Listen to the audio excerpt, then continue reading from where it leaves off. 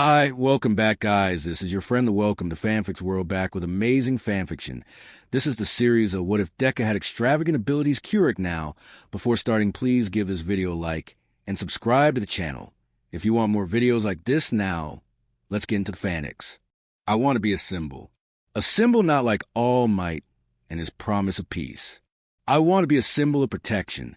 So anyone who sees me will know that I will be the wall that stands between them and danger, between the innocent and the evil.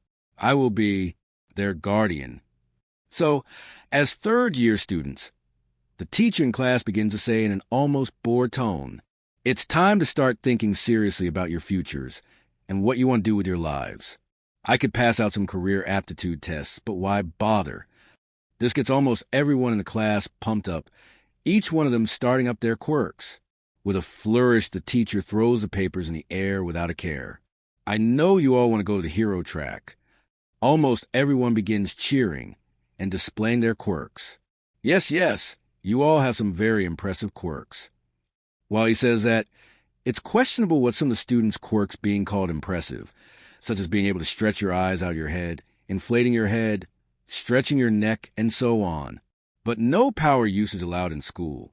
Get a hold of yourselves. He finishes to calm down his class. "Hey, Teach."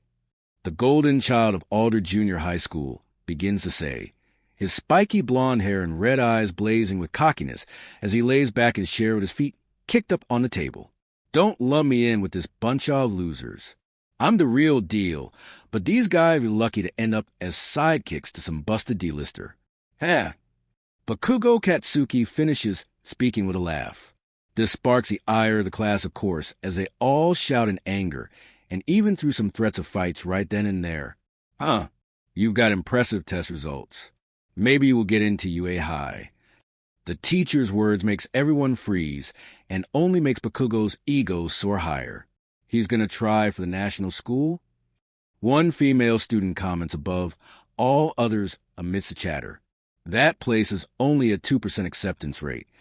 It's impossible to get into. That's exactly why it's the only place worthy of me. Bakugo cuts through the chatter before flipping himself up and landing on his desk before adopting a stance. "I ace all the mock tests. I'm the only one at this school who stands a chance at getting in.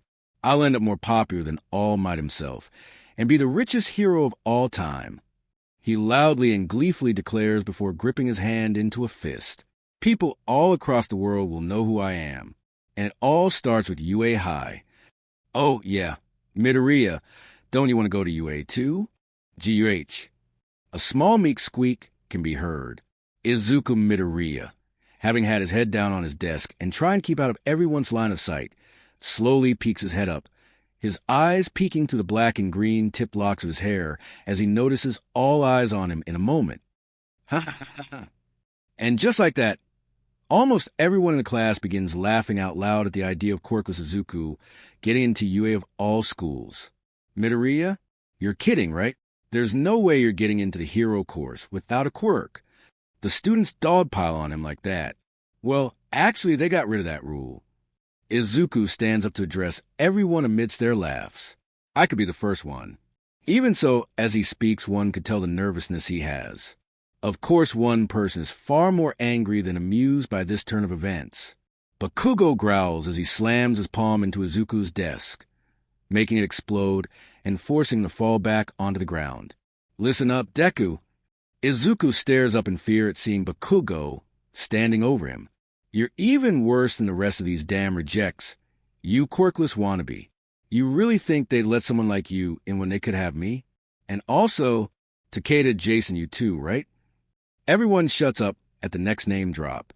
Nearly everyone freezes as they slowly turn their heads to the person sitting to the right side of Izuku, sitting there impassively with his arms crossed, sitting straight with his lips pressed together. Bakugo turns, angrily staring at the person as subtle explosive pops can be seen from his hands. The neutral look he has changes to subtlest hint of smirk on his face, his blue eyes taking a small sheen to them in readiness as he turns around. The school day ends. Everyone has already started filing out of the classroom and get ready to head home or to make plans to hang out with friends. Izuku sits at his desk, placing his stuff back in his bag before he filters through the news feeds from a certain hero and villain fight he saw earlier. Man, that fight from this morning is all over the news. Better write some notes down before I forget anything, he says as he puts his phone away and gets ready to start writing stuff down in his Quirk notebook. Anything and everything that has to do with Quirks from anyone he's seen or met is right there in his book, from observations he's seen to confirmed theories of whatever he's seen. Dash! And it was just ripped right from his hand. Craning his head up, reveals the taker to be none other than Bakugo. I dunno what you think you're doing, Deku, but we're not done. No, we are done. A hand comes up from behind and swipes the notebook out from his hand. Rage fills Bakugo as he whirls around on the person messing with him. His anger only deepens as he glares at the person. Oh! One of Bakugo's cronies mutters at the renewed tenseness they feel. Even Izuku shakes nervously at the possibility of what might happen. Jason stands there in front of Bakugo, holding the notebook belonging to Izuku. If you know what's good for you, you'll give that back. Bakugo menacingly states as he holds out his hand with a scowl. Jason stands there, holding the book and glaring at Bakugo, before adopting a small smile. Sure, that surprises everyone. Even Bakugo as Jason motions a hand to him, but he whips it away and walks past him and right up to his friend. Here you go, Aizu. I thought she'd give this back to you. Izuku stares in awe at having his Quirk book back in his hands before staring at his friend, giving him a genuine smile back at him. Hold on to that more tightly. Don't want you losing it now, don't we? Izuku nods before stuffing it back into his bag and zipping it up. His moment of happiness turns to worry and nervousness as he sees the angry glare Bakugo is giving to back at his friend. The glare turns to a grin before Bakugo eases up on the anger, almost staring with an exasperated look. I shouldn't be surprised at this point, Deku. Everywhere you go, nearly every time I see you, this Mutt is always here ready to come to your beck and call. Mutt. Izuku has a derogatory nickname of Deku, while Jason is Mutt, due to him staying close to Izuku whenever Bakugo gets close to Izuku. You really shouldn't bother applying to either both of you. Bakugo takes a more relaxed stance as he keeps talking. No way they'll take either of you, being quirkless and all, but also being downright pathetic. Deku I can see being killed right off the bat at the entrance exam, but the Mutt I can see maybe surviving enough to get a single point before he croaks. Honestly, you should put those instincts of yours to actual use and be a cop. I'm sure you'll be good enough to a traffic cop's partner. This earns a small chuckle from Bakugo himself and laughter from his buddies. Jason continues to keep his back to him, while Izuku looks a little downtrodden. Bakugo turns around and begins walking away. You know, Deku, if you really want to be a hero that badly, there actually might be another way. Bakugo gives one last piece of advice before he leaves. Just pray that you'll be born with a quirk in your next life, then take a swan dive off the roof of the building. A low growl can be heard. Then it turns to some light chuckling. Bakugo and his guys look on confused before Jason turns around with a smirk on his face. All talk. That's what you're reduced to now, aren't you, Bakugo?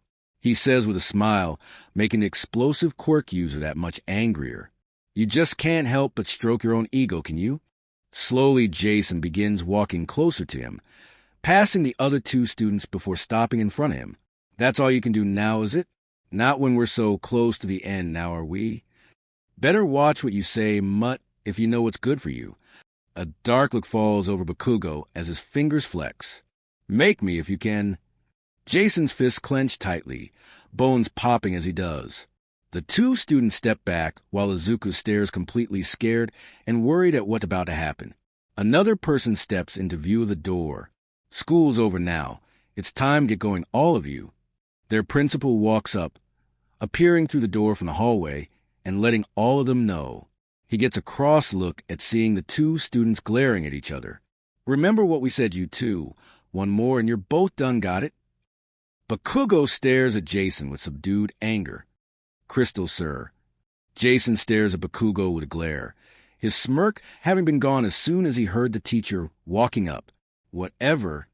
Bakugo turns away with a scoff and walks off, his two cronies following after him. He's not going to lose his chance to get into UA just for some Quirkless in his mind. Jason relaxes and gestures back to Izuku. Come on, Aizu, let's get going. I don't want to get held up by another villain attack, like this morning. The green-haired boy's nervousness from before about the situation melts away to excitement at the idea of witnessing another chance to see heroes in action. Oh, come on. That was a pretty good fight, and you know it. He jogs to catch up to his best friend. Well, yeah, but that doesn't mean I want to be late to school again. But school's already over for the day. That's besides the point. The principal sighs as he pinches the bridge of his nose and walks off. A few minutes later, and the two of them have already made their way out of the school and heading to their houses walking side by side. A closer look would show that despite being the same age, Jason is just a little more fleshed out with some muscle and is half a head taller than Izuku. You know, I really wish you wouldn't continue pick fights with Kakin like that. Jason sighs a little. Yeah, sure, I'll do that as soon as he suddenly turns back to being our friend again. You know I can tell when you're being sarcastic, right? He rolls his eyes at his friend. Besides, you know the two of you are already in hot water with the school. One more fight on school grounds, and you're both expelled. Izuku tries to reason with his friend. Jason slowly nods as he remembers. For quite a while now, both Jason and Bakugo have been at each other's throats for too long, resulting in some teachers needing to break them up and some possible damage to school property. Bakugo may have his quirk to fight, but Jason's own mixed combat training allows him to be able to fight him, but only just because of explosive Quirk's sheer power, giving him just barely the chance to take on an egotistical jerk. That's what got Jason a sort of reputation in school. Anytime anyone tries to bully or fight him just because he was Quirkless would soon find that he is just good enough in a scrap to take down most people. I know. That's why I'm not going to throw the first punch. The school's still going to expel both of you no matter who starts it, Jackin. He deadpans to his friend. Izuku gave Kakin to Bakugo and simply gave Jackin to Jason. Yeah, I guess you're right.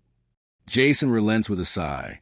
The both of them fall into a small silence as they continue to make their way to their houses. Thanks again for getting my notebook back. Jason smiles and nods. No problem, Aizu. No way am I going to let your hard work get destroyed so easily. Izuku spent a while putting entries into his quirk book, as his friend Jason wasn't going to stand by and watch it get destroyed. You still going to apply to UA? Definitely, since they lifted that rule to allow quirkless people to apply. I could be the first to get in. If we both go, we both can make history and be the first ones to get in. You're still applying too, right, Jackin? Izuku enthusiastically asks his friend, almost jumping in place as they take a moment to stop. Well, if you're going to apply, I can't leave my friend hanging now, can I? He gests to his friend and lightly taps his shoulder with the top of his knuckles. Besides, I'm sure it'll be a nice challenge to keep up with UA's standards. You and your training. They continue walking, eventually coming up to the tunnel. Keep exercising and you'll be as buff as All Might. Ha ha ha. He. Jason snickers at his friend's attempt at recreating All Might's famous laugh. Jason himself isn't as major a fan as his friend Izuku is when it comes to All Might. In fact, he's starting to feel maybe just a little bit annoyed with the hero, considering how his best friend never stops talking about the guy. But he wouldn't trade his friend for anyone else ever. That's good, man. Keep working on that, and you'll get it perfectly. You mean that wasn't spot on? Izuku yells, making them stop in the middle of the tunnel. I could have sworn I got it down. I worked so hard on that. Maybe I should try. Jason lets out a sigh, but smiles nonetheless at his friend falling into his mumbling state as he begins writing in his notebook again. While some find it annoying, he knows the green-haired boy can get some of his best ideas when in that state.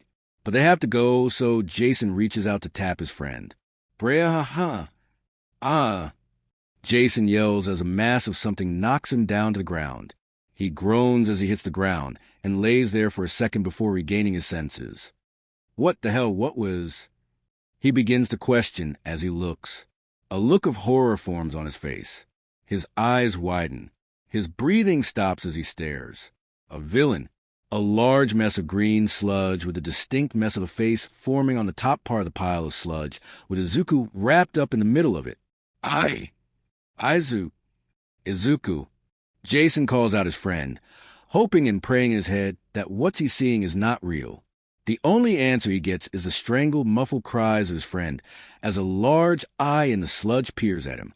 "Oh, don't mind me, kid." A grotesque morphed voice can be heard inside the sludge as large gnashes teeth can be seen atop of it as it speaks.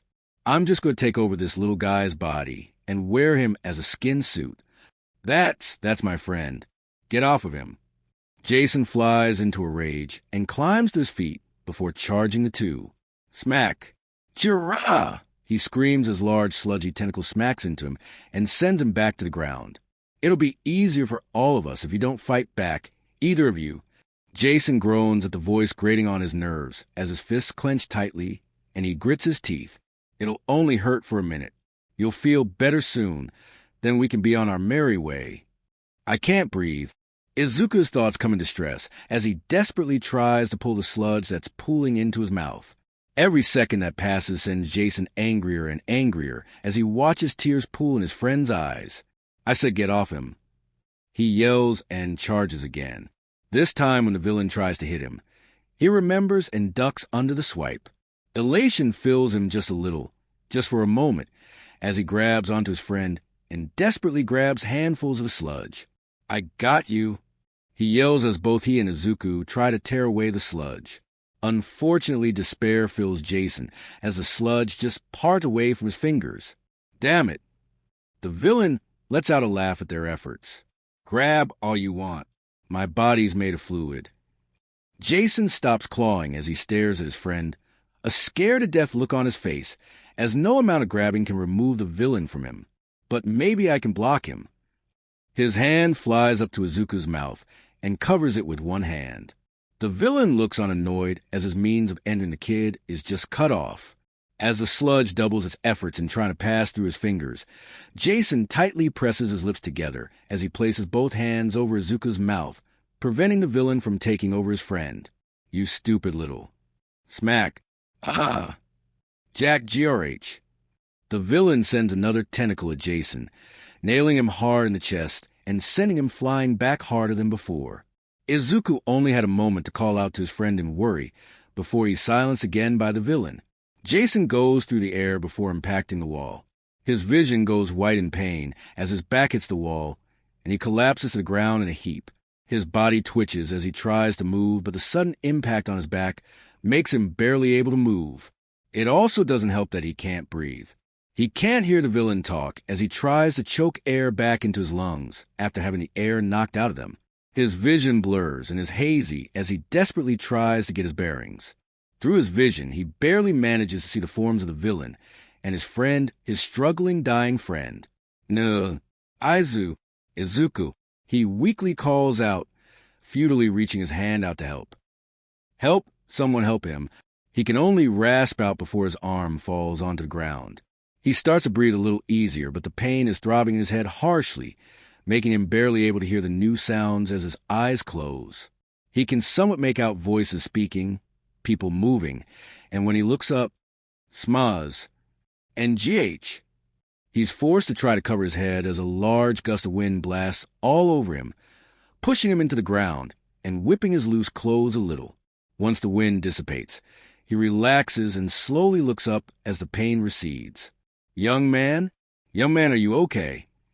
A large figure kneels in front of him. As his vision starts to come back to him, he sucks in a large lungful of air, finally getting his breathing back in order as he tries to push himself up. "Whoa there. Easy does it. You're safe now." Safe. A hand is placed on his back as he pushes himself to his hands and knees. "Safe," Jason manages to say as he takes deep lungfuls of air. "You got it." Jason almost freezes at the loud voice, distinctly remembering he heard it from somewhere before. No, I definitely heard that voice before. His certain green-haired friend having seen enough videos to bun it into Jason's head. He looks up, catching the sight of the number one hero standing right there in front of him, all might in a way too tight t-shirt and baggy green pants and brown shoes. His blonde hair with several strands of his hair pointing up like horns in front and his ever-present smile. The man himself gives him a slightly wider smile, if he can somehow manage that, and a thumbs up. Jason stares dumbly at the man, his mouth slightly agape at what he is seeing. Slowly he stands up to his full height, still staring, which makes All Might sweat a little at the odd behavior before Jason's mouth closes. He looks around slowly for a second before spotting something lying on the ground. He makes his way to it in his still, slow manner. All Might questions, a little worried at the odd behavior that the kid is acting and thinking he may have suffered some brain trauma from the villain attack. He watches as the kid reaches down and picks up a notebook, laying the ground before walking back up to him and extending his arms outwards to All Might with the notebook in hand. Here, my friend is your biggest fan. He wants your autograph. Jason tells the hero. Really now? All Might asks curiously at the object. Yes, Izuku. At once Jason lets go of the notebook, letting it flip in the air, which All Might grabs, as Jason turns around and sprints over to his friend laying on the ground. Aizu. He calls for his friend again, but gets no response. Quickly he drops to his friend's left side and checks to see if he has a pulse, both on his neck and wrists. Pulse is strong. He places his head against his chest and listens for a heartbeat and his lungs to make triple sure. Heart beating, and I can hear him breathing. Finally, he moves his hands close to his mouth and nose and sighs in relief when he feels the air exhaling from him. Oh, thank God. Yes. He whisper yells to himself. He's okay. He turns to All Might standing there next to the two of them with his trademark smiles clear as day.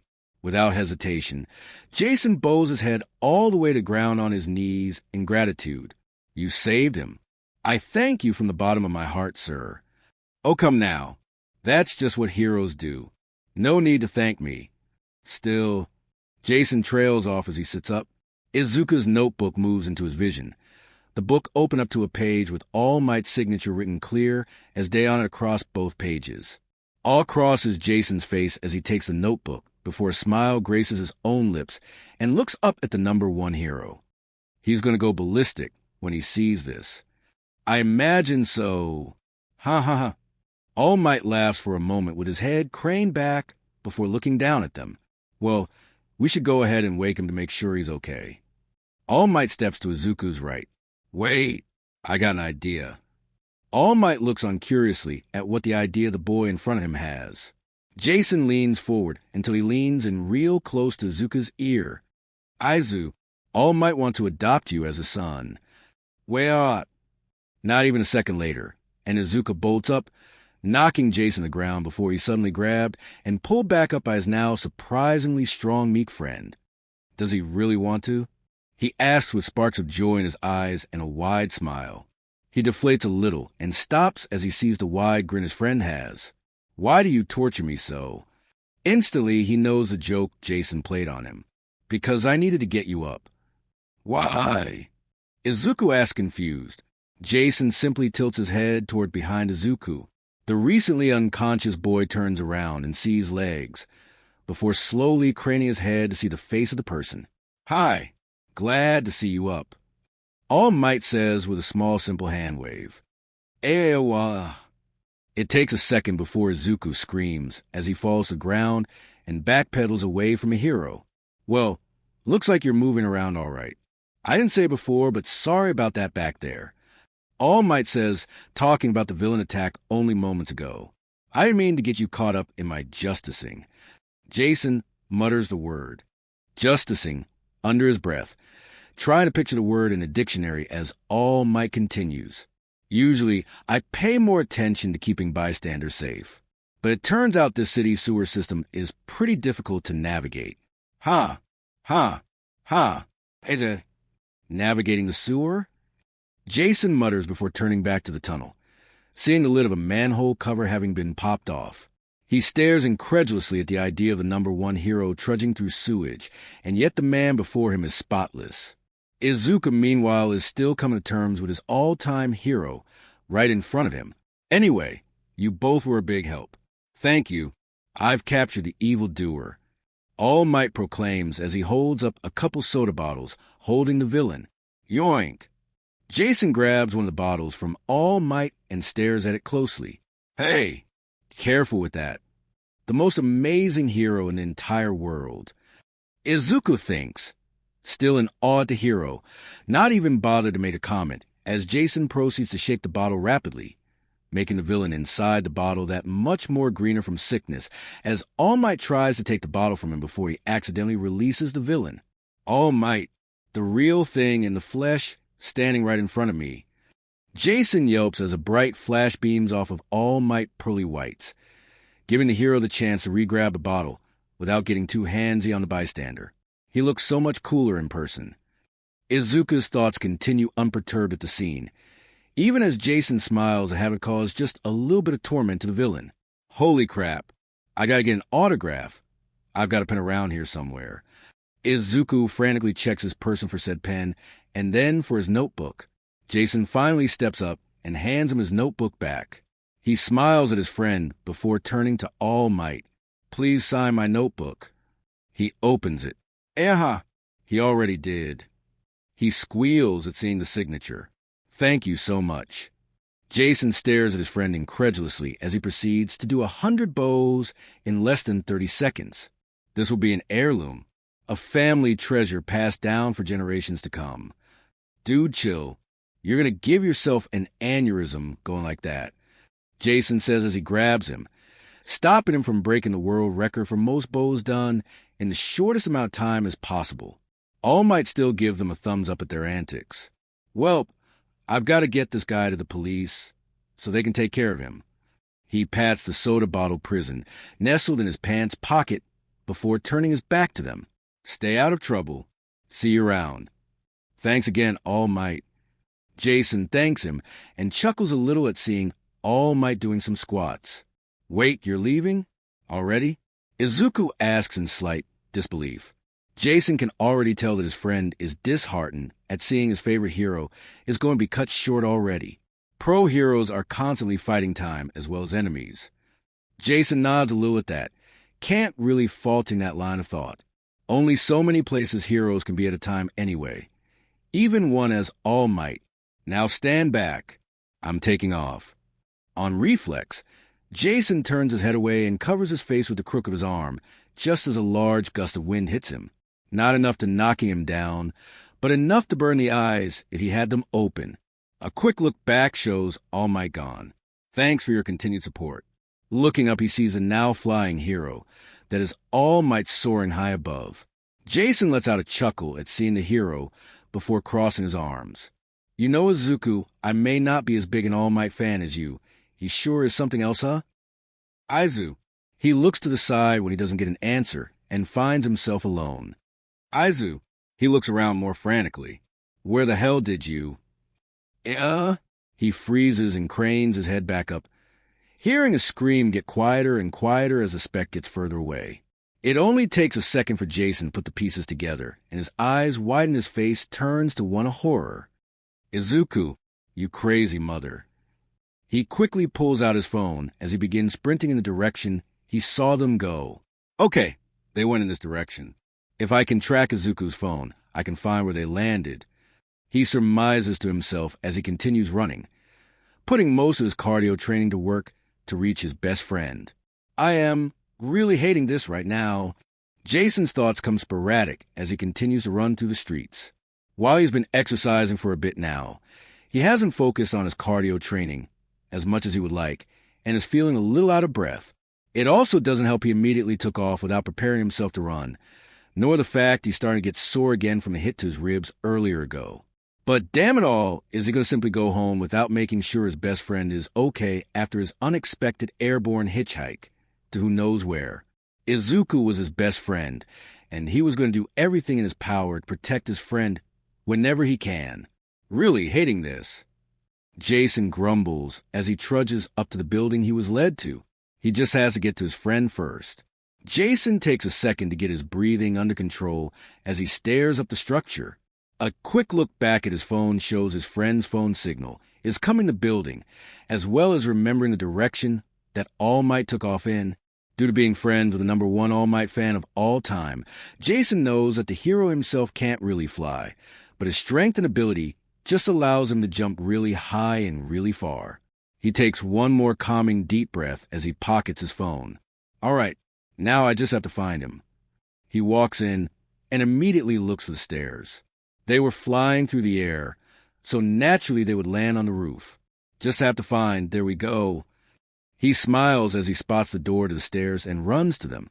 Just as he makes it to the door, that it flies open, and he barely stops himself from getting hit. Whoa! He yelps in surprise at the door opening. The man, who looks like a thin skeleton of a man to be honest in two baggy clothes, freezes as he sees Jason right in front of him. Jason looks at the man oddly before getting his senses back. Hey, excuse me. Have you seen a 14-year-old boy in the building? Green hair, a little meek, wearing the same uniform as me. He gestures to the school uniform he is wearing. The man coughs for a second before stepping out of the door and thumbing back to the stairs. Yeah, I saw him on the roof. I was, doing some maintenance when All Might dropped off the kid and left. He should be on his way down. Great, thanks. Jason quickly thanks him before bolting through the doorway. A few seconds pass before Jason slowly pokes his head out the door again, seeing the back of the man slowly trudge his way to the main doors of the building. Huh. Jason mutters in confusion and slight curiosity, getting a weird but not bad feeling from the man he just met. He shakes his head before continuing up the steps. Minutes later, the Quirkless duo have reunited and are making their way along the sidewalk toward home. He said, "What?" Jason almost screams as he learns the news of what the #1 hero said to his best friend. It's okay, Jackin. You don't have to get so worked up. Let's be honest. I think I was just kidding myself all this time, and you were being a good friend supporting me. I guess I just wanted to try to prove to myself that I could be hero even though I don't have Quirk. But if All Might said it. Izuku's downtrodden expression gets deeper as he thumbs the pages of his hero analysis for the future number 13 notebook before eventually closing it. Izuku tries to keep the tears from pooling in his eyes, but he quickly wipes them away. Fuck him. Jackin. Izuku shouts in surprise at his friend's cursing, even as he talks about All Might of all people. No, Izu, I was always willing to go with your dream of being a hero, and am always ready to back you up on that. If you still want to be a hero, then no one's opinion, not even All Might's, should stop you. Jason passionately tells his friend. From the amount of times that Izuku has always talked about being a hero, Jason refuses to believe that now, of all times, no matter who it is, that his friend should just give up being a hero without actually trying. He continues to walk for a few more steps until he realizes he's walking alone. Izu, oof. As he turns, something barrels into him. He's about ready to hurt whoever crashed into him until he realizes it's his friend hugging him. No words are exchanged as Jason smiles and returns his friend's hug. They stay like that for a few seconds before they separate and continues walking. Izuku sniffs a little with a small smile on his face. Thanks. No problem, man. Jason pats his shoulder.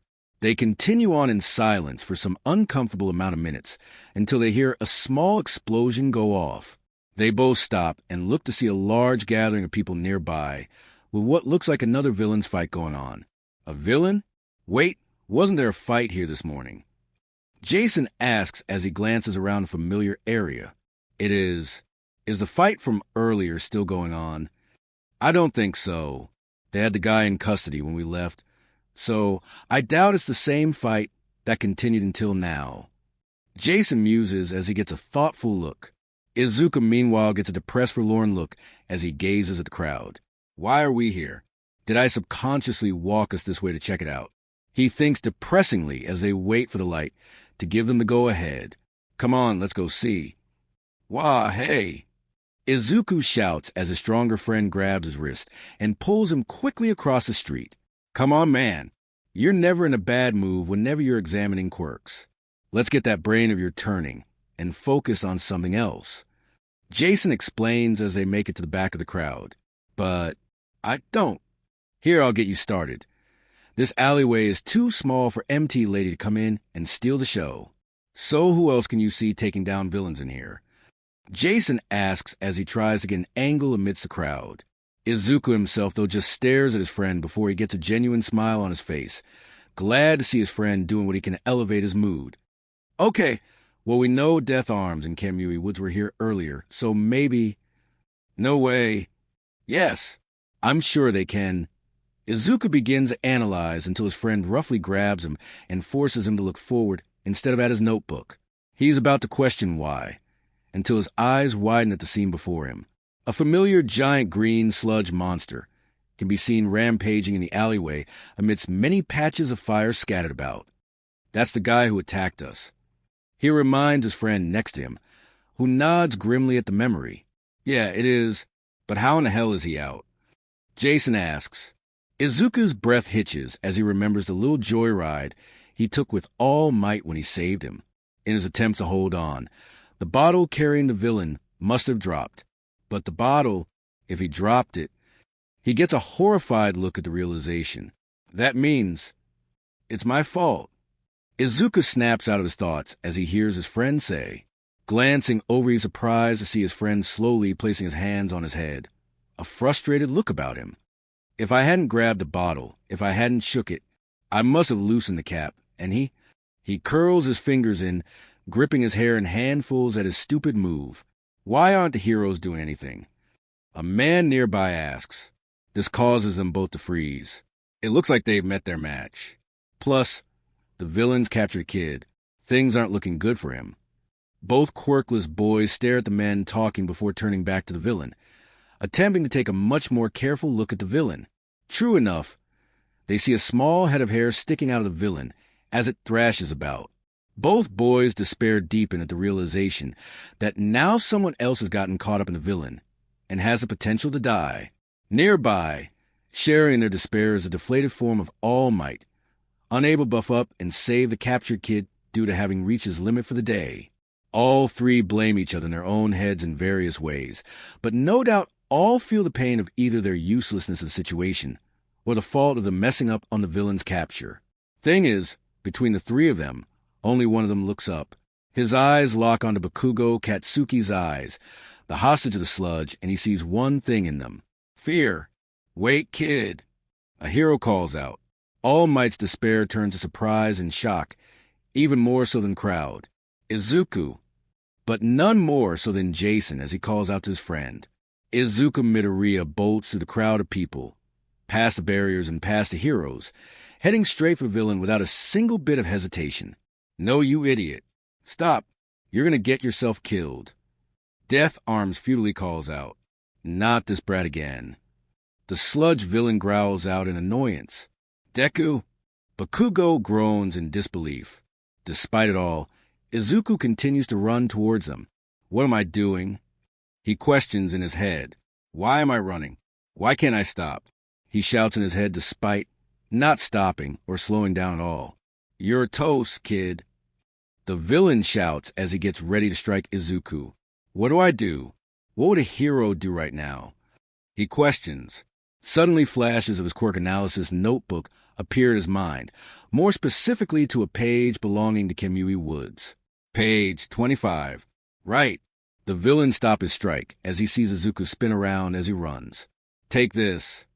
This costs him as Izuku took the opportunity to pull his backpack off his back and toss it right toward the eyes of the villain.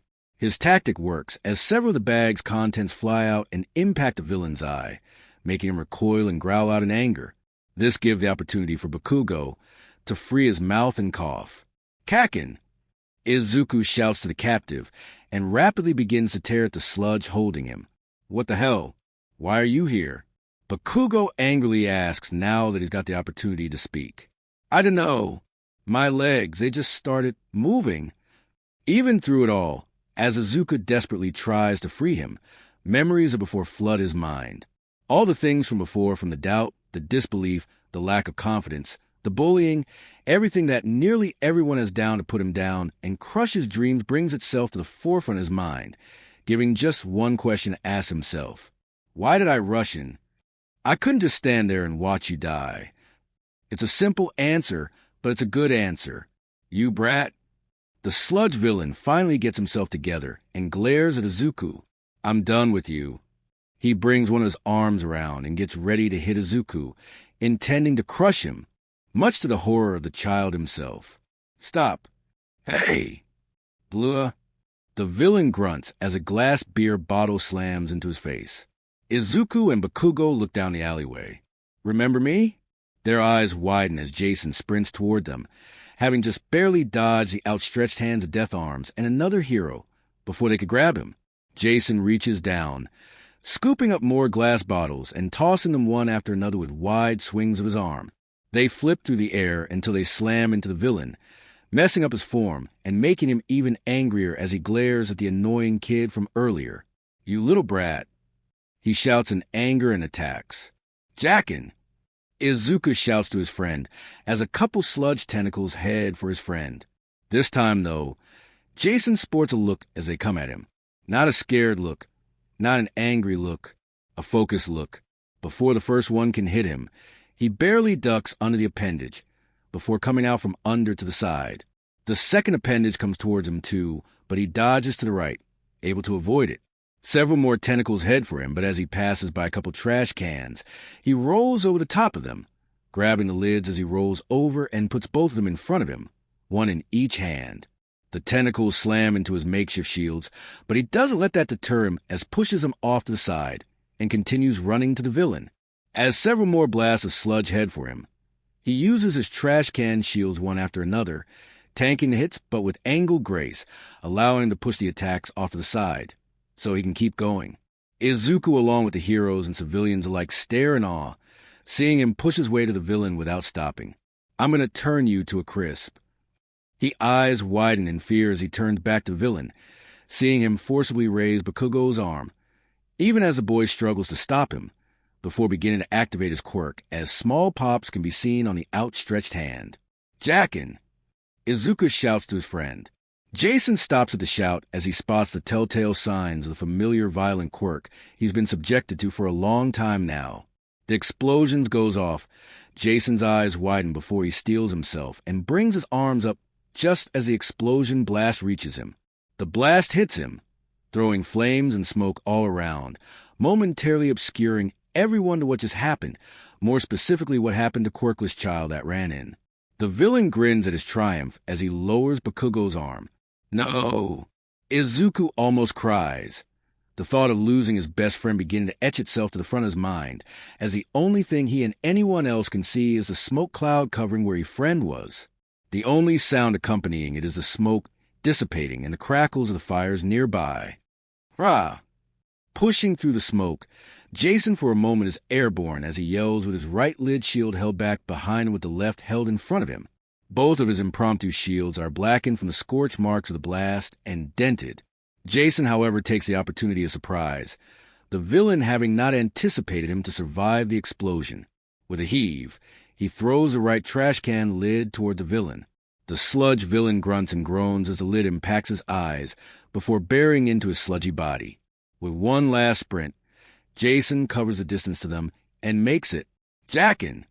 Izuku calls out in joy, seeing his friend safe and sound. Hooray! With a shout, Jason shoves his last shield into the sludgy mess, attempting to cut through the mass of thick fluid. Damn it, Izuku. One of these days you're going to get me killed. He shouts in annoyance as he repeatedly slams the shield into the villain behind Bakugo. Well, come on. Help me get him out of there. Jason snaps Izuku out when he notices he's not moving. All right. Izuku replies and goes to try to claw and grab handfuls of the sludge and pry it off of Bakugo. While not as effective as Jason is with the lid, it's still peeling some of it away as the villain focuses on trying to push the garbage out of him. What are you doing here, Mutt? Bakugo manages to yell out once his mouth is clear. I'd like to question myself about that, too. Jason begins to say in an annoyed tone before it turns into a wide grin. But apparently now I'm saving your ass. He yells as he cuts off more of the sludge from Bakugo from behind, allowing him to free his arm. Aizu, grab his arm and pull. I gotcha. He grabs onto Bakugo's arm and begins to pull with all his strength as Jason grabs his shoulder and tries to pull him out. All three of them groan and strain as they just barely manage to slowly inch Bakugo out of the clutches of the villain. I'm getting really tired, but it's not enough of you brats interfering. The sludge villain shouts as he slowly regains himself, one of his eyes peering angrily at them. Not fast enough. Not fast enough. We can't pull him out fast enough. But maybe I can push him out. Not wanting to wait for the villain to strike them, Jason makes the insane move of pushing himself into the sludgy body of the villain. Izuku watches with stunned eyes as watches what his friend is doing. Jason places a lid behind him, putting a small barrier between him and the villain as he pulls both his legs up as he's behind Bakugo and pushes with all his might. Pull, Izuku. Pull. The green-haired boy is knocked out of his stunned state and pulls with all his now renewed might. This time, with Jason having a more leveraged position and using his entire body, Bakugo is pushed out of the villain much faster than before. Oof! Both boys grunt as with one last exertion Bakugo is torn out of the villain's body. Bits of the sludge still cling to him, but melts away now that it's not connected to the main villain. Bakugo goes into a coughing fit now that he's out. Kakin, are you okay? Get off me, Deku! Despite his anger, Bakugo makes no move to push Izuku off him as Izuku helps him to his feet. Glad you're okay, but what about Jackin? Bakugo's eyes widen at the loud voice of the normally quiet boy before turning around. While Bakugo was able to be pushed out, Jason is now swarmed in the clutches of the villain. The trash and lids that were thrown and pushed into the villain's body have been expelled, and now the villain tries to wrap itself around Jason. Jason himself has his eyes closed and a hand placed over his mouth and nose as the villain tries to get inside him. You're really stupid, aren't you, kid? You got him out, but now you're trapped inside me.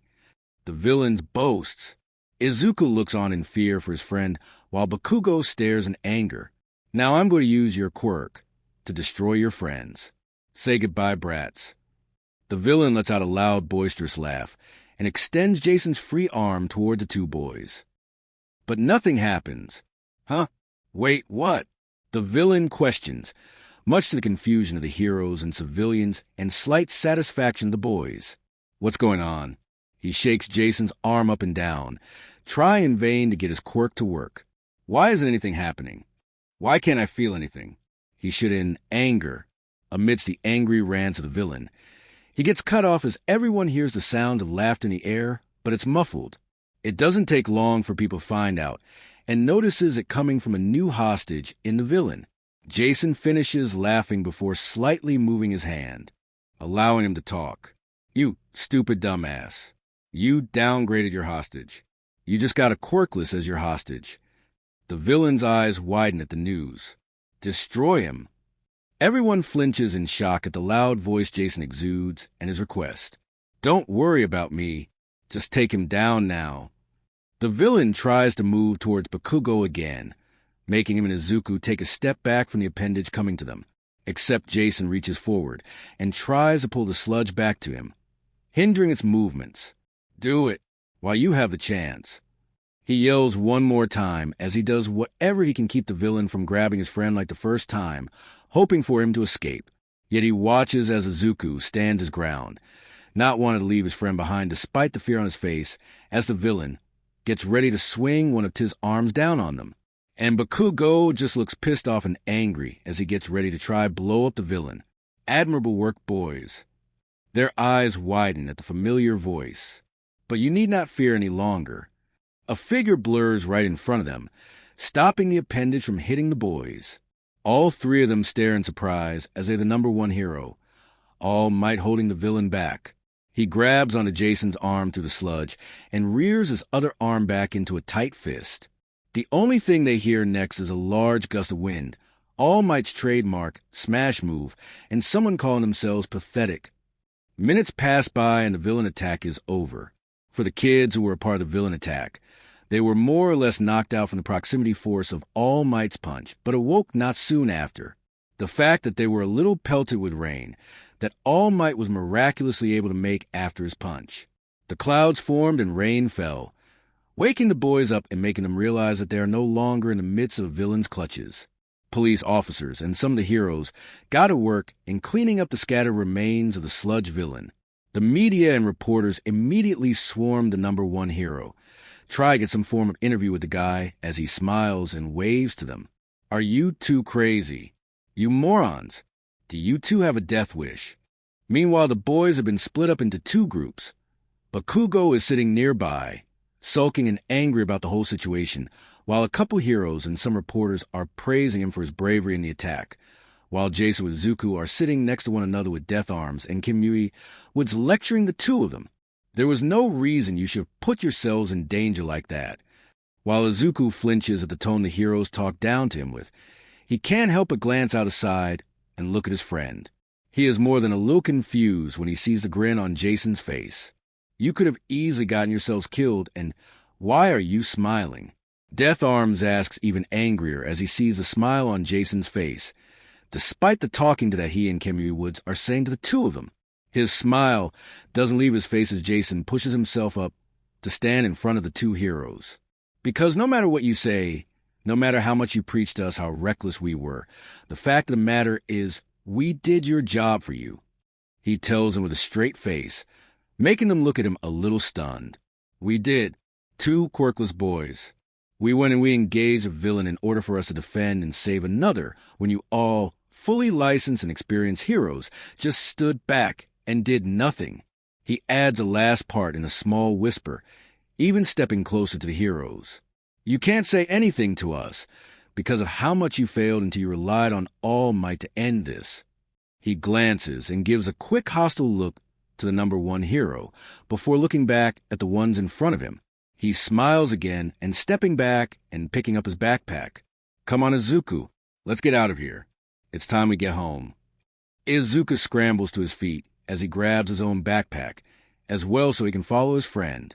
Jason already left the alleyway, but Izuku quickly stops and turns back to the heroes. Thank you for your help. Izuku thanks them and bows before running after his friend.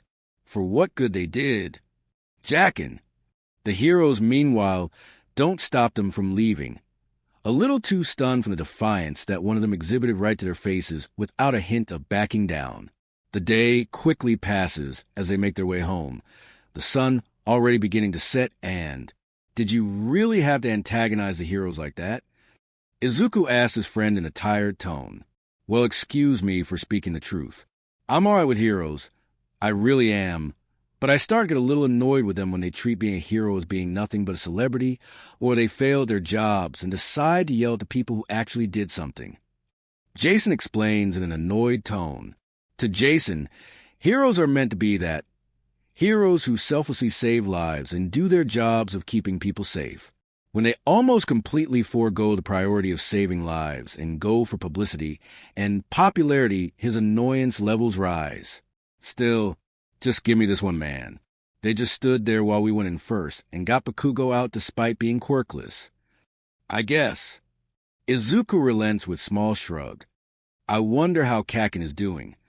Probably getting praise still for getting his ass captured. Jackin, I stand by what I said. Jason replies without hesitation to his friend's condescending tone. Deku, Mutt. Both boys turn around at the loud call out of their insulting nicknames. Running up to them happens to be just the person they had saved not too long ago. Bakugo breathes heavily as he just jogs up to them but stops them several feet away from them. He still has an angry glare about him, but it softens for just a moment before returning to his usual anger as he clenches his fists. Listen, I would never ask either of you pathetic weaklings to help me. Don't think you can look down on me. Jason looks a little confused at what he means, but doesn't say anything, letting the guy continue his rant. Huh, got that. I was fine by myself. You're just quirkless failures who won't even cut it as rent-a-cops. You barely did anything to help me. You only got in the way of everyone else for being stupid. Don't forget it. I don't owe you anything.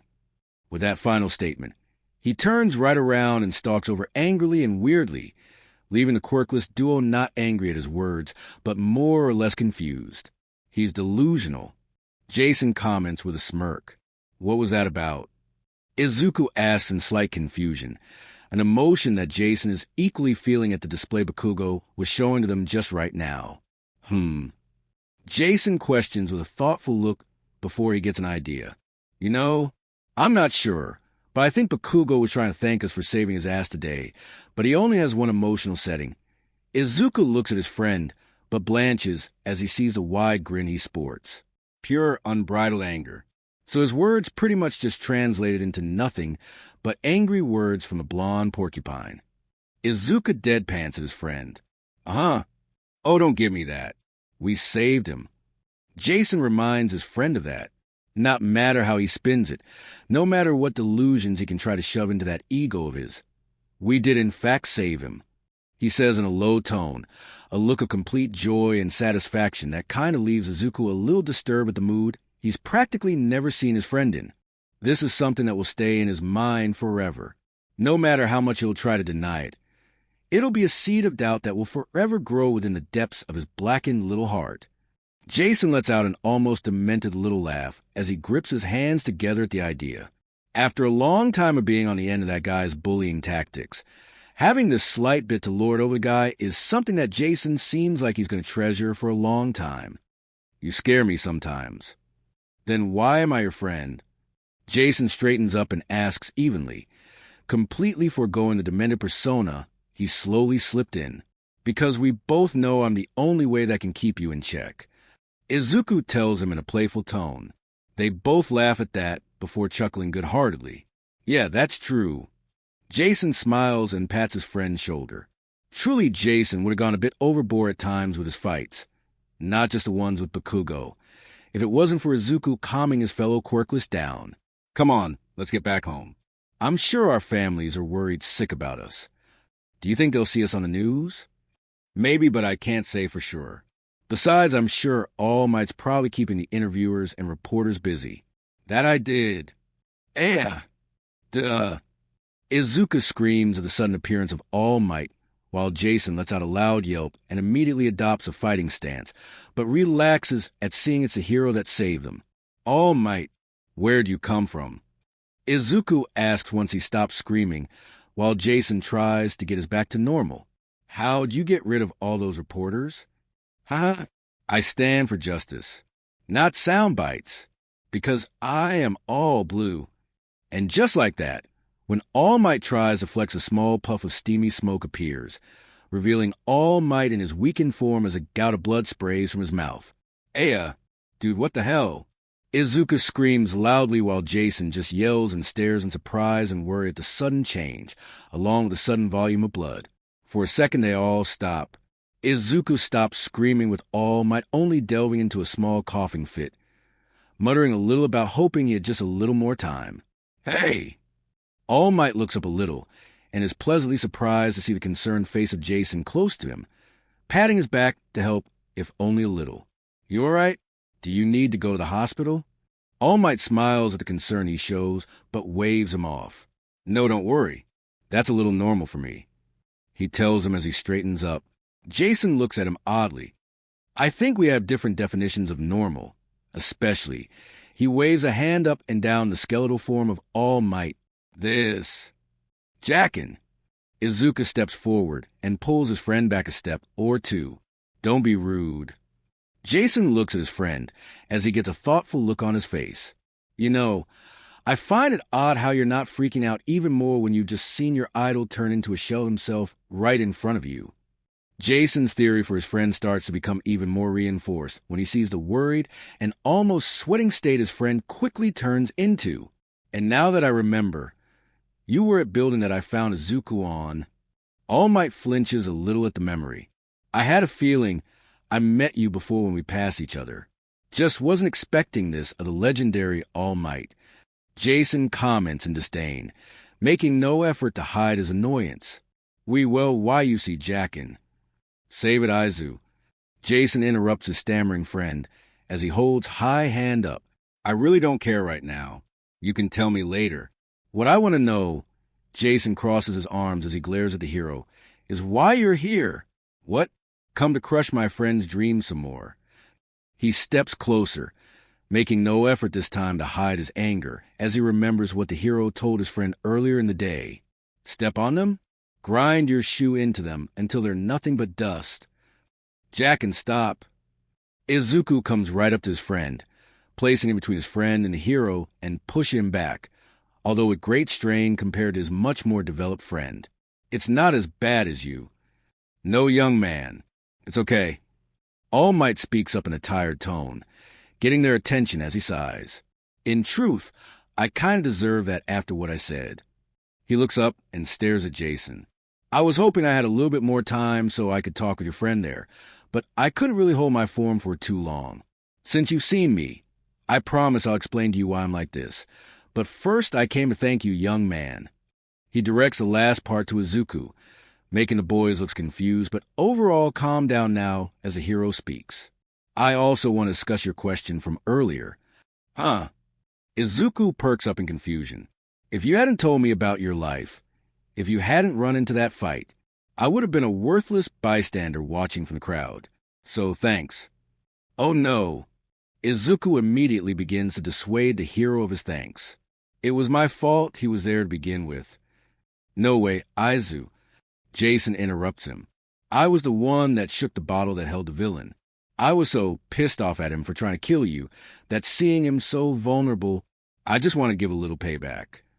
He clenches his fist tightly in anger and frustration. I probably loosened the cap, thereby letting him escape so soon. But I was the one that grabbed onto All Might. Izuku round on Jason. It's because of me he wasted his energy and his time. I wasn't done. All Might interrupts before Jason can rebuttal. You told me you didn't have any powers. At the same time, Jackin was it? Takeda Jason, but essentially, Jason shrugs and lets him continue. Your friend Izuku there. When we were talking on top of the building, he mentioned how the two of you are quirkless, correct? Jason narrows his eyes but nods. This makes All Might grin slightly wider. Young man, in all my time as a hero, never have I seen a quirkless person move like you did. Fight like you did. Move to protect another like you did. While Jason may have just a bit of reservation for the hero in front of him, that fact he is saying so is starting to spark something in him as his eyes widen. It's because of this, when I saw this timid, quirkless boy and his also quirkless best friend try to save a life, inspired me to act too. Izuku lets out a small gasp and stares in awe at his favorite hero's words. There are stories about every hero, how they became great. Most have one thing in common. Their bodies moved before they had a chance to think, almost on their own. Jason looks at his friend, seeing the stunned face he's making. It's then he realizes the exact reason why his best friend ran in without a care. He notices a slight glinting in his friend's eyes, right before he begins to weakly sob. He stares at his friend as Izuku clutches his chest, eyes brimming with tears, teeth gritting as the realization begins to take hold in him. As Izuku lands on his knees, Jason kneels next to him and places his hands on his friend's shoulders as comfort. And today, that's what happened today. All Might continue, not put off by the scene in front of him. Izuku continues to cry harder, his hero's words only spurring him on and providing much-needed relief that he wanted for so long. Jason wears a fake smile to cover his guilt. Being Izuku's friend, and not wanting to lose his one and only friend, he always kept supporting him in his dream to become a hero, wanting to be the person right next to him to offer his support and help when he can. But the act of actually becoming a hero was something that Jason himself never had a dream for. Only Izuku did. He never had much of a plan when it came to helping his friend become a hero, only just going with him, and that's it, when they were younger. Despite not having a quirk, Izuku still insisted on protecting a boy from Bakugo and his friends. The difference in strength was easily seeable with the difference of their quirks and not. Jason, not wanting to see him hurt, joined Izuku to help fight. They both lost, but it's what drove Jason to train, to work to be a better fighter, to help his friend. He was always training, always preparing, always wanting to be ready to help his friend. He wore a fake smile and offered fake words to comfort his friend. Seeing his friend so emotional right now, crying what must be happiness for him, Jason's own eyes are starting to prick with barely contained tears of his own. Seeing the both of you move to save that boy, I was completely wrong about not being able to be a hero. All Might stares at them with a level determined stare, conviction flowing through his voice as he utters the next words. The both of you, you too, can become heroes. Jason smiles at his friend, a real smile this time. This is how Izuku Midoriya became the world's greatest hero, and how Jason Takeda became the world's first quirkless hero. To say the mood for the two boys has changed dramatically after hearing what All Might said to them. even hitting Izuku the most. For the longest time, besides his friend, people have always told Izuku that he wasn't going to be able to be a hero no matter what, while his friend Jason supported him, and also agreed to be a hero next to him. He too was quirkless, so his chances of being a hero were also on the same level as him, despite his training. Hearing the #1 hero, his idol, finally tell him that he can become a hero, it's almost too much of the green curly-haired boy to bear. For Jason, he's just happy to see his friend get the recognition he deserves and sought for so long. I deem you worthy of my power. My quirk is yours to inherit. Both boys stare at the man, incredibly confused with Izuku uttering a small mumble to go along with it. I'm sorry. Jason begins to mumble, placing his hand to the side of his head as he helps Izuku up to his feet. You're going to have to clarify, please. Inherit what? God, you should see your faces right now. All Might laughs loudly. Can you get to the point? Jason bitterly demands. Don't worry. It's nothing bad. It's not like I'm going to force this thing on you. He steps a little closer before stopping. Listen well, young Midoriya. He loudly proclaims as he points his finger towards the sky. This is your choice. Do you want to accept my awesome power or not? Kra! His statement ends as he points his finger back down at Izuku, right before blood spills from his mouth again. Izuku simply stares confused still, while Jason flinches at seeing the continued blood spill. What is he talking about? Izuku thinks before voicing his thoughts. What is this? Jason cocks his head in agreement with his friend as he remembers All Might saying something about inheriting his quirk. The man himself straightens up as he gives him a level stare and an explanation. There are a couple things you should know about my abilities. Izuku perks up at this, while at the same time Jason widens his eyes in curiosity. While he may have gotten annoyed at times at his friend's constant mumbling rants about All Might, he distinctly remembers a mystery that always surrounded the hero and exactly what his quirk is all about. Now, they both are about to get some information about the subject. Journalists always guess my quirk is super strength or some kind of invulnerability. When people ask in interviews, I always make a joke and dodge the question. That's because the world needs to believe that their symbol of peace is just a natural-born hero, like any of them. But I'm not. He adds a little sadly. There's nothing natural about my ability. Artificial? That's the question that immediately goes to Jason from what he's implying. He remains quiet as the man continues, as he waves his hands above his head before spreading them outwards. I wasn't born with this power. It's a sacred torch that was passed on to me from someone else. Passed on? Jason repeats confused. Someone gave you this quirk? No way. Izuku mutters in disbelief. Yes way. And you're next. I can give you my abilities. All Might proclaims, a small breeze of wind lifting his shirt enough for Jason to see, making him recoil just a little at the scar. Wait! Hold on. This is a lot to process. Yes. So is this some sort of transformative quirk? Is this your real self? Jason asks as he waves his hand up and down All Might's form. This lanky, on death's door, half-dead, scarred to oblivion. Okay. I get it. Jeez. All Might stops him from continuing his description of the decrepit man's looks. Now, this is what I originally looked like. All Might then gives Jason a quick rundown of what happened. A much shorter version than what he told Izuku about how he went from the buff hero to the skinny person he is now. Jason nods along at the information, still has questions. Okay, but still what about your quirk exactly? Yeah, that's right. Izuku pipes up. It's true that there's a lot of debate as to what your quirk actually is. Nobody's ever figured it out. It's one of the world's greatest mysteries. People are constantly talking about it online. But wealthy day of passing in our quirk or inheritance just does make an sensatome. Jason lets out a sigh as he realizes his friend just got into one of his moods again. All Might looks a little confused at the scene happening before him, and how the kid he wants to pass his quirk on to is not even stopping to take a breath from his ramblings. Does he do this often? He asks. More often than I'd like. His heart and mind is in the right place, but he just gets way too into it. Jason replies in a tired voice, but still has a smile at his friend's antics. Oh, okay. How do we? All Might trails off. Don't worry, I got it. Jason steps next to Izuku as he continues to ramble on still without stopping at all. Jason raises his hands outstretched to the sides. Clap. Ah. Izuku jerks violently, the loud clapping sound so close to him breaking him from his mumblings. He stares at Jason's clapped hands together just inches from his face.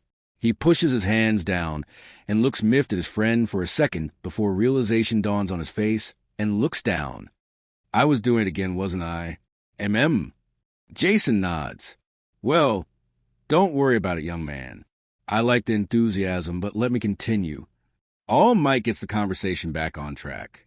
While yes, this seems weird for Quirks, you're just going to have to accept this new truth since it's right in front of you. I can transfer my quirk to someone else, and that's just one facet of my secret abilities. 1. Jason questions. He shuts up, though, when a glowing light appears from the man's hand in front of him, radiating power from it. The true name of my power is One for All. All Might reveals. Wow. Jason mutters in awe. That's a pretty cool name. One for All. Izuku is equally as awed by this info. Yes. One person improves the power, then hands it off to another person. It continues to grow as it's passed along. It is this cultivated power that allows me to save those who are in need of a hero, the truth behind my strength. All Might finishes explaining, leaving his small audience just a little in awe at this revelation. So it stockpiles power from each user. Interesting. Jason mumbles to himself. But why would you choose to give me a gift like that? What if I can't live up to it? Izuku asks in utter disbelief, not really believing that a quirkless person like him would be suitable for a power such as this. I think you already showed him just what it means to be Hero Aizu. Jason speaks up, gaining his friend's attention as he smiles at him. You may not have the means, but you have the drive, and he can give you the means. He thumbs the hero in question, who nods in agreement. He's right.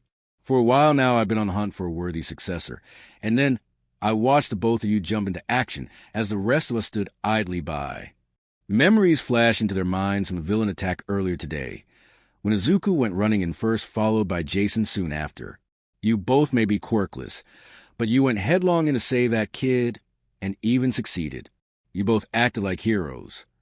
Jason smirks as he looks away, while Izuku has tears brimming in his eyes again as he collapses to his knees again. While yes, they did pull Bakugo from the villain, Jason doesn't see it as much a success when he himself got replaced instead. Still, considering they replaced his explosive-wielding quirk with a quirkless one, that no doubt helped a lot. Seriously, you gotta stop crying so much if you want my quirk. Come on, kid. All Might says good-heartedly. Izuku's fingers clench. He said so much to encourage us, even going as far as telling us the secret behind his powers. Is this what I've been waiting for all these years? How can I turn him down? He looks up to and opens his mouth, but he freezes for a second as his eyes slowly glide over to his friend who has stuck by him all these years. Whenever Izuku was getting bullied or picked on, he was there and ready to help protect and defend him without hesitation. His friend, who has been training a lot longer than he has, who has a much more broader grasp of fighting and combat than he ever will, who also tried to get him to join the dojo he went to, even exercise, so he could be more in shape, but always brush him off, saying he was to be the brains and tactician of their duo while he was the fighter. With those thoughts, he cranes his head down before staring back up at All Might. Thank you, sir. Thank you so much. But they look at Izuku curiously as he adds at the end, I don't know how to fight. I don't know if I can properly be able to use your quirk. Izuku begins to say with a small increasing crescendo in his voice, much to their surprise. I've never trained before my whole life, and you just might waste it on me. If there's anyone you should give your quirk to who I know can be a good hero and the best fighter ever, then you should give it to Jackin. Their eyes widen as he says this, much to their stunned surprise. Izuku, Jason says in disbelief, you're always the one that's been training. Izuku stands up, facing his friend. You have the skills, the training. With his quirk, you could be a super amazing hero. Aizu, You're always the one who protected me. He voice lessens a little as his head dips down. You're always the one who kept supporting me to be hero, even going as far as wanting to join me at UA. Izuku, please. That's why I know you could do so much more with One for All than I ever. I didn't want to save him. Both Izuku and All Might stare in surprise at the loud outburst Jason exhibited. Izuku especially surprised by his friend yelling at him, or the angry look on his face. Jason breathes heavily at his outburst, but takes a deep breath as he pinches the bridge of his nose before grabbing Izuku's arm. Excuse us for a second. He drags his friend effortlessly away until they are a fair distance away from All Might, out of hearing distance. All Might stares at the two of them in curiosity, wondering what they're talking about, although from the way he sees it's Jason that's doing most of the talking with Izuku, just standing there. His quirk may have incredible power, but it's not exactly one for super hearing, at least not now in his diminished form. Soon, though, he sees a nod from Izuku, and they both make their way back to him, a more determined step in their moves. Well, he asks once they make it to him, as he presses his hand to his face. Okay, I'll do it. Yes. With renewed determination, he stands firm as he agrees to take the quirk. Jason smiles and sighs in relief at his friend, as he gives a nod. Well then, that's good. I was worried for a second there, but I'm glad you agreed. The pro-hero grins before letting his hand fall from his face. We got a lot of work to do if we're going to get you both in shape for UA. Meet me in 2 days at Tacoba Municipal Beach Park bright and early, and I'll help get you both set up. They both nod in determination. It's been 2 days since they met All Might. 2 days since the man revealed to the two of them the origin of his quirk. 2 days since he offered to share his quirk with Midoriya, Izuku, and he agreed.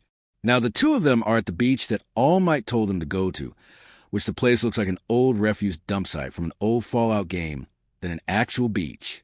The sun is just barely cresting over the waters, so most people are already still asleep.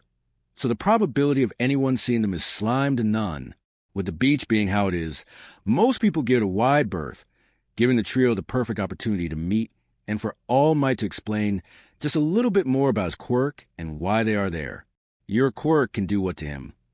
Seriously, as it stands, Jason screams out as he grabs his head, in utter disbelief and major fear of the possibility of his friend getting killed almost instantly once he inherits the hero's quirk. Izuku also yells in horror before shaking his head as he rubs his arm. He is kneeling in the sand after failing to pull a refrigerator with a 600-pound man on top while Jason stands nearby. 560 my ass. Jason commented ruefully at the time. Okay, so this whole trash thing is really some kind of hardcore gym workout. And you're my trainer. Izuku surmises as he stares up at the smiling man. You got it. He gives him a thumbs up. That's pretty good. Jason comments as he glances around at the mountains of trash. You kill 2 birds with 1 stone this way. You get the workout you need to bring your fitness levels up, and you do a good community service along the way by cleaning up this forsaken place. He flinches as he almost puts his hand on a rusty metal pipe, preferring not to get a tetanus shot just when they're going to start their training. Got it in 1, young Takeda. He gives a second thumbs up to Jason. He turns around to the refrigerator. I did a little online research yesterday. Turns out this part of the beach used to be beautiful, but it's been a total mess for the last few years. CRNCH. Jason blanches at the sheer ease All Might just created a divot in the old appliance by just knocking on it once. That's right, because of the ocean currents. Anything that's dropped in the water ends up here. Izuku begins to explain the backstory of the beach and how it became what it is now. People take advantage of that when they're illegally dumping their trash. You know, I like to question the people that decided to dump freaking whole vehicles. Jason comments annoyed as he kicks the bumper of a nearby buried truck, having a hard time figuring out if it washed up on the beach or someone just left it there on the beach itself. Still, now all the locals avoid this place. Izuku finishes explaining. Heroes these days are all about showing off and capturing flash villains. All Might comments as he places his hand on top of the fridge. Things were different before Quirks. Service was what mattered. Right before their eyes, they watch as the man effortlessly crushes the fridge like he's crushing a tin, Ken as he continues to explain. Back then, heroes were those who helped the community, even if it was kind of boring. With one last push, massive gusts of wind flares all around them, blowing Izuku and Jason's hair back a little, as they are suddenly assaulted by the bright light of the sun. All Might just finished crushing the fridge like it was nothing. You will restore the coastline for this entire section of the beach. That is the first step on your path, young Midoriya, towards being a hero. As they realize his words, they gasp and look around. All this? Izuku asks in disbelief. That's a lot. But there's so much. That's impossible, even with the two of us working together. Oh no, young man. This task is all for you. They both stare back at the man. Young Takeda, here will have a different training regime than you. So, you're going to be the one to clean this place up without his or my help. Izuku still looks unsure about it, while Jason just grimaces. Young Midoriya, you want to go to UA, right? Well, yeah, of course. Izuku says like it's the most obvious answer. You went there, so it must be the best school around, right? It's a long shot, but still, I'm going to shoot for the moon. UA, we both are. He adds a last part as he looks to his friend. Jason smiles at that. It gives a nod in agreement. You've got a lot of spirit. Fanboy. All Might's boisterous tone and sentence causes Izuku to blush a little, with Jason giving him a playful punch in the arm. But his turns around to stare at the sea as his tone turns serious. But, as I've mentioned before, Hero ING isn't easy to do without a quirk. It's not fair, but that's the reality. Jason grimaces at that as he opens and closes his fingers repeatedly. And UA is the hardest hero course to get into. He turns around and looks at the two of them, more specifically at Jason. We've already got the plan set up for young Midoriya to inherit my quirk, but you young Takeda, he perks up as the man points at him, are going to go at it completely, without a quirk the whole time you are there. Think you can go at it still? Knowing you're going to be the black sheep, the odd one out at the most prestigious hero school in the entire world. Famed for nurturing and creating some of the brightest and best heroes our society has ever seen. Jason stares at the man with a level expression on his face. Izuku stares at his friend, curiosity brimming with him at the small speech his idol just gave. While Izuku knows he's going to work to get the right inherit All Might's quirk, that means he could be on the same level as other quirk users in UA. Jason, though, will be without a quirk from the beginning to the end, giving him a natural disadvantage as soon as he enters. Yet all the time that Jason has stuck by and protected Izuku, he's held his own against other quirk users, if only barely. As the school's motto goes, Jason smirks as he punches his right fist into the palm of his left hand, resulting in a loud crack that startles his green-haired friend but makes the pro hero's ever-present smile widen even more. Go beyond, plus ultra. Izuku smiles with admiration at his friend's words, as Jason relaxes while he keeps the smirk. That's their motto, right? I promised my friend here I'd help him become the greatest hero ever. Joining him at UA will only help further that goal of helping him. Whatever challenges I face at the school or to get inside, period, I'm ready to face them head on. He throws a fist forward. Whatever we have to do to get in, we'll do it. Izuku joins in with a proud smile of his own. He throws his own fist forward alongside his friend. Together, they both yell at the same time with clear, unwavering determination, lacing their voices and words. Yes, that is exactly what I want to hear. All Might's voice booms with a tinge of proudness, seeping in at the boy's declaration. Quirkless or not, you both are just brimming with spirit. I love it. I can see the both of you going far in UA. They both smile at that as they lower their arms. All Might calms down a little. But before you can get in young Midoriya, we have to get you ready, which means he trails off, which allows Izuku to catch on to what he's saying. That I have to prepare my body for your quirk really fast. UA's exam is in 10 months. Izuku finishes explaining. That doesn't give us a lot of time to prepare. Jason adds, already his mind is trying to come up with regiments and exercise time frames to work with barely a year's worth of preparation. Not to worry, kid. I've got you covered. All Might pulls out a set of papers and taps them, getting their attention. With the help of my handy aim to pass, American Dream Plan. Both boys take the papers and look at them reading through the intense exercise regime that All Might cooked up, much to their surprise. Follow this to the letter, young Midoriya, and the beach will be cleaned up just in time. I also detailed every other aspect of your life while I was at it. So detailed, not surprising. Izuku murmurs as he looks through the papers. Holy crap, he's even got your sleep scheduled. Jason comments as he shows Izuku the page detailing, so... Okay, now I'm a little surprised. If I'm being honest, this is going to be super hard. Think you're up to it. All Might whispers to Izuku, even though Jason can hear too. Izuku smiles just a little bit wavered, but he's still a little jarred. Yeah, sure I am. I doubt our minds change in the last minute or so. We're going to have to work way harder than anyone else to get in. But what choice do we have, right? Izuku finishes for his friend. Jason takes note of his friend's lightly worried expression and can't help but add a little more fuel to the fire. Starting to regret never taking me up on my training offers. He leans in close to his friend. Izuku stares down dejectedly. Maybe a little. Both Jason and All Might share a brief chuckle at the green-haired boy's expense before All Might turns to Jason. You know, in truth, I was planning to give you a similar plan like Midoriya here, but something tells me brawn isn't something that suits you. That's actually true, sir. Jason begins to explain. I can't rely on brute strength and brawn to take down my opponents, because there's always a chance I might face someone with a quirk that might render all that strength I have null, or who just might have a quirk that'll make them insanely strong to begin with. He looks down at his hands, flexing his fingers as he clenches and unclenches his fists. That's why he clenches his fists tightly before staring up at All Might. I need to focus on techniques in order to beat my opponents, render all that strength have nothing if I can get them in a compromising position. That's why while I've been thinking these last couple days, I'm actually going to ask my father to train me and supervise me, along with getting more advanced lessons for martial arts from the dojo I go to. He stands firm as he adopts a stance for himself.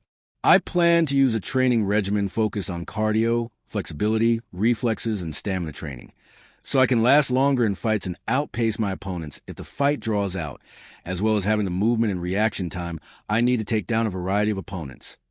He lays it all out. When enemies rely on brute strength to fight, to be bigger, tougher, and stronger than their opponents, it's a reliable method to fall back on techniques and the proper combat styles to defeat the right opponent. Haha. That's good to know, kid, because to be honest, I didn't have a plan for you yet. Izuku and Jason deadpan at the man as they slouch at his tone. I think that's an excellent plan. To be honest, because of my strength, it's easy for me to just simply brute strength most of my opponents. I don't have much knowledge when it comes to martial arts as, say, a master who spent years honing their skills. So if your father and your sensei at the dojo can help you refine your ways in fighting, then that's even better. All Might takes on a slightly more serious tone. Just remember, you two, with the way your training's going to be, it's unlikely it'll be weeks, maybe even months before you two can hang out again, maybe a joint train together here and there. These 10 months are going to need to be devoted to both of your trainings without distraction. Better say your proper goodbyes for now, because when we're done, you both are going to be walking up to the gate of UA together. Two completely changed people. All Might informs them. They both look a little sad at that news, but it's not really surprising. No time to hang around and just chill, when they'll need to devote nearly every second from now till February in order to bring their bodies up to physical standing for the grueling entrance exam, and subsequently the rest of their time at school. Jason may have been doing some training till now, but he's going to have to really push it in order to keep up with the other students who got it.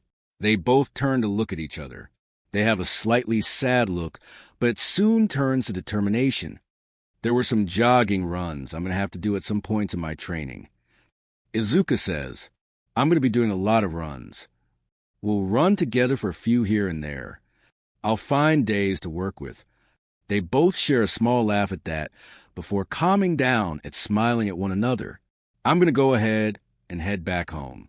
Going to go and get my dad to start setting up my training plan. Tomorrow I'll probably talk to my sensei too for more lessons. See if they can come up with plans to work things together from what I'm thinking. He gives a firm nod to his friend and stares at him intensely. Aizu, I better see you at UA with a new quirk and your limbs attached. Izuku smiles at his friend and nods. Jackin, I know I'll see you there. He extends his hand out to a firm handshake. Promise? Without hesitation, Jason clasps it and smirks. Promise. After the two friends promise one another, that's when they both split up to begin the journey to their respective training experiences. Izuku stayed back at the beach to get ready for his workout with all might, and Jason went home to get his setup too. He walks down the sidewalk that houses his street, which is also about a 10-minute run from the Midoriya's apartment. He takes a look and stares at his home. It's a Quan house, not too big, but definitely not small either, with enough rooms to house his parents and himself, as well as basically an empty his mother converted for her office space, and another for his dad he's set up with exercise equipment. It's a light blue painted house with light gray shingles covering the roof.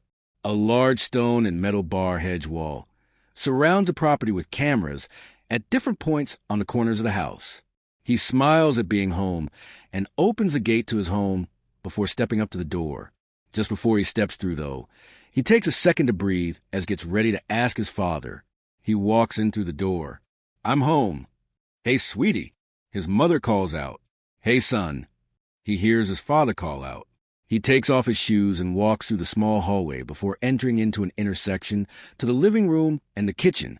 While his family spent a fair amount of time in the States, they've done what they can to accommodate the customs in Japan, such as taking your shoes off at the door. He steps forward and glances to the side. On his left, he sees the living room area of the house where his father currently resides, laying back in a reclining chair and watching TV. His father is a large, gruff man, reaching to 6 feet tall, and is of white Caucasian descent, muscles adorning his body, keeping in fit shape despite being in civilian life. His hair is black, from the thick head of hair on his head to the large goatee bear mustache combo on his face. His eyes are brown, and he's wearing a simple dark gray t-shirt with black jeans. Some dog tags can be seen hanging around his neck. Amidst his face can be seen a few scars, from a small line on his brow barely cutting into his right eyebrow and a jagged line from his bottom lip to his chin. To his right, he spots his mother in the kitchen cooking some food for the family. She's of Japanese descent with long flowing brown hair reaching her lower back. She reaches a height of around 5'5", has blue eyes, and is wearing a yellow sundress with a polka-dotted apron over it. Jason smiles a little at his family.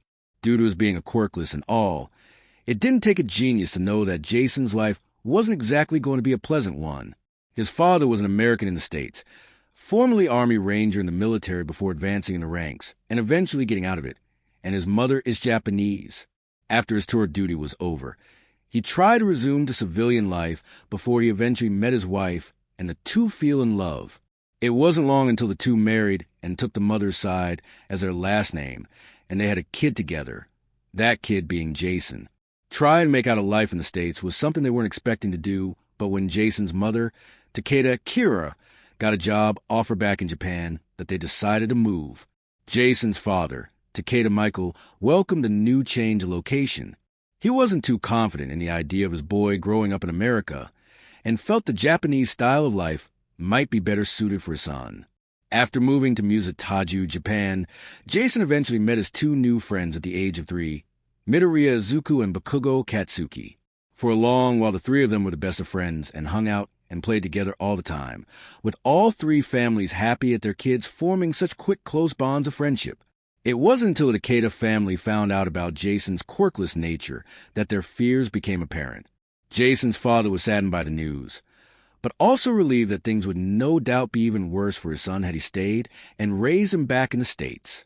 When it was also revealed that Izuku was also quirkless, it was a bit of a sobering thought to know that Jason wasn't alone in his plight. Jason, however, never bothered much with the idea of having a quirk or not, and only wanted to live and hang out with his friends, more specifically Izuku, who he got along with more than Bakugo.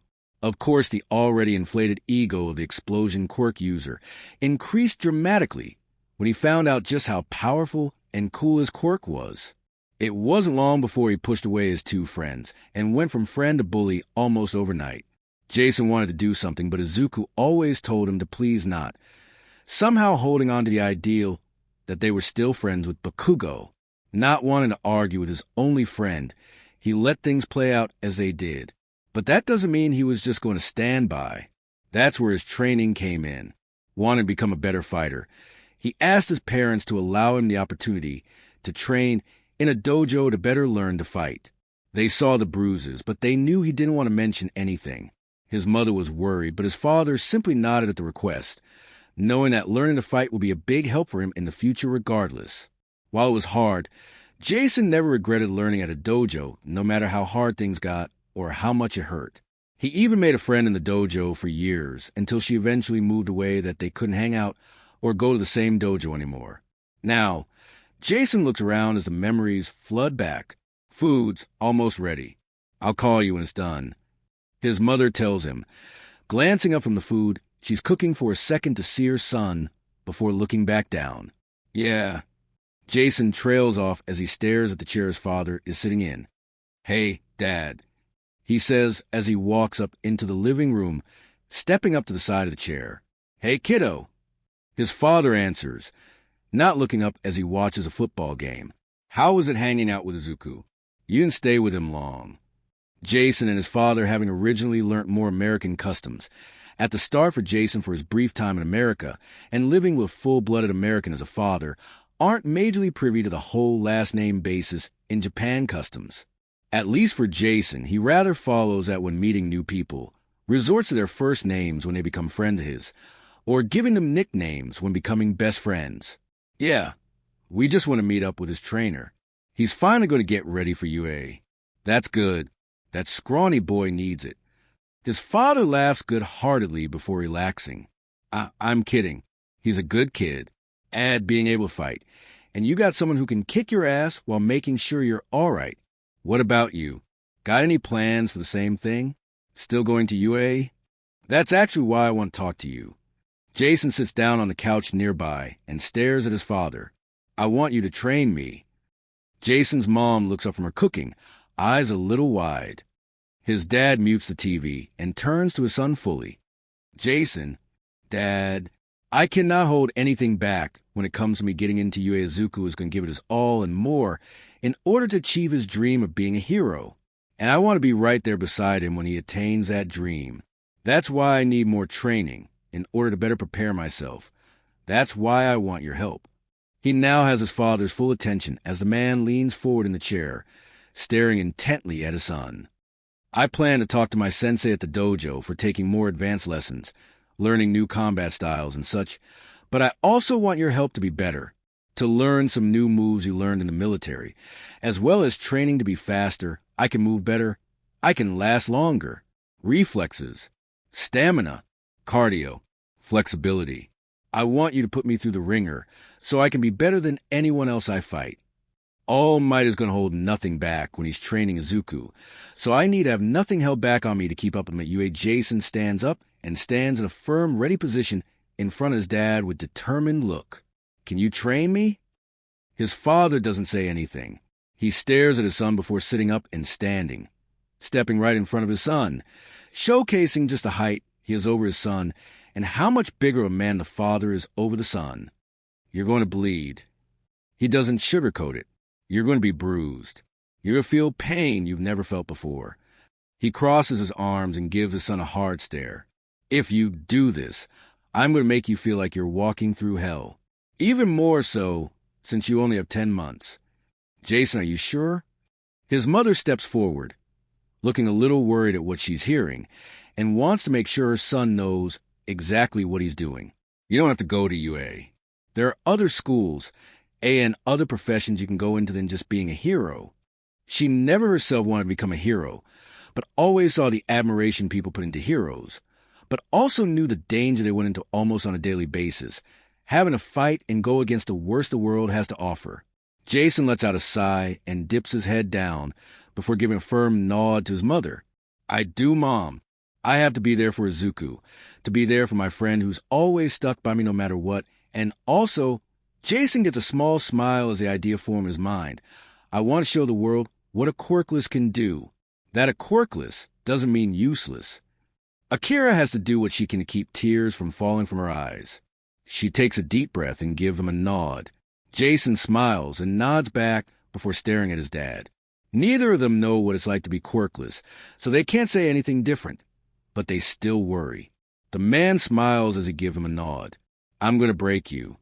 He loves his son with all his heart, and by the end of their training, Jason's going to hate his father. Jason gives his dad a cocky smile in return. You'll crack me, but you won't break me. Please don't kill each other. His mom lets out a tired smile before returning to the food. This is the start of Jason and Izuku's training. The absolute grueling work they both will have to go through in order to prove to themselves and get ready to enter into one of the toughest and most prestigious hero schools in the world, UA Academy.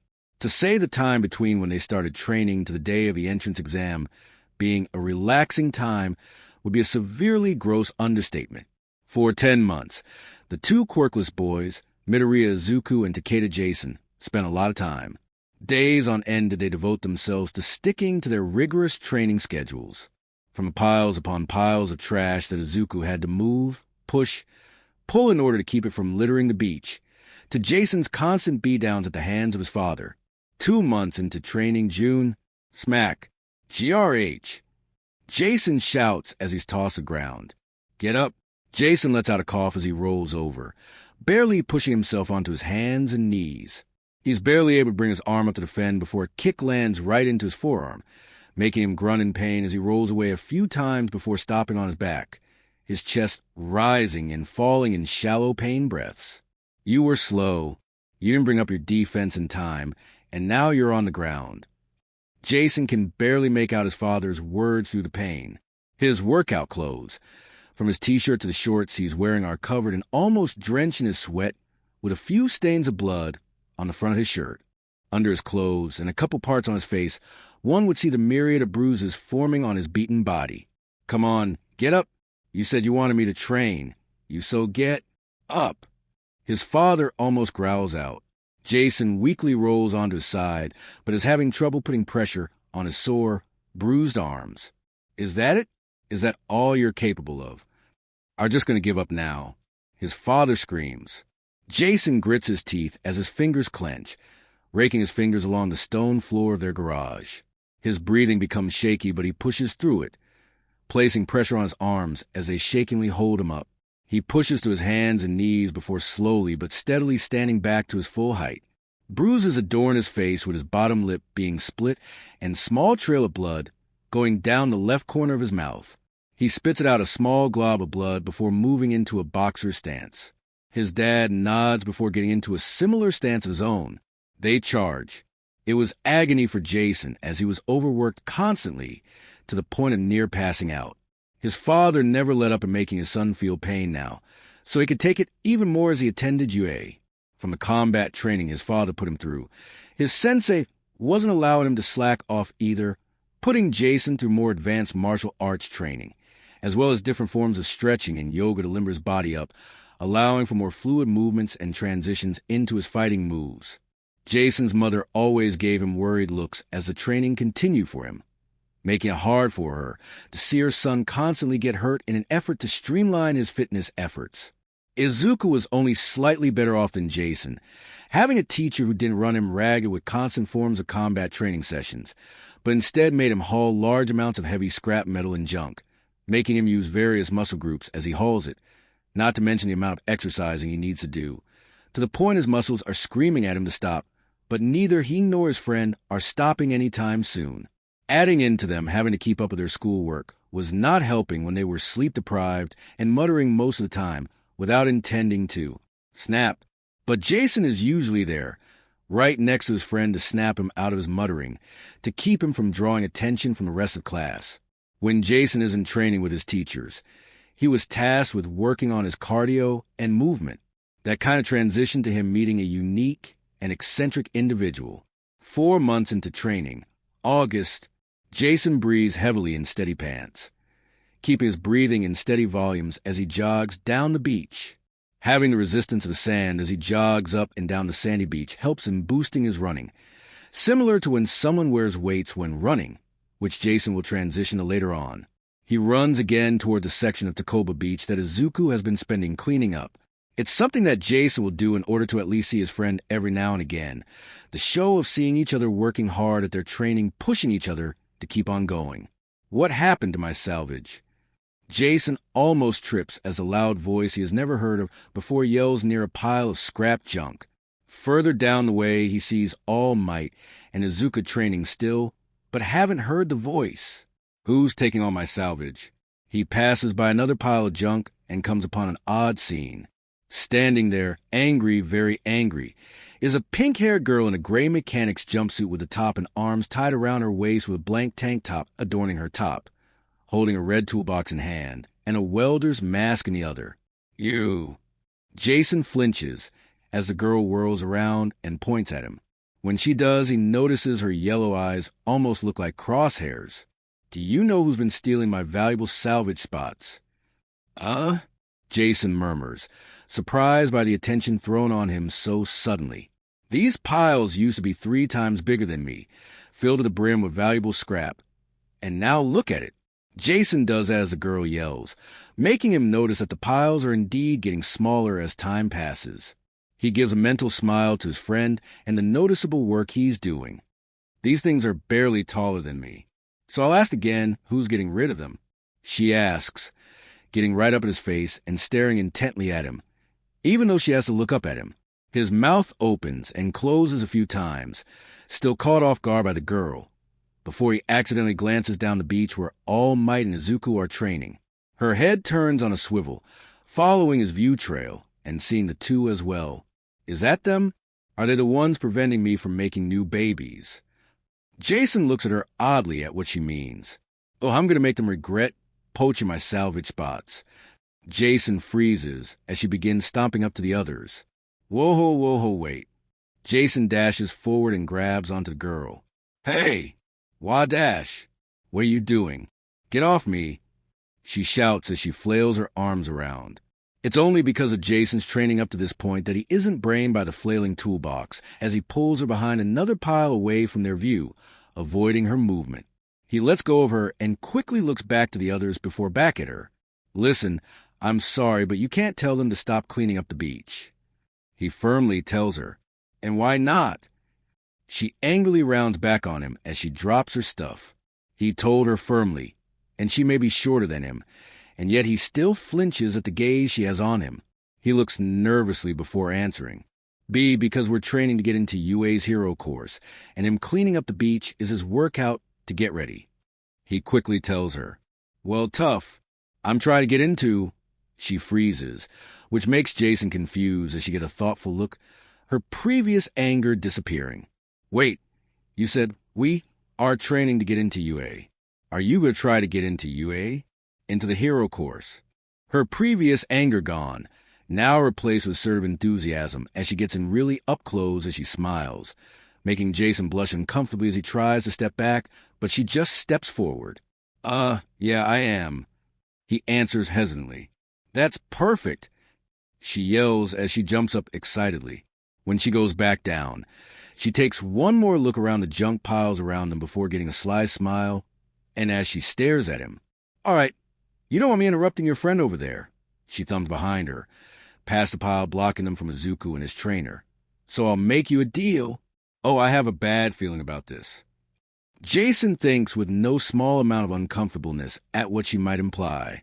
When or if you get into UA and become a hero, then I get to be your exclusive supplier for your hero gear, costume, support equipment, and all. She tells him with a wide smile. He looks at her, completely confused at the proposition. Wait, what? But I don't dash. Of course you can still hire a support company to make the stuff, but all the inventions, all the ideas go to me first, got it? She points a thumb to herself. Why? He asks, completely floored by her demand. Because when I go to UA and make lots of babies to really wow people and get noticed, I'm going to need someone in the hero course to show to everyone what my babies can do. Babies? My inventions. What I make and create with my own 2 hands. They're my babies, and if I can have at least one person using them and telling everyone who made them, then I'll be one step closer to being noticed by the big dogs. Her just continues to get wider and slightly scare Jason as she continues to speak, and basically blackmail Jason to keep her from interrupting Izuku's training. Tell me, what's your quirk? Oh crap. Jason tenses at her question, realizing that if she doesn't like or think he can become a hero, she'll take back her deal. I don't have a quirk. Her smile disappears, replaced with a confused frown as she tilts her head. So, you're quirkless. Try and make it into the hero course at the best hero academy in the world. Jason lets out a sigh at her observation as he nods. She's gonna take back her deal. I need to come up with another deal to keep her from... Even better. Her loud outburst breaks him from his inner thoughts, staring at her in confusion still. Wah! If you're quirkless, then that means everyone is going to be looking at you as you attend. You're the perfect spotlight to show everyone my babies. She shouts in joy, arms spread out wide with her smiles returning to her face. Her hand thrusts out towards him. Hatsume at your service. You're going to need my babies if you're going to make it as a hero, she says with a cocky smile. Jason stares down at her outstretched hand. He lets out a sigh, hating how he's basically being blackmailed, but he relents and stands tall as he takes a deep breath. He shakes her hand with his own. Takeda Jason, he smiles.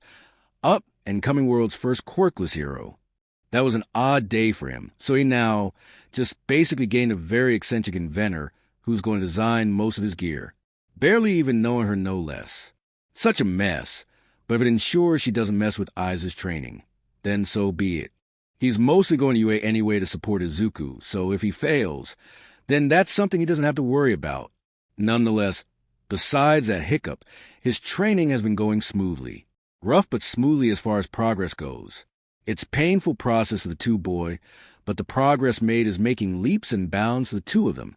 Izuku is slowly starting to gain more and more muscle mass as he cleans up the beach, being able to lift heavier and heavier pieces of junk as he continues. For Jason, his combat and martial arts training has been showing fruitful rewards for himself as well. His combat prowess is a far cry from the simple moves he originally learned when he was just starting out. To speed ahead his cardio and stamina training, he went from running on the beach to a much higher elevation, the mountain. There's a nearby mountain on the edge of the city, roughly an hour's jog from his home to the mountain. By running and working out at higher elevations, Jason hopes to elevate his cardiovascular levels and hemoconcentration to allow him to move better, without succumbing to fatigue quicker, forcing his body to adapt to the lower oxygen levels at a slightly higher altitude than within the city limits. The mountain isn't really something remarkable or as high as other landmarks around the world, but even something will hopefully give Jason the push he needs.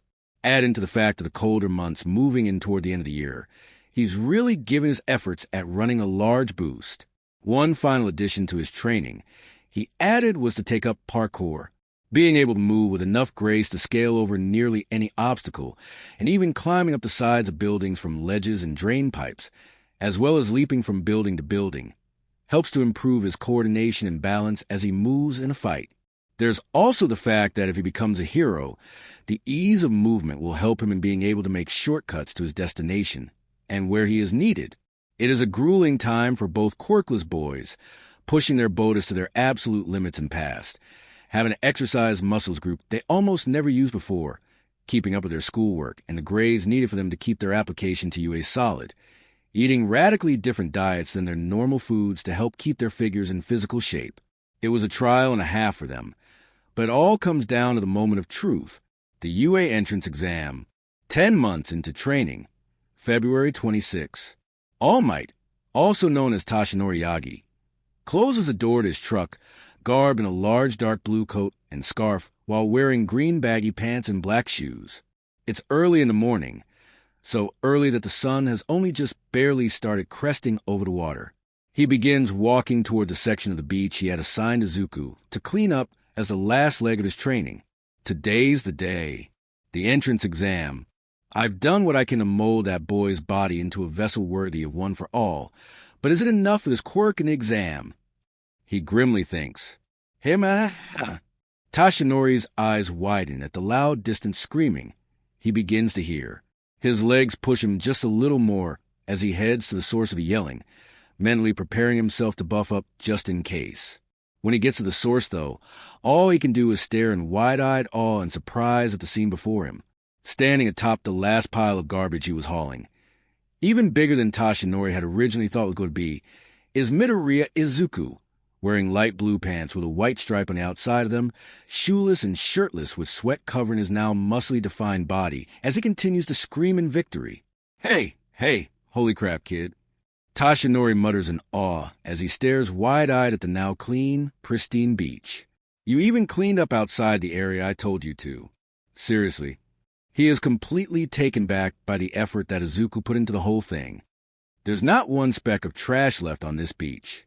Only a few minutes to spare. But you exceeded my expectations. Holy, stinkin', super crap. Toshinori buffs up at the last word, the work that Izuku did impressing him enough to transform. Izuku has finally stopped screaming, his body fatigued and tired from having pushed himself to clean up the last of the beach in time, and his cry of victory. Already his body begins to wobble atop the large pile, no longer able to keep his body standing atop a pile. Toshinori gets ready to bolt forward, intent to catch the young man before he hits the ground. He hesitates as he hears someone running up behind him. He only has a chance to see out his peripheral vision before someone bolts forward past him in a full-on sprint. He runs up atop a parked car, steps once on the railing and runs on the side of small footholds on the trash pile, without so much as a misstep or falter as Izuku falls off the top. He grabs a falling Izuku out of the air, holding him in his arms as he goes airborne for a second. His feet land and slide along the seawall before kicking off once more. With a loud grunt, his feet slam into the sand, his knees bent to prevent damage to his legs as he slides along the sand a few feet. When he finally stops, Jason stands there, breathing heavily, shaking as he holds his friend's body in his arms. "Jackin'?" Izuku weakly says, barely opening his eyes to see his friend staring at him. "I got you, Aizu." Jason breathes out, finding himself just a little surprised at how heavy his formerly light friend was. Jason gives his friend a wide smile as he helps Izuku down to his feet. When he does he see the clothes Jason is wearing black track pants with, black with a white striped tennis shoes and a dark blue t-shirt, ending with a long-sleeved black jacket with the logo of a silver Crusader shield on his back. You did it, Aizu. You actually did it." In that moment, Takeda Jason looks at his best friend Midoriya Izuku in complete awe and admiration, a profound feeling of proudness radiating in his core at seeing his friend accomplish what most would consider an impossible task. Izuku proved that statement false. "I did it." He weakly smiles at his friend. "Excellent work." They both turn to All Might as he walks up to them, his smile even clearer as the sun hits it. "The both of you, I finished everything." Izuku begins to tell his hero. "All Might, I did it. Do you think I'm ready now?" "Yeah, you did good, kid. I gotta say, I'm impressed. I knew you had it in you, but this is beyond." All Might praises him before pulling out his phone. "Look at this." Both boys look closely as the hero holds up his phone screen to them, showing a picture he took 10 months ago. Hee. Jason chuckles softly at the image, seeing just how different his friend was barely a year ago. Izuku looks on at the picture taken, showing his own weak crying self and his friend next to him comforting him. "It's you crying 10 months ago." The man smiles just a bit wider as he takes in their looks now as opposed to some time ago. "Look how far you've come. Such improvement, the both of you. Young Takeda, your speed, such grace." Jason smiles a little at the man. "You didn't falter once when you ran atop that pile of garbage, and then saving young Midoriya from hitting the ground. Even I was stunned at how seamless you made it." He turns his attention back to Izuku. "There's still a long road ahead before you can inherit my full power set, but it's starting to look like you can do it."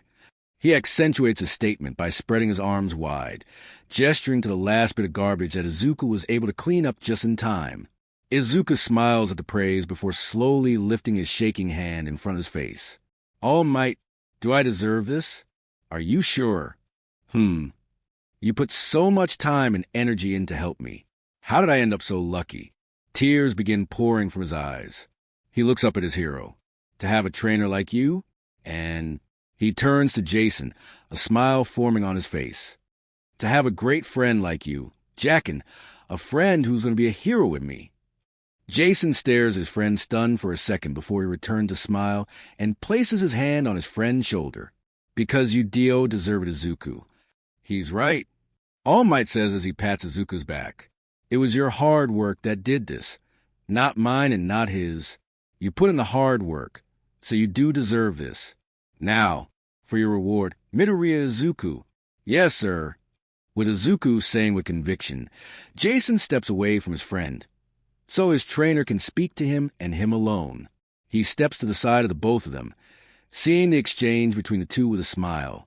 He does look oddly at All Might as the man takes a strand of hair from one of his V hairstyle. Someone told me this once. There's a difference between being lucky and deserving. One's an accident, the other a reward. Never get the two confused. Izuku lets out a small gasp of awe. Take that to heart, young man. This gift, you earned it with your own valiant efforts. Jason is proud of his friend as he adopts a ready look, eager to finally accept the gift he's been working hard for these last several months.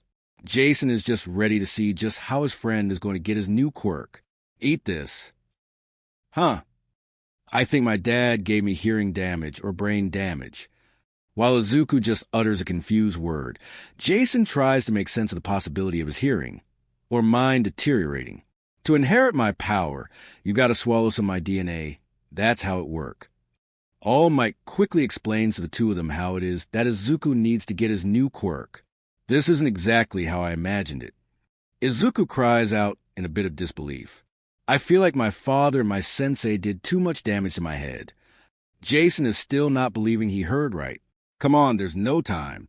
You'll be late for the exam. Eat. Eat. It. Gulp. Izuku gets an almost queasy, uneasy look as he finally swallows the hair. Jason, standing nearby, just continues to stare with his mouth agape, stunned on so many levels at seeing a fully grown man force a strand of hair down a boy's throat. What did I just witness? Something that will never leave my mind. He adds a last part quietly to himself. Blue. All Might, I think you need to lay off the conditioner. Izuku shivers as he says that. Oh, come on. How else do you think I get my hair like this? The hero boasts as he runs his hand through his hair, pulling the strands of his hair back for a second before they snap forward. They both look uneasy for some reason. But enough about that. We need to get you both to the exam. Just as he says that, the number one hero disappears in a small gust of wind. Honk honk asterisk. They look at each other before going up the steps to see All Might, now back in his weakened form, sitting in the truck, honking his horn and patting the door on the outside. Let's go. You both need to change, shower up, and eat. You got about an hour. Come on, eyes. Jason bolts forward, grabbing his friend's shoes and backpack as he makes for the truck. You talked to your mom, right? Yeah. Izuku replies as he follows after his friend, heading for the passenger side door. She should be done making breakfast when we get there. Awesome. Jason jumps into the back of the truck, buckles into a strap on the back. Your house is closer to you, eh? I had dropped off the ingredients to your mom after you left to finish cleaning up the beach, and I got my uniform and pack. We'll get ready at your place before taking the train to the station near you, eh? Sounds good, you two. Tashinori agrees wholeheartedly with the plan as he turns on the truck. It's already starting to hit 6:30 a.m. for them currently, and they need to be at the academy by 9 a.m. in order to take the written portion of the exam before getting briefed on the practical portion. You know you didn't have to bring food for yourself. My mom has more than enough to feed you too, and I ain't freeloading. Blame my parents. Tashinori smiles at the banter for the two before driving off. After getting ready, showering, getting dressed, making sure they have their pencils for the written test, scarfing down their food at an abnormally fast pace that makes Midoriya Inko, Izuku's mom, slightly disturbed at the rate they're eating, even contemplating calling Jason's parents to make sure he's eating right. After that, it was a jog in their uniforms to the train station scheduled to take them to the station closest to UA. It still takes them a bit to get there, but eventually they make it right to the front gates of UA Academy. They both stare in awe at the large archways in front of the school, connected via a large stone wall going all around the school. For the school institution itself, they see the main campus building, which is primarily composed of four nearly identical large towers at four corners. These towers are connected to each other by skybridges, giving the building its unique look from many angles, the letter H from the English language. Whoa, so this is a huh? Yeah, it is. Looks like we made it just in time. Izuku comments before stepping forward. Jason follows on his friend's left as they slowly make their way forward to school. Jason doesn't miss the worried look that his friend is sporting, no doubt from all that's been going to get them to this point. Hey! He taps his friend's arm, getting Izuku's attention and making them stop for a second. You okay, man? Yeah, just... We were in such a hurry to get here, I didn't exactly have a chance to test out my new power. The green-haired boy tells his friend hesitantly. Jason nods at that. Yeah, I get you. We were on a tight timetable after all. How you feeling after, you know? He rubs his throat with an uneasy expression. Izuku turns away from his friend and covers his mouth towards the school. I may have swallowed the hair, but I don't feel like anything great has happened to me yet. He says through his muffled mouth under his hand. Well, I don't know how Quirks feel, so we'll just have to wait till it digests, I guess. Yeah. Stupid Deku. Stupid mutt. Both boys freeze and slightly gasp at the familiar grating voice. They turn back to see Bakugo walking up to them, more specifically the school. They just happen to be in the way. Kakin, get out of my way, now before I set you on fire. He immediately threatens them. Oh, yeah, I'd like to see you try. Jason, as usual, offers his own threat back, standing his ground as he crosses his arms, staring crossly at Bakugo. He stops in front of him, and both boys stare daggers at one another, a bolt of lightning crossing between the two's glares. Not now. Izuku grabs Jason's arms and pulls him out of the way, stressing that they shouldn't ruin their chances of getting in by starting a brawl right on the front steps of the school they are trying hard to get in. Good morning, Kakin. Let's all do our best out there.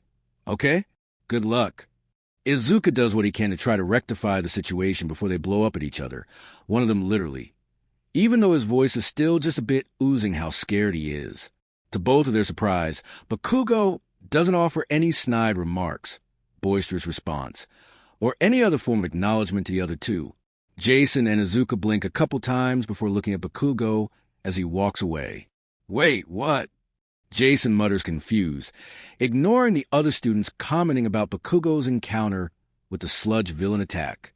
They're still talking about that? I figured they would have already forgotten that by now. Huh. Have you noticed since that day, Kakin's been taking it easier on us? Izuku steps forward again to Jason's left, so both of them are staring at the school side by side. Now that you mention it, Jason begins to recall their last semester of middle school before the year ended, and how in their journey of training to become stronger, Bakugo didn't torment them at all. Well, maybe a few threats anymore, but not really any physical altercations and stuff like that, which now that Jason thinks he saw some teachers looking a little relieved at that development. Also, holy crap, Aizu, that training was no joke. Jason comments to his friend, still mildly surprised at the grip strength his formerly weak friend had, and how almost effortlessly he pulled him to the side. He does good work. Izuku vaguely says, not calling out All Might's name when there are a bunch of people around, and clenching his fist and flexing his arm a little. Jason chuckles at that before they both sigh and stare at the school in front of them. We've come a long way, haven't we? We have. Ready to do this. Definitely. They both take their first steps. Thanks to All Might and Jackin, I'm actually going to become a hero, Izuku proudly states in his head, and takes his second step with a smile, and promptly trips, making no effort to catch himself as he heads for the ground. Or I'll just die. Aizu. Jason turns around when he sees his friend falling and goes to grab him, then stops. He murmurs confused. So is Izuku as he stares at the ground in front of him. It takes a second for the both of them to notice that he is somehow floating in air. Dude. Jason questions and taps his friend's shoulder. which sends him spinning backwards. Wah! Ah! Izuku flails about as he suddenly finds himself staring back the way they came upside down. Oh god, I'm sorry. Jason yells apologies as he quickly grabs his friend and helps reorient himself back onto his feet. Hee. A cute giggle next to them makes him freeze. You two are funny. They turn to the side to see a cute short-haired brunette girl smiling at them.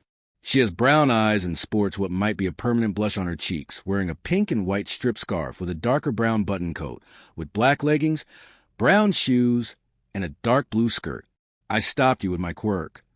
As she says this, she presses all her fingers together, which Izuku notes as his weightless feeling disappears instantly. I'm sorry I didn't ask first, but I figured you wouldn't mind me catching you. It would probably be bad luck to fall on the first day, huh? They both stare at the girl, surprised before Jason gets himself together. Sort of, yes, it would be thank you, we appreciate it. He mentally winces at himself at his sentence as he rubs the back of his head with his hand. No problem. Isn't this all, way nerve-wracking? She asks with that ever-present smile still on her face. Some more never-wracking than others. Jason glances to his friend out of the corner of his eye. Well, guess I'll see you both inside. Bye. Without another word, she bids him farewell and walks into the school. Huh, well, she was nice. Jason comments with a breath of air. He hasn't exactly been social with a lot of people, especially girls their age, except for his friend who eventually moved away. So he was kind of surprised to talk to one so soon. Aizu. Holy whoa, I just talked to a girl. Technically you didn't actually talk to her. Jason smiles and shakes his head at his friend's demeanor before grabbing his shirt and pulling him. Come on, lady killer. Let's go before we're too late. Izuku still has a smile on his face as he's dragged. It didn't take long for them to find the rooms they needed to get to for their written exam. While their physical training left them deathly tired on more than one occasion, they did not slouch in their academic studies either. Neither of them felt too worried about the test as they took it, their knowledge allowing them to answer quickly and swiftly with confidence in their answers. It's the practical they were more worried about. Both of them had made it to the auditorium where they and all the other participants of the practicals were going to be briefed on how it was going to go down. Unfortunately, depending on when a person put in their application determined where exactly they were going to sit in the large, multi-layered seating stands of the auditorium. Izuku was quick in turning in his application, but Jason only turned his in days after his friend. So Jason is sent around the right side of the auditorium, a level above Izuku and Bakugo, which they both are sitting next to one another with the latter, sitting next to the person he second hates. A large screen appears on a wall in front of everyone and the lights dim down, drowning the audience participants in mild darkness, while illuminating the stage with a screen bearing the school's UA logo, a podium, and the man standing. Behind it, with his back, turned to everyone. What's up, UA candidates? Thanks for tuning in to me, your school DJ. Come on and let me hear ya. The man, also known as Mike, wearing a black rocker's jacket with red pads on his elbows and black pants, red belt, thick black boots, a bulky speaker system around his neck with headphones on his ears, white-rimmed glasses with golden yellow triangle lenses, and a large spiked-up blonde hairstyle with a small blonde mustache, gets only silence from everyone attending. Keeping it mellow, huh? He tries to salvage the awkwardness. That's fine. I'll skip straight to the main show. Let's talk about how this practical exam is going to go down, okay? Are you ready? Yeah. He gets only silence again. Oh my goodness, it's the voice hero, Mike. So cool. Izuku gushes hardcore at seeing the pro hero. I listen to his radio show every day of the week. It's so crazy nuts that all the UA teachers are pro heroes. Will you shut up? Bakugo does not like the fanboys speaking next to him. Like your application said, today you rockin' boys and girls will be out there conducting 10-minute mock battles in super hip urban settings. Gird your loins, my friends. After I drop the mic here, you'll head to your specified battle center. Sound good? As Mike says this, the screen behind him changes to several more color-coded squares, labeled from A to G. He still gets silence. Okay. Izuku ignore the silence and look at their cards in front of them. I see. They're splitting us up so we can't work with any of our friends. Bakugo surmises. Yeah, you're right. Our examinee numbers are one after the other, but we're assigned to different battle centers. Izuku notes the slight differences between their cards, where Zuku is number 2234, while Bakugo is 2233, and they are in battle centers B and A respectively. Get your eyes off my card. Izuku flinches at the tone. Damn, I was really looking forward to crushing you and the mutt. Of course. Bakugo gets an evil grin as he stares at Izuku out of the corner of his eyes. This means the mutt won't be there to carry you through this, huh? Izuku freezes at that bit of news. That's right. If they are going to separate us from the same schools, then Jackin and I might not be in the same battle center together. I have a new power now, and if I can get the hang of it during the exam, I have a shot. But Jackin... He glances over in the direction his friend is sitting. Okay, let's check out your targets. Everyone looks forward again as their instructor speaks again, as different numbered silhouettes appear on the screen around a picture of city. There are 3 types of foe villains in every battle center. You'll earn points based on their level of difficulty, so better choose wisely. Your goal in this trial is to use your quirk. Izuku can almost feel Jason scoff at that. To raise your score by shredding these foe villains like a mid-song guitar solo. But check it. Make sure you're keeping things heroic. Attacking other examinees is a UA no-no, you dig? Now, Bakugo can feel someone glaring at him, making his jerk his vision to the right, as he knows exactly who it is. Excuse me, sir, but I have a question. A boy with dark blue hair, square glasses, and a tan suit jacket with blue and light blue striped ties stands up and raises his hand. Hit me. On the printout, you've listed 4 types of villains, not 3. A light shine on the boy as he points out the difference on the sheet of paper and from the presentation. With all respect, if this is an error on the official UA materials, it is shameful. We are exemplary students. We expect the best from Japan's most notable school. A mistake such as this won't do, he states with a bit of authority in his voice and slight annoyance at how things are going. Additionally, you with the unkempt hair. He turns right around and calls out Izuku. Huh. Izuku mutters in confusion as he points to himself. You've been muttering this entire time. Stop that. If you can't bother to take this seriously, leave. You're distracting the rest of us. Hey! Everyone flinches at the sudden loud voice, cutting off anyone about to laugh. Izuku and Bakugo turn to the right to see Jason standing up and glaring at the guy who called out Izuku. Seems to me you're the one distracting us the most, buddy. We're here to listen about the exam, not you criticizing other students. Park it now. He shouts at him with a twinge of anger in his voice. He's standing up and leaning over the desk and pointing at the glasses-haired kid before he straightens up and sits back down, a pink-haired girl talking to him soon after. The boy in glasses remains standing and looks offended at the tone taken against him so soon and loudly. Jackin. Izuku sighs at his friend's action, grateful for him helping from far away, but tired at him causing commotion so quickly. That damn mutt. Okay, examinees. Cool your jets, please. Thank you for your request, examinee 7-1-1-1.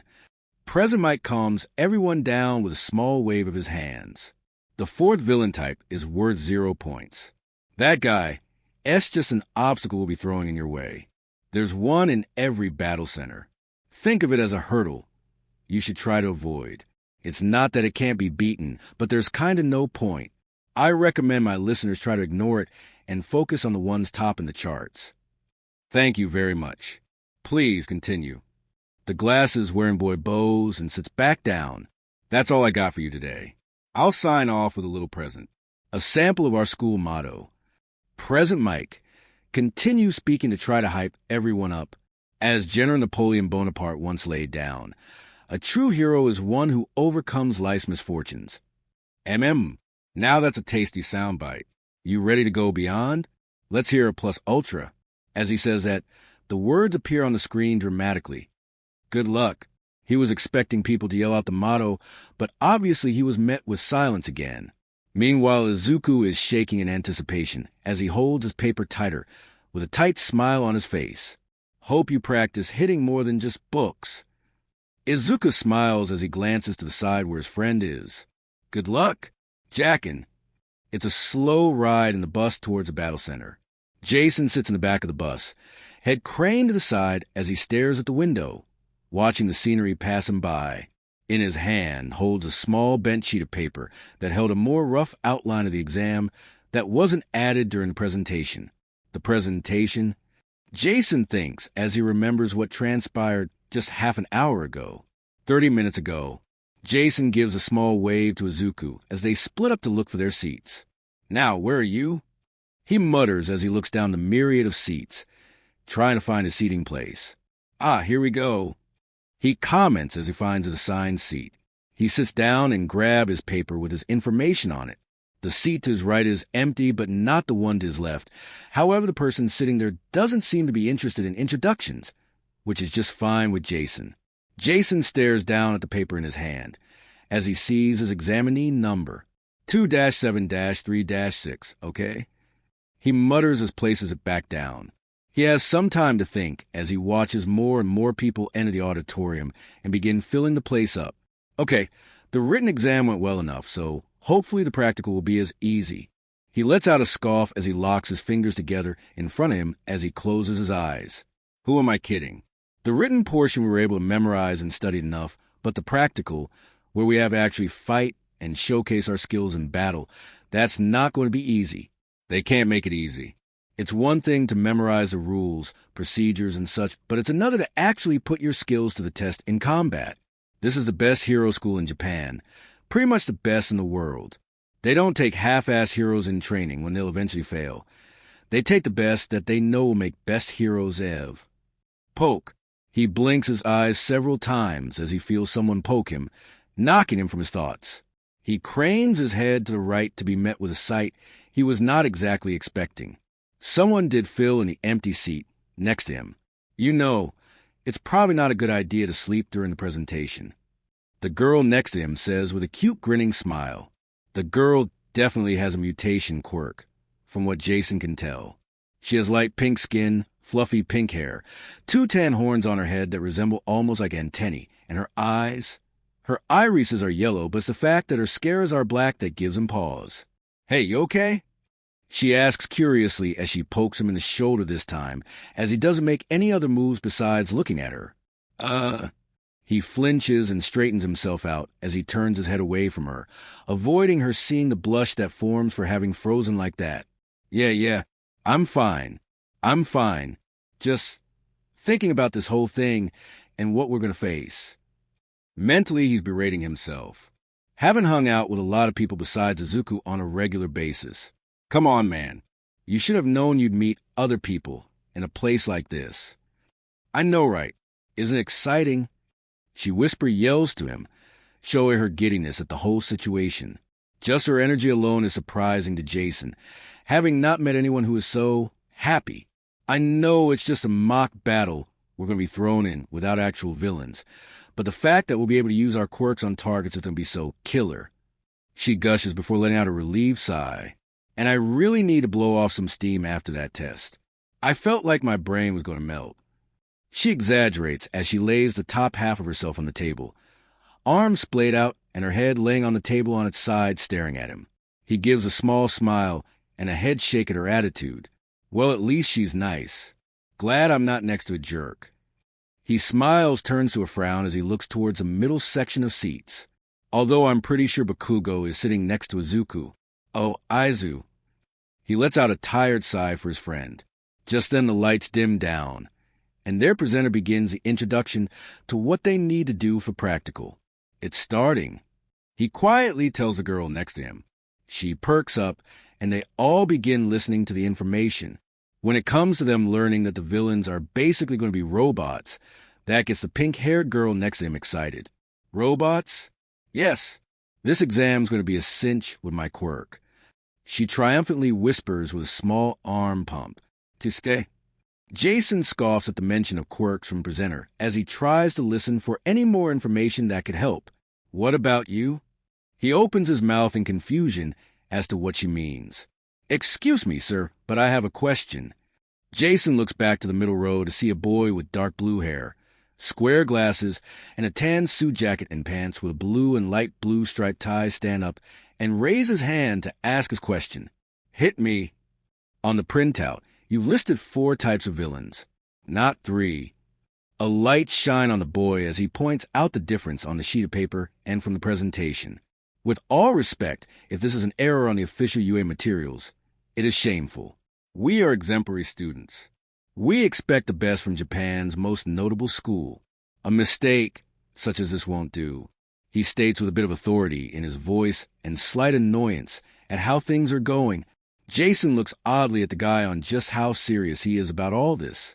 Additionally, you with the unkempt hair. He turns right around and calls out someone. When Jason leans over, he sees who it is that's been called out, and he's not happy with what he sees. You've been muttering this entire time. Stop that. If you can't bother to take this seriously, leave. You're distracting the rest of us. Hey! Jason suddenly stands and leans over the table, surprising others around him, especially the girl next to him at his loud voice so suddenly. Seems to me you're the one distracting us the most right now, buddy. We're here to listen about the exam, not you criticizing other students. Park it now. With that final statement given, he sits back down and crosses his arms, a scowl on his face. People stare at him as he sits there, and he almost regrets making a scene like that. Almost. Whoa, what was that about? He glances at the girl again. He grumbles, but still remains his angered state. I don't like it when someone messes with my friends. Oh. She nods at the answer as she stares back to the front, resuming their listening to presentation. And just a bit more information about the 4th mock villain. Can we be friends? After a moment, she asks out of the blue. Jason looks completely surprised by the out-of-nowhere question from someone he just met. Wah, but we just barely met.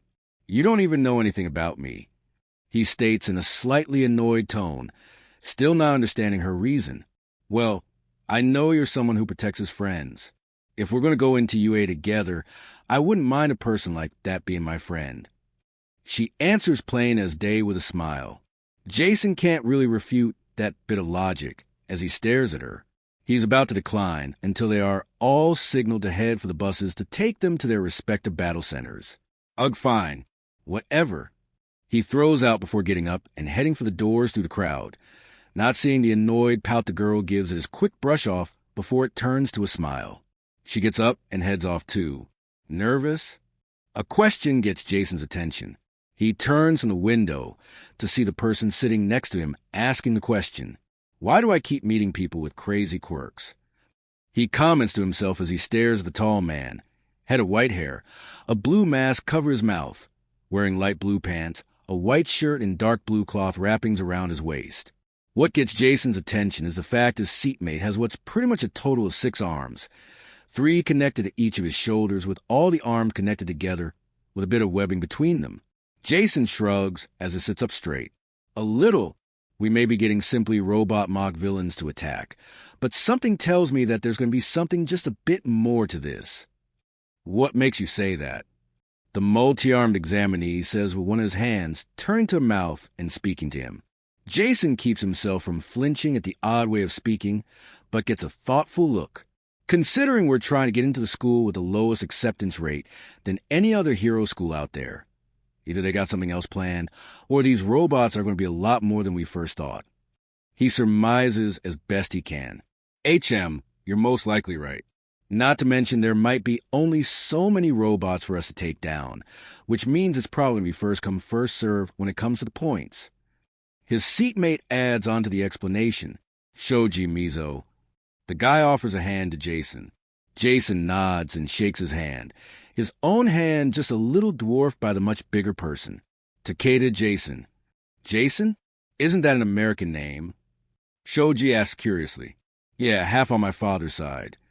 Normally Jason wouldn't really buy so forthcoming with his family's info, but he's had enough awkwardness with the really talkative girl at the auditorium. Or maybe her quirk infected me with her openness. I don't know. So, you're half American, half Japanese? He nods at the question. Okay, sorry, but I thought you looked a little like a foreigner. I wasn't sure, but I didn't want to say anything to be rude. Jason nods at the man. Don't worry. I get what you mean.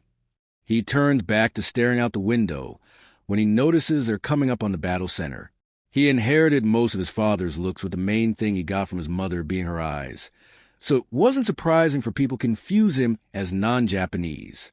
Oh, hey, we're here, he states. The comes to a halt in front of the massive entrance of Battle Center.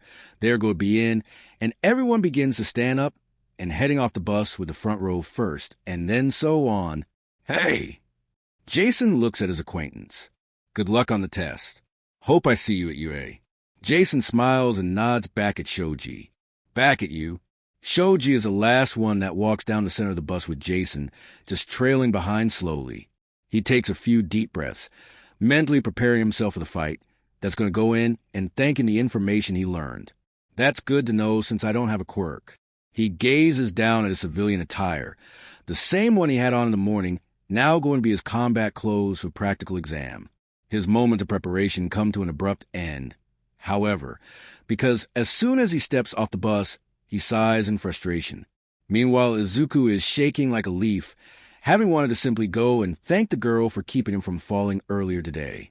Now, though, he can only stare in shock as the boy from earlier, who called him out placing a hand on his shoulder, keeping him from walking forward and staring harshly at Izuku.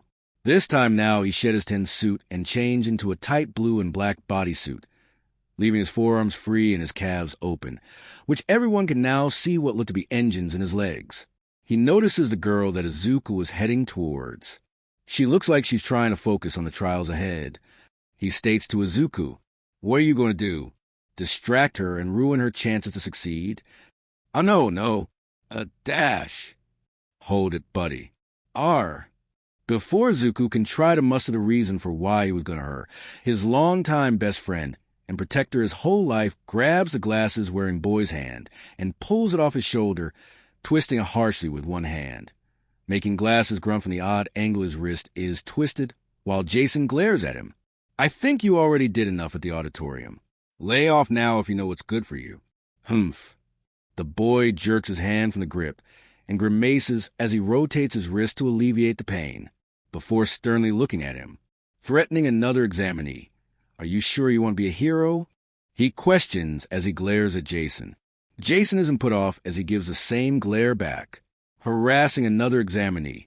"Are you sure you want to be a hero?" The blue-haired boy gives a slight look of surprise at the question sent back at him, but doesn't say anything.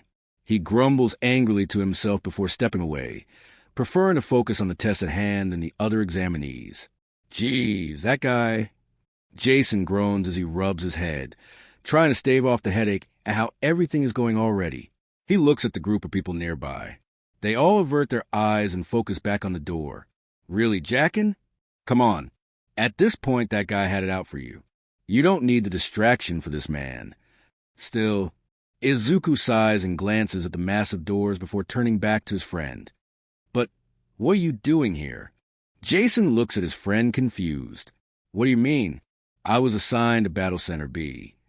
He pulls out his examinee paper and shows it to Izuku. His friend takes it and examines the paper before pulling out his own.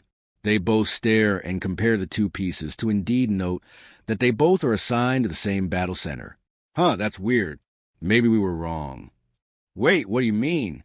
Jason asks as he takes back his paper. "Kakin and I compared our examinee cards and noted we both didn't get sent to this battle center. He's actually over at A. We figured the reason being was so people from the same school don't team up. But you're here. Maybe it was a fluke?" Jason surmises. Izuku is about to retort over the fact of the best hero school in Japan making a simple error like this may be improbable. Jason holds his hand up to stop him from interrupting. "Regardless, what's done is done. We're here now and we make the best of it." He then gets a thoughtful look as he stares at the large doors and the walls of the mock city they're going to be fighting in, then to the rest of the examinees. His final glance takes him to the cameras mounted at the entrance of the city. He gives off a low grimace before turning back to his friend. All right, here's what we're going to do. As soon as we go past those doors, we separate, go in different directions from each other. Stay away from each other as best we can. His grimace disappears as he stares at him. If you're right, and we weren't meant to be in the same battle center together, then let's limit as much exposure to each other as we can during the test. Not give the instructors, judges, whoever the chance to question our skills, okay? Izuku looks a little uneasy at the suggestion, secretly happy and relieved that his friend is there to back him up, but he soon sees the wisdom in the strategy. The reason for them to take this practical mock battle to begin with is to showcase each individual person's ability and skill in fighting potential villains. If one of them accidentally overshadows the other and gets more points, even if they work together to take down the same target, might call into question their individual skills. Izuku gives a nod at his suggestion. You're right. We split up when the doors open and focus on our own targets. Good. Jason nods back, relieved he took the suggestion. Jason would be kicking himself for a long time if it was because of him that Izuku didn't get to achieve his dream. But I think I can at least give you a bit of advice. Jason leans in closer to Izuku, who also leans in so they can speak quietly without anyone hearing them. I was talking to one of the other examinees, and we think there's only so many robots inside City, so it's probably for the best to get away from the pack. Use alleyways, side streets. Make sure you get away from the others so you can focus on your targets rather than the other examinees, and limit the possibility of someone stealing your kill. As Jason glances to the other people, he can tell that there's more than a few of them who are cocky and seem very gung-ho about the whole thing. Right. Also, Jason pulls out the paper that contained additional information about the test. I took a closer look at this info, and it says here that there's supposed to be a red kill switch on each of the bots, so that way people without combat-oriented quirks can still have a chance to take down the mock villains. It doesn't mention where exactly they are on the different pointers, which is fair, but if you can get in close enough without getting hit, you can deactivate them without trouble. Izuku's eyes widen at the news as Jason pulls him closer to the entrance. That's so good. Thank you so much, Jackin. I was so stressed about the battle that I didn't think to look for this stuff. Jason smiles and pats his friend's shoulder. No problem. Glad I could. Right, let's start. The smile leaves Jason's face. A cold, calculating look of focused determination replaces it, like a switch that gets flipped inside him. He turns on his feet and sprints through the barely opening doors, making himself the first one to enter the mock city. Izuku stares at where his friend just took off. Shake a leg, eyes at you. Move it. Ah, right. Izuku snaps out of it as his friends yell back to him before running as well through the doors. The rest of the examinees stare dumbly at the two and look around confused. Get moving. There are no countdowns in real battles. Follow their example and get a move on. Run, listeners. Present makes additional word snaps. Everyone else out of it realizes that the test did in fact start, and they all just got left in the dust by two people. One of them they all immediately written off as a failure. Okay, I was able to slip away from everyone else. Aizu went in a different direction. Now I just have to focus on the villains. Jason mutters to himself as he comes running out of an alleyway. He hears the other examinees going off in other parts of the city, but mostly cloistered around the entrance area. Further I go, the more points I can get without being interrupted. Now where's? Target acquired. A robotic monotone voice interrupts Jason as he spots a large green robot coming out another nearby alleyway, spotting him and heading right for him. 1 pointer, okay. As it speeds towards him, he takes a quick note of the machine, seeing it heading right for him on one large wheel and large plated claws outstretched towards him with a long-disc neck holding up at head, where a single red optic stares at him. Find the kill switch. Come on. He yells to himself as his eyes roam over its body, trying to see anything that resembles a red switch, but doesn't see anything at first. Crap. He shouts and jumps out of the way. The machine slams its arms straight into where he just was, breaking the street and kicking up chunks of cement all around. Jason rolls on the ground in a huff before getting to his feet and sprinting behind the machine and continuing his search. No switch. Where's the switch? Before he can get a closer look, the one-pointer wrenches its arms out of ground and brings them high up before bringing them back down right behind it. Damn! Jason shouts as he jumps back, barely getting out of the way of getting crushed. I don't see a damn switch on that thing. Where could it? Target reacquired. Jason's eyes widen as an idea forms in his mind. Well worth a shot. He stands tall and waves the machine closer to him. Come on, you bucket of bolts. Show me what UA's got. He goads the machine into a challenge. The machine takes it and charges at him.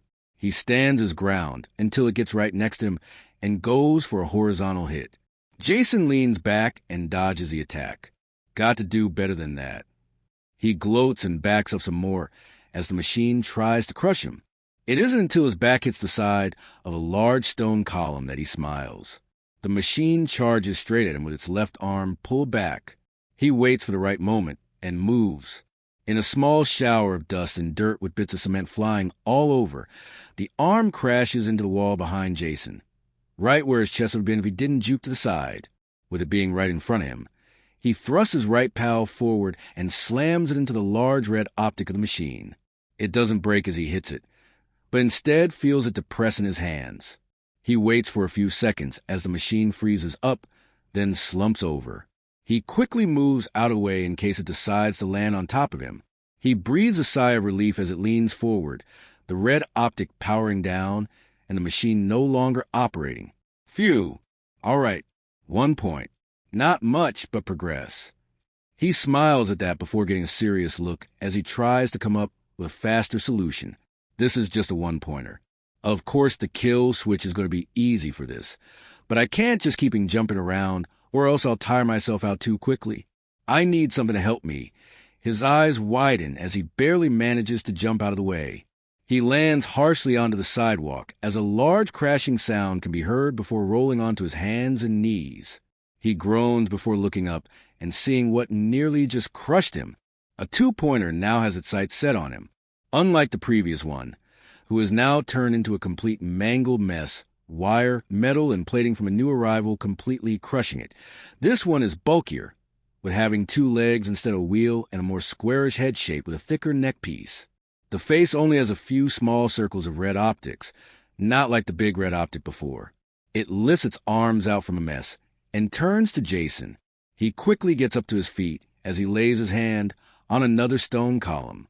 A quick glance to it. He follows it straight up and notices they are standing under a large stone balcony. He ducks back down as the machine's arm crashes right into the second pillar, without the support of both columns. He hears the telltale sounds of cement and stone cracking without any supports to hold it up. As the machine reels back again for another hit, Jason slams his foot backwards into the wooden double doors behind him, snapping the wood frame open before throwing himself inside. Crush! He barely covers his head as he hears the sounds of the stone crashing into ground outside, along with the twisting and tearing of metal to go along with it. Once it settles down, he looks up and marvels at the sight. The doors and a good chunk of the front section of the building is torn down, with a single arm from the robot sticking out and weakly moving about. Jason lets out a sigh before clambering expertly over the rubble to see the damage. The two-pointer is feebly trying to get itself free, its legs and other arm crushed and rendered inoperable, and can only weakly flail a bit with its face free.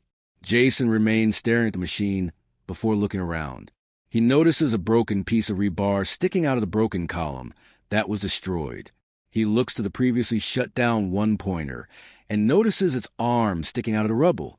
He walks over to the first robot and grabs the armor plating before tearing it off. He smirks as he sees handholds he can use to hold it up as he holds in his left arm. The plate is a thick armor plate that was one of the machine's arm plating, still in good condition, and is a few inches wider than his forearm. When he holds it up to his chest level, it goes from his neck down to his hips. After getting a feel for the weight in his arm, he walks over to the rebar. Crung! A metal snap can be heard as he slams the edge of his new shield into the rebar stuck in the column. The already cracked part of the rebar breaks off a metallic snap and allows him to hold it up.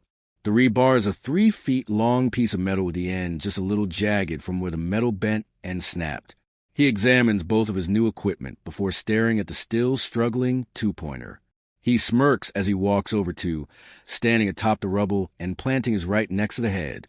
With a fierce crack, he slams the edge of his shield into the already cracked face of the machine, shattering the faceplate and exposing the inner workings. Rah! With a fierce cry, he stabs the end of his rebar into the head.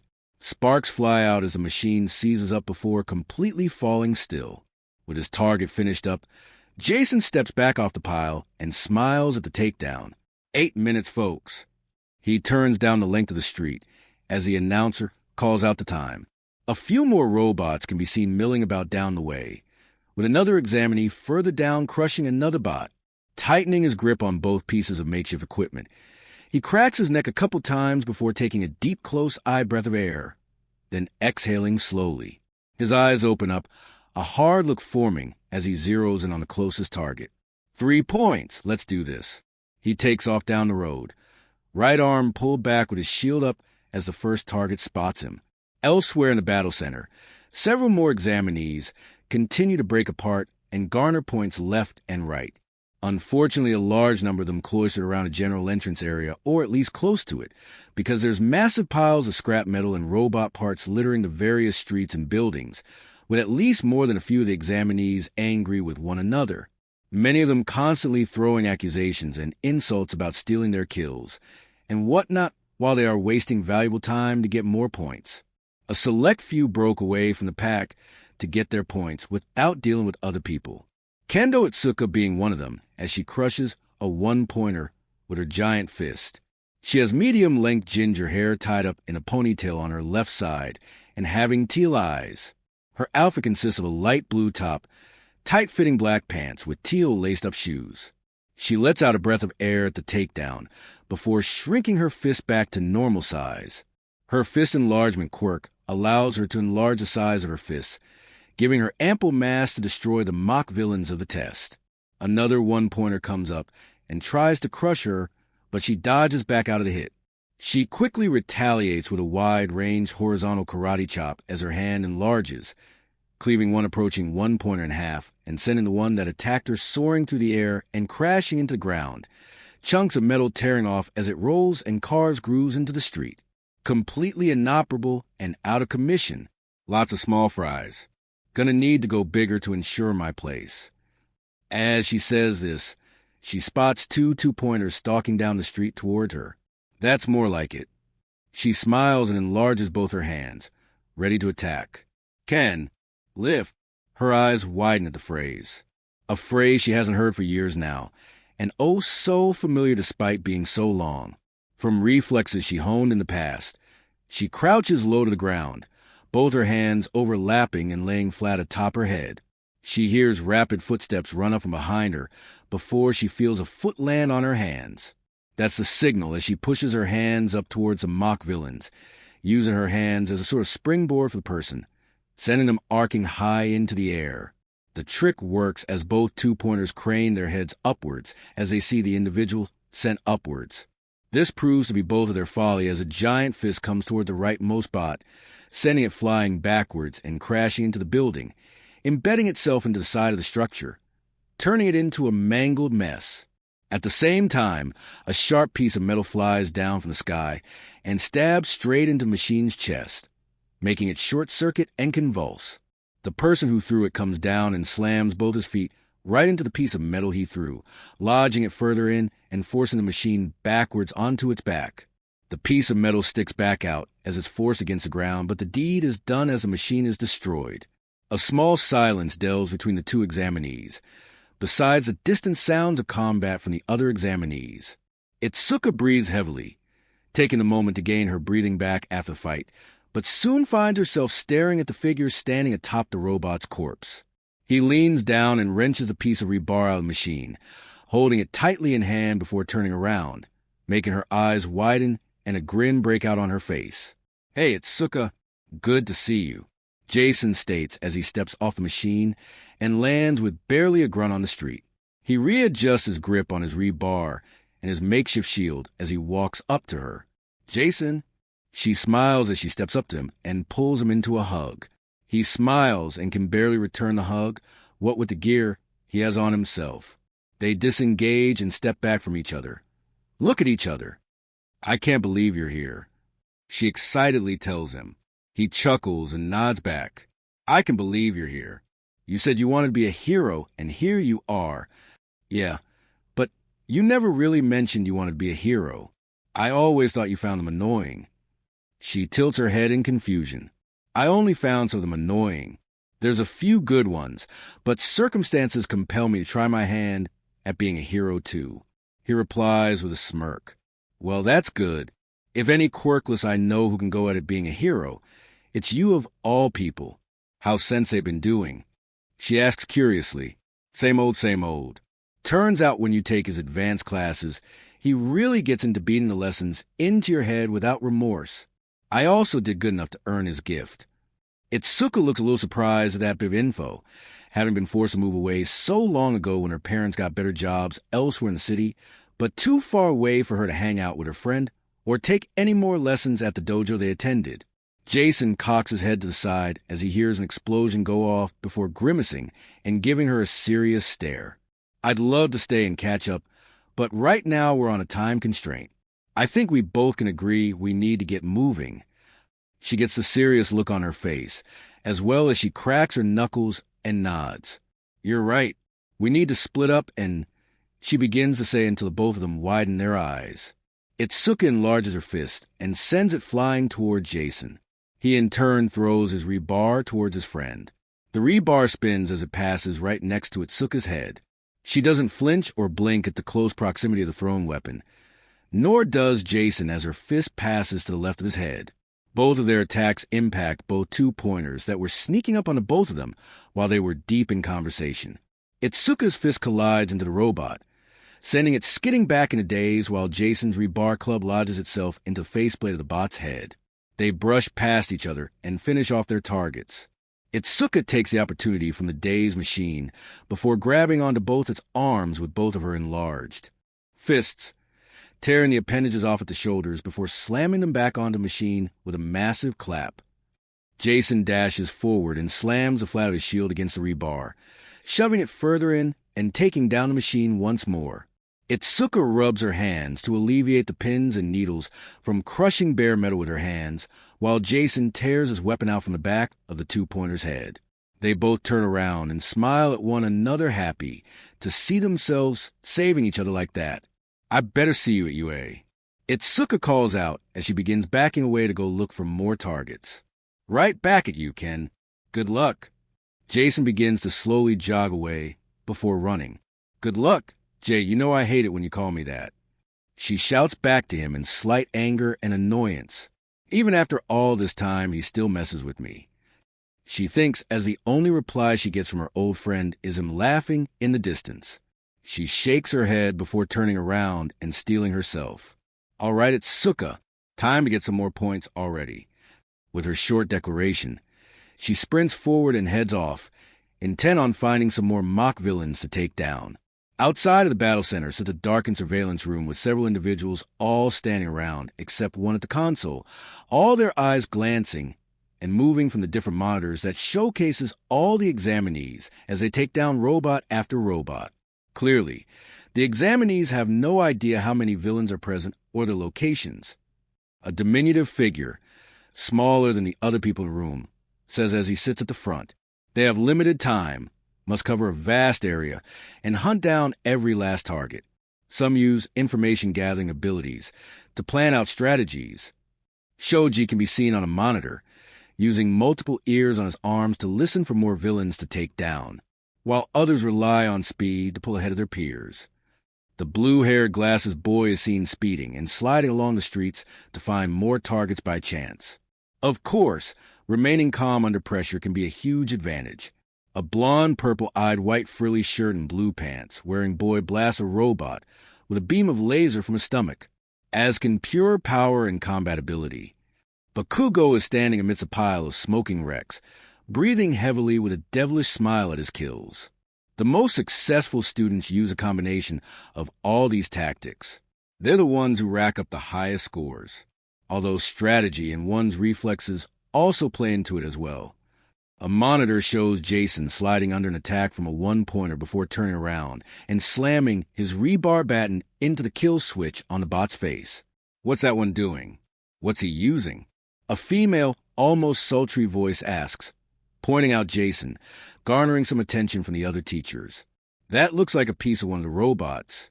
And is that? That's some rebar I use in making the city. A male voice belonging to a man, resembling a block of cinder comments. Why isn't he using his quirk? Why is he using those makeshift weapons?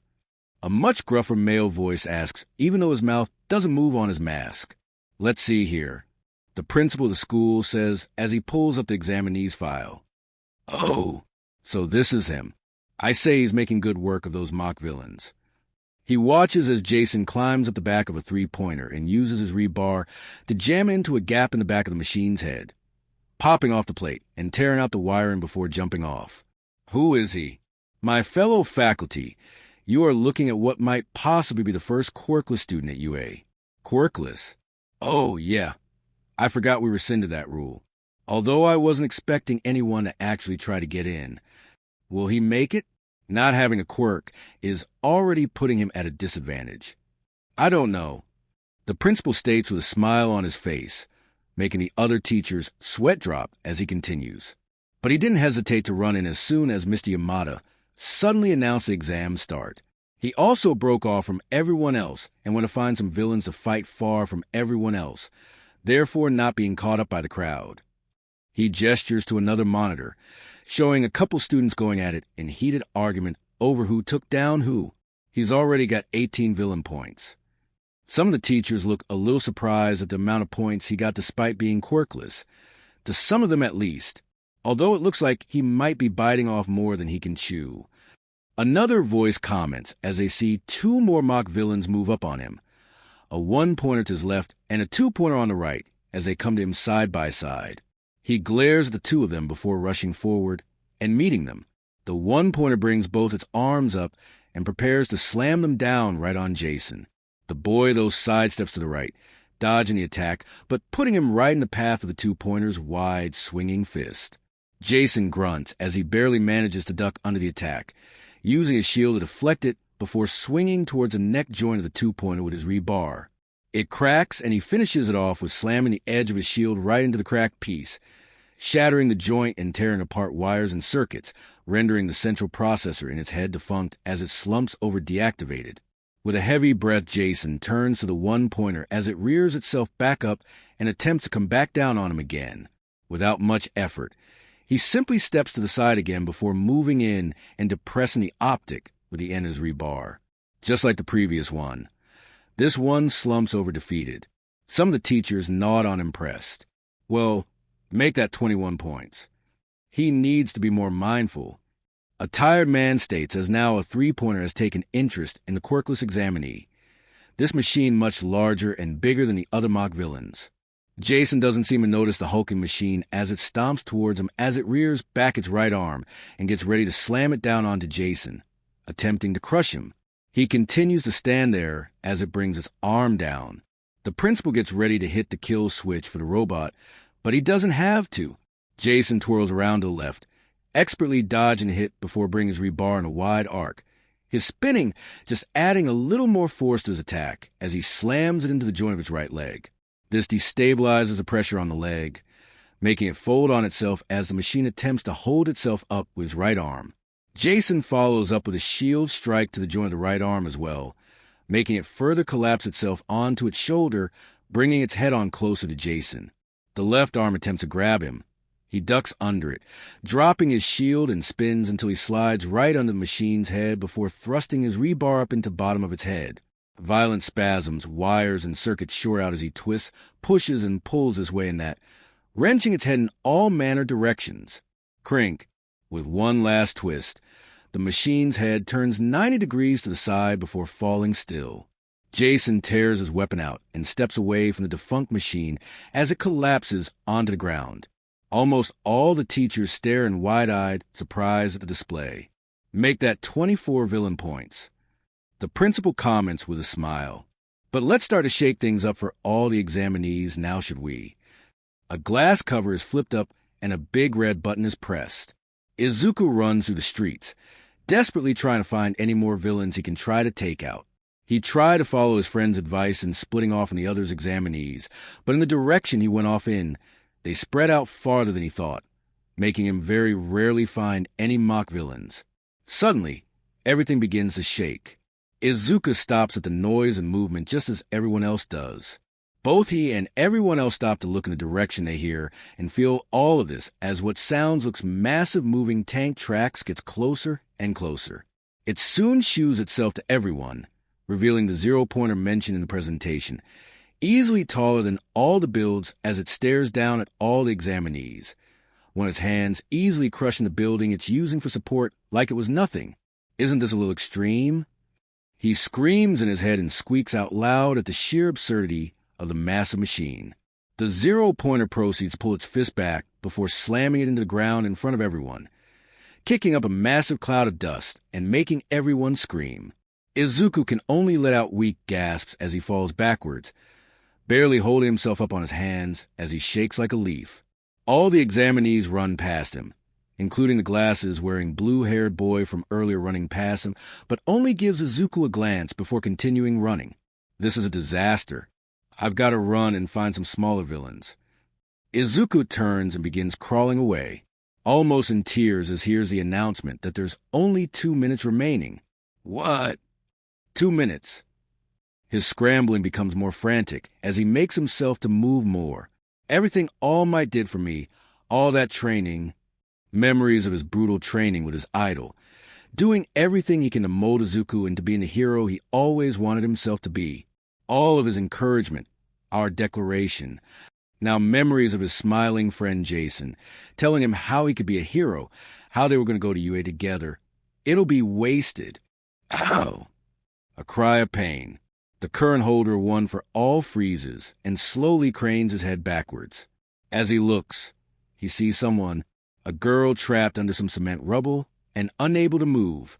The memories of just hours ago, when it was before 9, when he was just about to hit the ground after carelessly tripping over his own foot.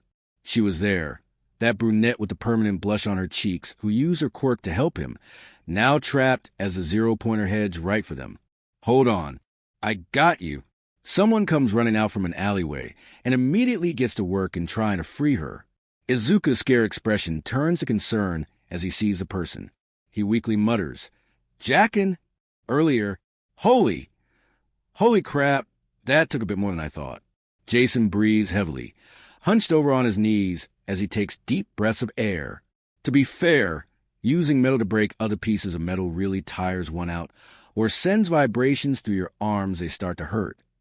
Jason hisses as he lays his rebar down and clenches and unclenches his fists, followed by massaging them with each other, as well as shaking his arms in an effort to get rid of the soreness. Still, I'd be in a very worse state of things if I hadn't taken my training as serious as I did. All those moves, the cardio training, scaling buildings left and right with parkour, I would probably be dead from exhaustion right now otherwise. He takes a deep breath, hold it for a few seconds before exhaling, calming his breathing and regaining just a bit of himself. He grabs his rebar and stands up, but I can't rest. I only have maybe a couple minutes left. Keep going. He reaches down and picks up his shield, noting the cracked structure and broken sides. Keep going, despite that he moves and takes off into a nearby alleyway. Rumble. Suddenly he feels the entire ground begin to shake violently, as well as the buildings. What the? He questions as he presses himself against the wall to keep himself from falling. What was that? A quirk? He asks himself, possibly attributing the mini-earthquake to some sort of seismic quirk. But when he keeps feeling it happening again, this time even lorder as dust swirls about, flooding the alleyway and making Jason grunt as he covers himself in the debris cloud. He shakes himself with the dust as the cloud dies down. No, something else. He shakes his head at the idea, continues forward. Have to get out of here first. Have to get my bearings and find out what's going on. His curiosity as he begins to hear other signs of screaming from the other examinees and the stomping of a horde of people, like they're running. What is going on? He questions quietly. Ow! He stops as he hears the sound of someone in pain. Just ahead of him, He notices someone in front laying in the street while other people run away. The reason he sees her stuck on the ground is the fact that her leg seems to be trapped under some rubble. It barely takes him a second to recognize her as the one who helped his friend in the morning. Damn. He curses with a grunt and sprints to her. Whatever's making that rumbling is close, or just really, really big. I can't just leave her since it appears everyone else doesn't care. Some heroes. Jason sprints out of the alleyway and slides right next to the girl. Besides, she helped him. She helped Izuku, even if it was for something small like falling. Hold on. I got you. Wah, hey, it's you. The girl says. Yeah, it's me. He replies and jams his rebar between the rubble, and he ground right next to her trap leg before angling his shield to shove it in. Now, let me just... Jason trails off as he stares at the giant looming shadow overhead. A robot villain. A very giant, humongous mock villain towering over all the entire buildings in the battle center, and looming right at the two of them. Oh, SHI. He cuts himself off, and with all his might, he pushes up on the rebar, barely budging the rubble. What's wrong? What's going on? The girl asks in concern at his now frantic and strained state, as well as him stopping mid-sentence. No time. He shouts and shoves his shield into the crevice, now using both the rebar and his shield to lift the rubble off her, but his already fatigued muscles are already screaming at him as he barely moves a piece. Move! Move! Move, damn you! He yells as he pushes himself, gritting his teeth and pushing to the point he almost feels like he cracks his teeth from the strain. Suddenly, a massive gust of wind blows against the two of them, giving Jason just enough momentum to push open the space needed for the girl to free her leg. I'm out, she shouts, allowing him to relax and drop it, crushing his makeshift gear under it as he takes deep lungfuls of breath. While he does that, they both turn around and stare up at the giant machine. Jason's eyes widen as he spots a familiar green object sailing right for his face. Aizu. He wonders in confusion at what he's seeing. He pushes himself to his feet and looks down at the girl. Get out of here. I have to make sure my friend is okay. He replies before heading for a nearby 3-story building. Wait. He doesn't stop to turn around. Instead, he heads for a large 3-story stone building that has a drainage gutter running the height of the building. He quickly grasps at it and begins climbing it up, silently thanking himself for the parkour training. Just as he makes it to the top, though, he hears a massive noise akin to a mix of sonic boom and the ripping, tearing, and crushing of metal. When he looks up, he stares in awe at seeing the terrifying machine that paralyzed and made nearly all the examinees topple backwards with completely caved-in head. A look of astonishment forms on his face at the sheer power and destruction his friend just caused. His friend, who he always wanted to protect because of his weak stature, just decked a several stories tall robot machine with one punch. Yes, Aizu. Yes, you will become a Heru. Jason can't help but shout to the heavens, tears threatening to leak from his eyes at seeing the fruits of his friend's hard work come to fruition as he jumps up and down in a cheer, his heart soaring at what he just saw. It soon starts to die down, though, as he watches his friend begin to fall like a sack of rocks. Aizu, he weakly mutters as watches his friend fall, eyes widening in horror, and his breathing begins to accelerate and his feet move on their own. Oh no, I can't land properly. My arm, my legs, they're completely broken. Izuku's thoughts begin to fluctuate as he tries to keep himself from screaming from the pain he has in both his shattered arm and shattered legs as they flap uselessly in the air. His races with everything that's happened up until that point, from all the training that he did to get there, what he and Jason did to prove to All Might they were worthy of becoming heroes, to him activating his new quirk and unleashing such power with such massive backlash that he shattered the bones in 3 of his limbs. And now he's falling uselessly to the ground, to his imminent demise. No, this isn't over. He yells defiantly in his head as he tries to come up with an idea. There's got to be something I can do. A Detroit smash. A memory of All Might attacking the sludge villain pops up. It's the only chance I've got to survive. My legs and my right arm are broke, so I've got just one option.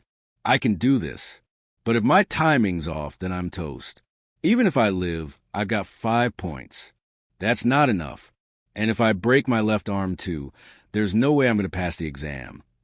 His mind goes through several conundrums. Try to reason different ways are better than the last to save his hide, and keep him going. But he's only got one option he can see. He reels his arm back and prepares. I got you. Izuku's view of the oncoming ground is covered as something covers him, rapidly holding onto him and pulling him close. Wah! Izuku mutters confused. Barely peeking up from the chest, he's pushed up against to see his friend Jason holding him, arms wrapped around tightly, as he has his eyes closed tightly in preparation. Don't worry, I got you, Aizu. He answers in a calm tone, preparing himself for the impact. It just takes barely a second for Izuku's eyes to widen at the realization of what his friend just did and is going to do. Jason leaped off the building he was on, catching Izuku in midair, reorienting himself around. So now it's Jason heading for ground instead of Izuku, intent on cushioning the fall for him. W8. Jackin' don't. Izuku's cries fall on deaf ears as Jason just continues to plummet, waiting for the rough, solid ground to impact him.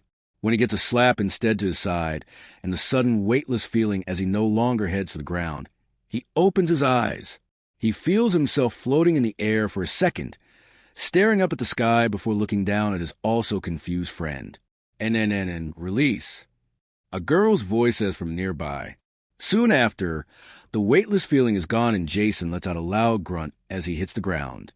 His arms relax as he lets go of his friend, who rolls off him onto the ground.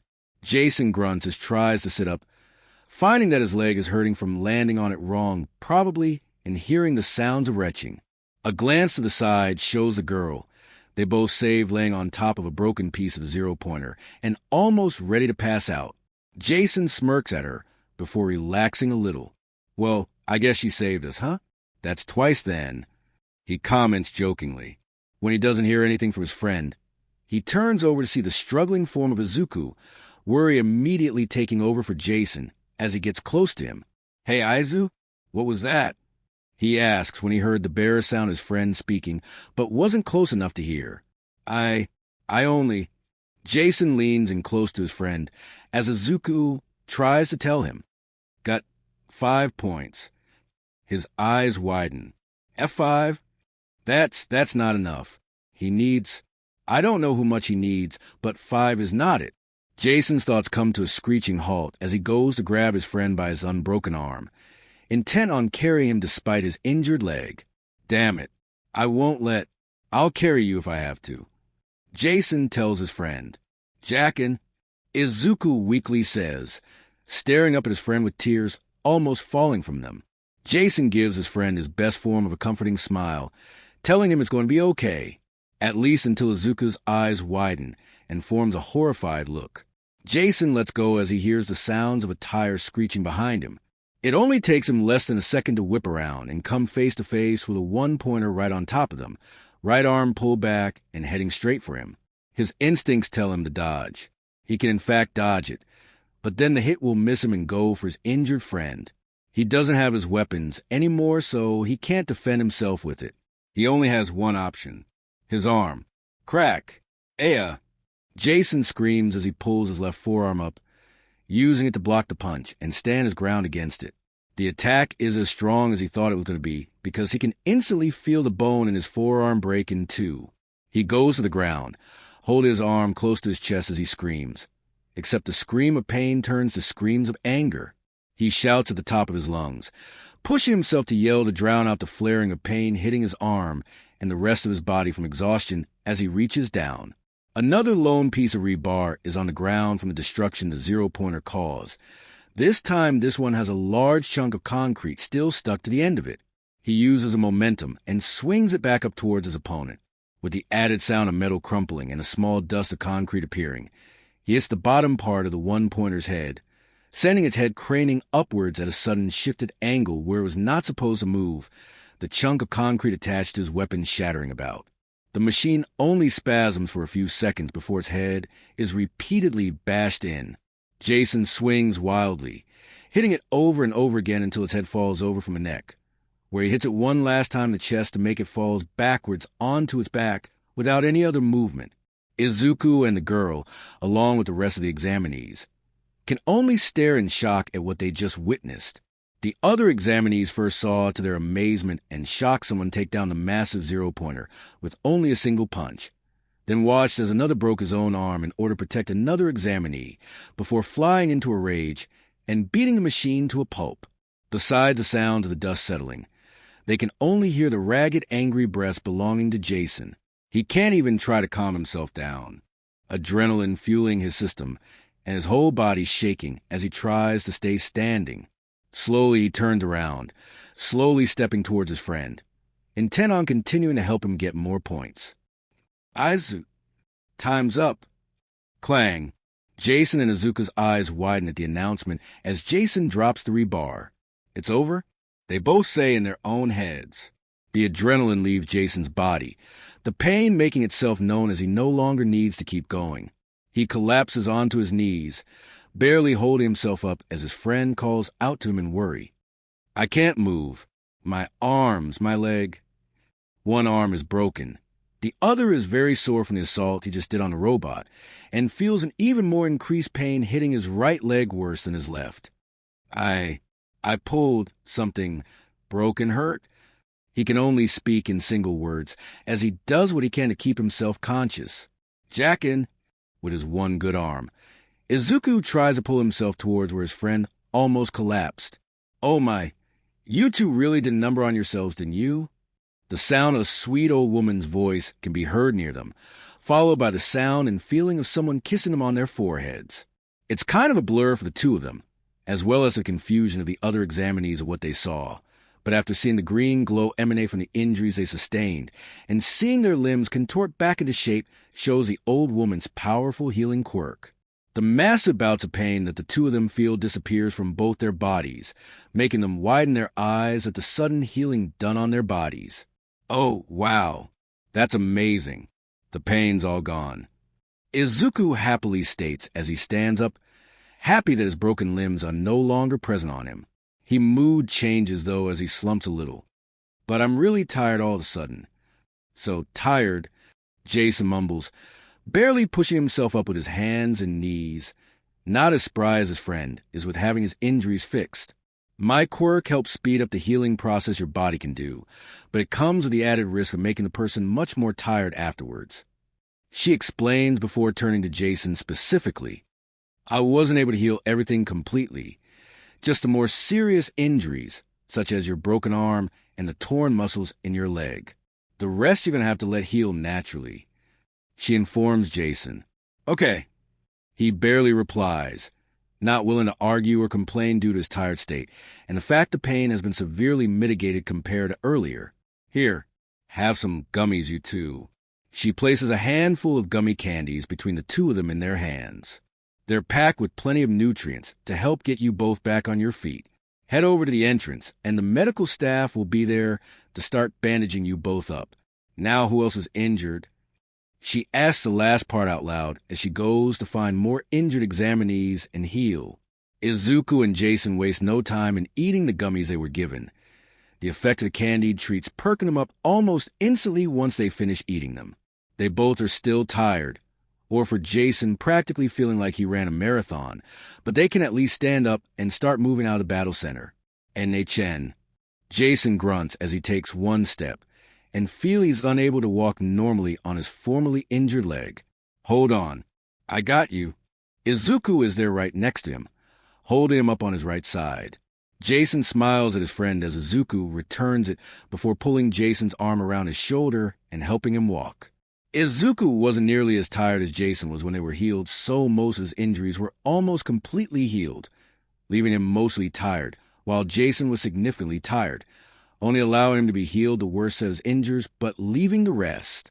They both move in silence, passing by the other examinees as they head for the entrance. Jason even gives a sideways smirk to the blue-haired glasses boy from earlier. I'm sorry, Jackin. Izuku says to his friend, once they are away from the others, I guess I'm not going to UA. The sadness and depression can be heard in his voice, almost trying to laugh it off but failing. We are not going to UA. Izuku looks up at his friend as he says this. Jason turns his head a little to glance down at his friend before smirking. Either you go or neither of us go. That's the plan, he says with a firmness in his voice. Izuku can only give his friend a tired smirk before they eventually make it to the entrance. 1 week, that's how long they've been waiting, after the conclusion of the practical exam for them as well as everyone else, and after being checked out by the nurse and subsequent medical staff that they were fit to leave, every one of the examinees headed out back to their homes to rest up, relax, and wait for their results to see if they managed to get in or not. While 1 week may seem like a short amount of time in comparison to a lot of things, it can be said for most that it was the most agonizing week of their lives, including for 2 specific boys. Midoriya Izuku and Takeda Jason have been mostly going through the motions in their daily lives as they waited, still keeping up with their training and all, although now at a more relaxed pace now that they aren't on a time crunch anymore. When they made it home on the day of the exam, they went their separate ways. Jason tried his best to let his friend know that he was more than okay at making it to his home on his own, then for Izuku to walk him there, then double back to his own apartment. So with a small limp in his step, Jason made his way home to relax after a harrowing day, while Izuku did the same. As soon as Izuku made it home, covered in only a small amount of bandages since most of his injuries were healed, his mother no less let loose a flood of tears at seeing the state her baby boy was in, her son doing what he can to make sure his mother didn't flood the apartment. For Jason, though, it wasn't exactly a pretty sight for him to walk into his house, bandages covering a good portion of his body, his leg bandaged up and walking with a noticeable limp, as well as his arm bandaged up and being held up in a sling to help alleviate the tender bones in his formerly broken arm. His mother immediately started worrying and fawning over the boy, with his father staring in disbelief at the state his son is in before they got to work in making him more comfortable, preparing a hot meal for him to eat, which due to his tired, hungry state he ravished in less than a minute, much to the horrified looks his parents gave him before he asked for more, which they obliged, although his father warned his wife not to linger to close lest she lose a finger. Despite that, both parents of both boys asked their kids if they think they did good enough to make it into UA. They both gave simple answers to that. Not sure. None of them wanted their kids to elaborate further on what might have happened seeing the downtrodden looks they had now that the test was over and done with. It was agony for them as they simply waited day after day, eagerly or dreading the arrival of their acceptance or decline letters. They didn't even bother talking to one another, not wanting to compare notes about the practical to hear just how good or bad they did in the test. Even if they got perfect scores in the written portion, if they didn't get a somewhat decent score in the practical, then all their work is for nothing. They were good with the idea of passing the written portion, but coupled without much standing in the practical portion, makes them worried about getting in. With Izuku's meager score, they both were feeling worried whether he was going to get in or not. As Jason said to Izuku, either Izuku and they both go, or neither of them go. Jason may have gotten a little confident in making it with his points, but it's all or nothing with Izuku for him. All they could do is hope. When the letters came for them, though, the news was interesting and uplifting to say the least of them both, but none more so than Izuku as he stays staring at his desk with a now defunct projector on his desk, a smile on his face as tears streamed down his face. I did it. I did it. I got in. I got into UA. I made it. His thoughts repeat the results of what he was told on the projector, that he did in fact get into UA High School. His tears stream just a little bit harder as he remembers the small video clip of both the girl he saved and his friend vouching for him. Jackin, thank you, both of you. He feels a little bad that he never got the girls' names, but if she does get into UA as well, he can thank her properly. He wipes his eyes with his sleeve before his thoughts turn to his friend. I wonder how Jackin did. I am here as a projector. What in the... Jason flinches as the number 1 hero shouts on the projector screen, blindsiding Jason as he was not expecting him to be given the results of the exam, nor how he is giving it to him in a projector recording. I know you must be surprised seeing me here. Truth be told, I'm actually going to be a teacher at UA. A teacher? Jason mutters in confusion, not really seeing All Might of all people as a teacher, nor in the yellow suit he's wearing. I would go into it a bit more, but my editors tell me I have to keep things short since I have to make a ton of these videos. A hand pokes out from off-screen, rolling for All Might to speed it up. I know I have to keep going. Don't remind me of how many I have to record. He's oppressed for only a second before he perks up and stares straight at the screen, at Jason. Now, on to the real reason as to why I'm here. Your test results. Jason gulps as he hears that, but stays seated with rapt attention. When you were given information on the practical exam, you were only told about the villain points that you were to earn in order to make it in, huh? All Might says as a question while looking somewhere off-screen, stroking his chin as he does. His smile seems to get a little bit wider as he turns back to Jason. Kind of ironic for a school meant for heroes, is it not? Jason's eyes widen at this piece of news before All Might brandishes a remote. Check this out. He clicks the button. Another screen behind him turns on, showing a recording of the say of the exam. Only this time Jason watches as the same brunette with blushed cheeks walks into a room, fidgeting a little as he walks up to present Mike. It's her? Jason remembers the girl he and his friend tried to save. Do you have a sec? Sorry to interrupt. The girl asks as she steps into a room. It doesn't look like she realizes she's being recorded. She showed up when the exam was done to talk about a couple special young boys. Let's find out who she's talking about. There were a couple boys, one with really messy green hair and a bunch of freckles. Can't really describe his face. He looked kind of plain looking and wasn't really standing out or anything. She's talking about Izuku. Jason comments under his breath. And then there was the second boy, which he really stood out. He was carrying this really weird shield thing that kind of looks like it came from one of the robots, and a piece of metal he was using as a bat.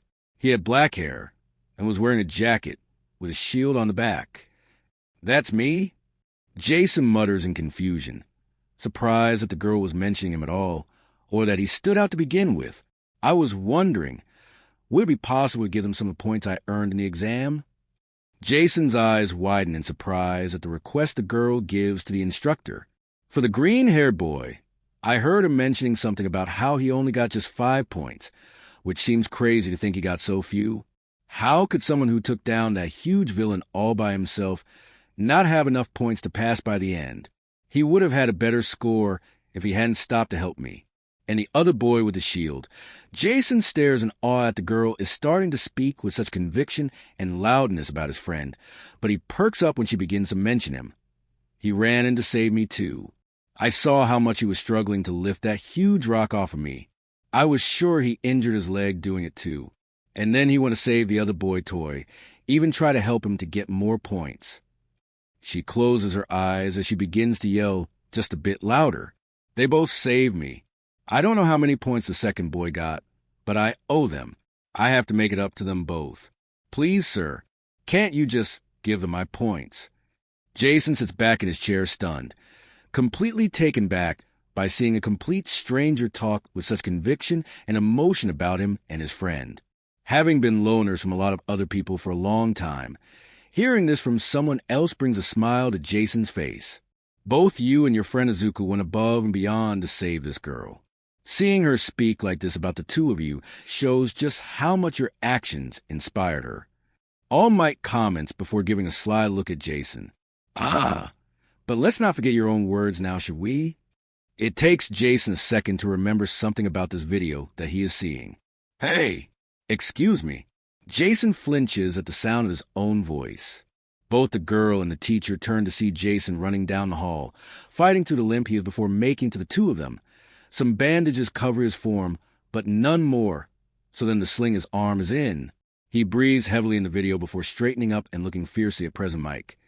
Listen, my friend Midoriya Izuku, the green curly-haired boy who broke both his legs and his arm, get him all my points. Present Jason can't help but smirk at the slight surprised expressions on the two of them.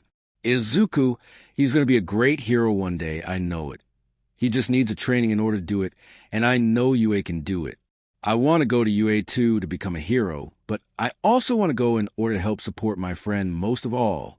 If there's anyone I know who has a heart, the will, and the drive to become a hero through anything, it's him. I don't want to go to UA if he doesn't get the opportunity to go too. If giving him all my points ensures he gets to go to the school, then I'm willing to do it. Past Jason glances to the girl next to him before turning back and sighed, nodding towards her. Give some of my points to her as well. Wah! She yelps in surprise at the demand from the boy she was just saying she wanted to give some of her points to. Past Jason turns to her and gives a firm look that doesn't hold room for debate. I owe you for saving my friend. For saving me. I intend to repay it. He turned back to the adult.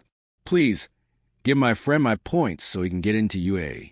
He finishes speaking with finality in his voice. Present Jason smiles at the memory of what happened, smiling a little at seeing himself stand up for his best friend like that.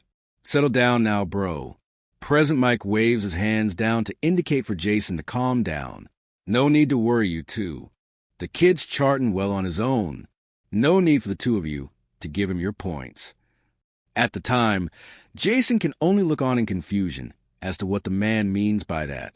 How can such fine and outstanding acts of bravery and heroism go without any form of recognition? All Might says with a clenched fist as he stares upwards off to the side before rounding back on Jason. With the 25 villain points you obtained, that would just barely, with your score from the written exam, net you the required points you needed in order to make it into UA. Just barely. Jason shouts in surprise and worry as he remembers his friend. But Izuku only got 5.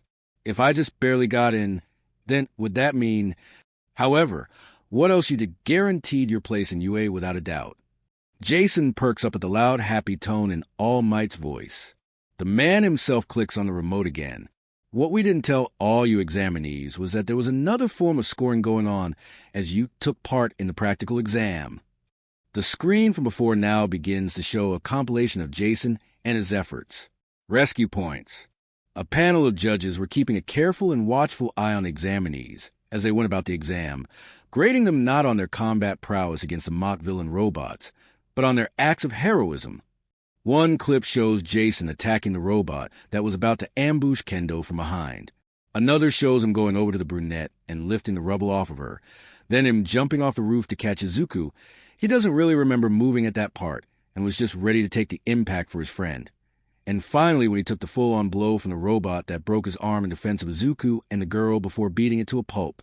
Your friend Izuku, for jumping in and saving the both of you from the zero-pointer, despite knowing he would get no points from the machine, finished with only 5 villain points and 160 rescue points. Jason almost jumps out of his seat at the mention of the points his friend won in the end. Uraraka Achiko, 45 rescue points. The picture shows the girl they rescued. And you young Takeda, despite being quirkless, managed to blow every one of the judges' expectations out of the water with your 25 villain points and earned a whopping 50 rescue points. Jason slumps in his seat at the loud declaration from All Might. His hands shake as he slowly brings his hands up to his face, holding his face in his hands as he stares at the screen. The feeling of tears threatening to spill from his eyes becoming ever present as he listens to the man continue. Congratulations, Jason, you passed. A tear rolls down Jason's cheek as All Might extends his hand in a closed fist, palm up. You came in second in the practical exam, but you are the first Quirkless to attend UA High School. Another tear rolls down his other cheek. You have made history today, my boy. Now come. His hand opens up, a gesture for Jason to take it if he were there. Welcome to your Hero Academia. The projector powers down, leaving Jason's room in darkness save for this desk lamp on. He leans back in his chair, hands still on his face as he cranes his head back, staring up at the ceiling before he closes his eyes. It was always a long shot for Jason to think he could actually make it, knowing how cruel the world can be to Quirkless having lived it his whole life. But to actually hear that he has, in fact, made it into the best hero school in the country. He smiles and takes his hands away, wiping his eyes as he does. So before standing up, he continues to smile as he walks out of his room, down the hallway and into the living room. His parents sit there on the couch before whipping around when they hear him enter the room. They both look at him with expectant looks. He smirks and gives a single nod. The smirk his father gives and the cry of joy his mother gives before she rushes him into a hug is music to his ears. Ding! When his mother finally lets him go and drags her husband to help make a celebratory meal for them, Jason checks his phone for the message he got. He smiles again as he sees it's from Izuku. Aizu, I got IN. He nods back before typing his reply. Me, so did I. We made it, Aizu. We did it. Together. Aizu together. With a final sigh, Jason pockets his phone. You got your books? Yes, Mom. Pencils? Paper? Notebooks. Yes, yes, and yes, Mom. You got your tie? You didn't choke yourself, did you? No, I didn't, Dad. No more than you. That was an accident, and you know it. Honestly, you too. Akira lets out a sigh and shakes her head at the two, remembering that just a couple days ago when her husband tried to show their son how to tie a tie and ended up almost choking himself. He simply just made the excuse it's been a while since he last had to tie one. She just simply gave him a, "I don't believe you" nod of false agreement. It is the first day of school UA with Jason standing in front of his door, having finished tying his shoes when his parents were sending question after question to him while he was getting ready. He stands there in his new school uniform, a gray suit jacket with dark green-blue cuffs and shoulder straps with golden buttons, a white dress shirt underneath with a red necktie to go with it, along with some green-blue slacks. The uniform is definitely different from the primarily black one he used to wear during middle school, but that's not going to stop him from heading off to his new school. That's everything, Jason says as he slings his dark blue backpack over his shoulder. I'm off. I promised Aizu I'd meet him at the train station. He grasps the handle of the door and opens it. I better get going before I miss the train. Sweetie. Yeah. Jason turns back when his mother speaks. He looks on curious as his mother gives him a sweet, proud smile, while father gives him a proud grin with his arms crossed. I'm so proud of you. I'm glad to see all your training worked out, she says with closed eyes and a bright smile. His father gives him a firm nod as he keeps his grin. You did good, son. Now knocked him dead out there. He gives his son a thumbs up. Jason stands there staring at his parents, happy to hear the words of encouragement from them. He returns their smiles with his own and opens the door wider. Thanks. It means a lot. I'll see you later. He calls back as he jogs out the door, through the gate, and heading off to meet with his friend. Both parents stare after their kid as he takes off, a slightly worried look now adorning Akira's face. Do you think he'll make it? Jason's father, Michael, gives a grim but firm nod. I put that boy through several kinds of hell, not to mention the lessons he got at the dojo. He better make it. He then wraps his arm around his wife's shoulder and holds her close. But I think whatever UA has to throw at him, he'll push through. He's too stubborn to give up now, or at whatever's thrown at him. He turns around and walks back inside. Akira stays standing at the door before letting out a deep sigh as she stares at the ground. But that's what's worrying me. She mumbles under her breath before turning back inside the house. You know I'm still not fond of All Might. What?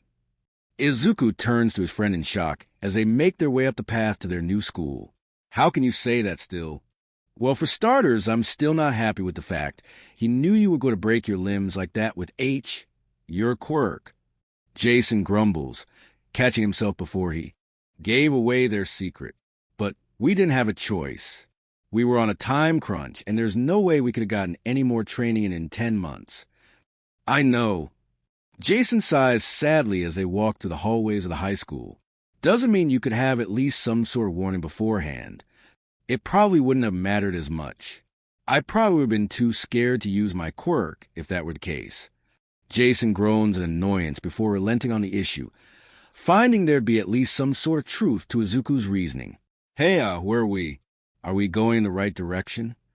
Izuku begins to ask, a little worry starting to creep in as he finds himself having a tough time to quickly find out where their class is. Don't worry. Jason fishes out a paper from his pocket and opens it with a flourish. I memorized the map we got. I was leading us as we were talking. Izuku lets out a breath of relief at that bit of news. Class 1, should be around here somewhere. There it is. Izuku shouts and points ahead of them, showing the marker depicting the class number they are to be in, although they weren't expecting the door to be so big. Wow. Jason mutters in awe at the sheer size of the door. It's huge. Izuku exclaims in awe as well at the door. Do they have giants here? Jason's about to retort, but remembers the multi-armed masked wearing examinee who was a seatmate on the bus. He wasn't as tall as the door that's in front of them currently, but he's definitely on the larger side than your average person. Any other regular doors might eventually cause him to actually maneuver through them, instead of just casually walking through. It's not a far cry from there being others with quirks that would force the school to eventually have to accommodate for those with mutation, quirks making them permanently larger. I don't know about this year, but I'm sure they eventually have to take into account students with quirks that make them larger. Oh, yeah, you're right.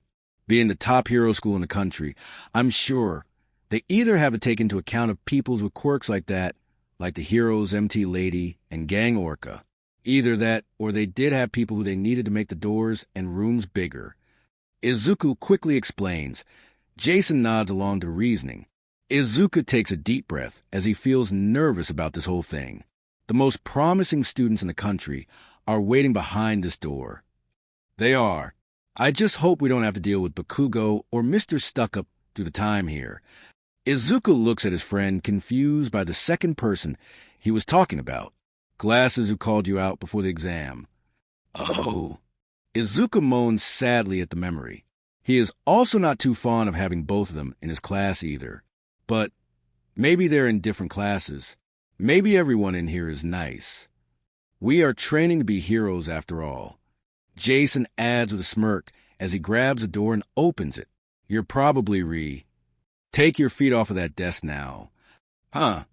It's the first day and you're already disrespecting his academy by scuffing school property, you cretin. Izuku's facial expression falls while Jason deadpan stares at the scene before craning his head upwards, asking several different deities why. Meanwhile, the glasses-wearing dark blue-haired boy looks aghast at Bakugo, mentioning him having a stick shoved somewhere most undesirable. He calms down, though, and retains a more relaxed but firm stance. Let's start over. He places his hand on his chest. I'm Ida Tenya from the semi-private academy. Private, huh? Jason mutters under his breath. High class, then. Explains his rigidness of the rules. Semi, huh?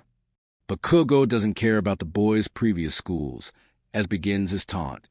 So you must think you're better than me. I'm gonna have fun tearing you a new one. Izuku and Jason both shake their heads at the usual attitude Bakugo has. Ida gasps in shock at the bluntness that the explosion quirk user exhibits. You would threaten me? Your own classmate? Are you sure you're in the right place? Bakugo scoffs at that before turning away from him. Unfortunately, it's right at the door where Izuku and Jason are standing, gaining the attention of Ida as well. It's him. As soon as he says that, every other student in the entire class turn as one right at the door.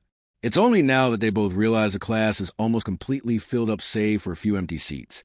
And now everyone is staring right at the both of them. Hi. Hey. Izuku stammers and Jason mutters, as best he can, both of them staring elsewhere and not liking the immediate attention on them. Good morning. Ida immediately begins taking his way towards them. My name is... Jason immediately steps in front of his friend and halts the guy from getting closer to his friend.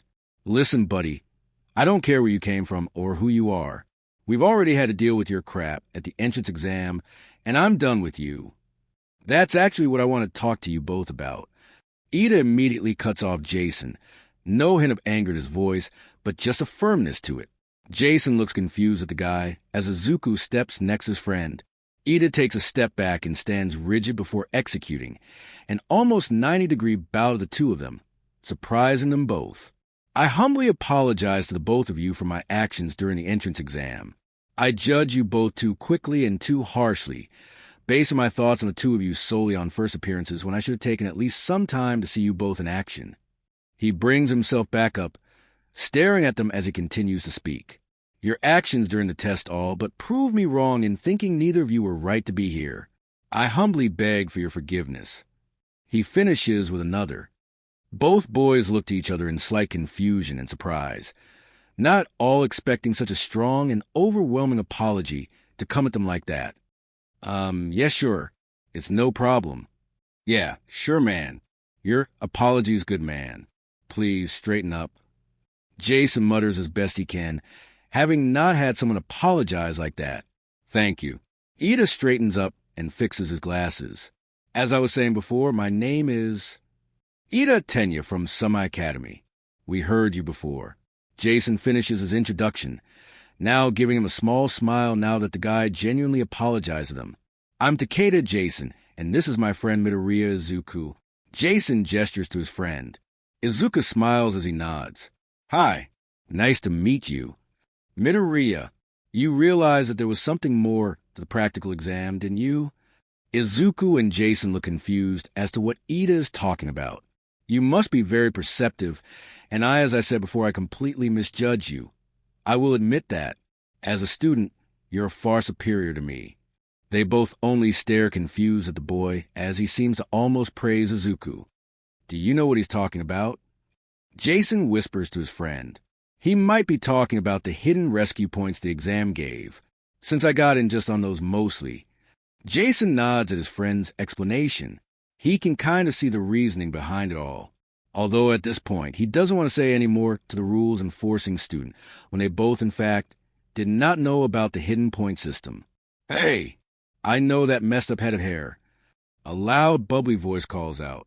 Izuku and Jason turn to see the girl that vouched for them both, Uraraka, has caught up and is greeting them.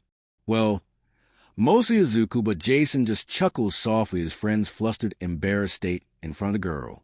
Hey there. Another voice calls out, this one feeling more directed at Jason. He turns to the seated students and sees a familiar face staring at him. I had a feeling you were going to make it. He's momentarily surprised to see the pink-haired horns having girl who sat next to him in the auditorium is sitting in the second seat. Oh, hey. Good to see you. He mutters nervously, his memories of their last encounter leaving him feeling awkward at how he left things off. I never got your name, I just realized. He mutters to himself, but just loud enough that she was able to hear him. Ashido Mina, it's so good to see we're in the same class. You did promise we were going to be friends, remember? She tells him with a sly smile. Jason tenses as he remembers that bit he did when he was focusing on just getting out of the room, when they were going to go to battle centers. He wasn't exactly expecting to be in the same class as her, but here she and he are. He goes to answer until he hears a small shuffling sound. He looks away from her, much to her confusion as she tilts her head at his expression. As he turns to see his best friend and the brunette that saved them still talking to each other, well, as much as a conversation one would have when his green-haired friend is flustered and trying not to look directly at the girl, much to her obliviousness as she continues talking animatedly and praising him. He leans just a little toward the door as he looks into the hallway. He tenses up as he sees a yellow caterpillar thing on the ground in the hallway, behind the still oblivious girl. People, Jason mutters, trying to gain their attention, while still leaning towards the door. Yes?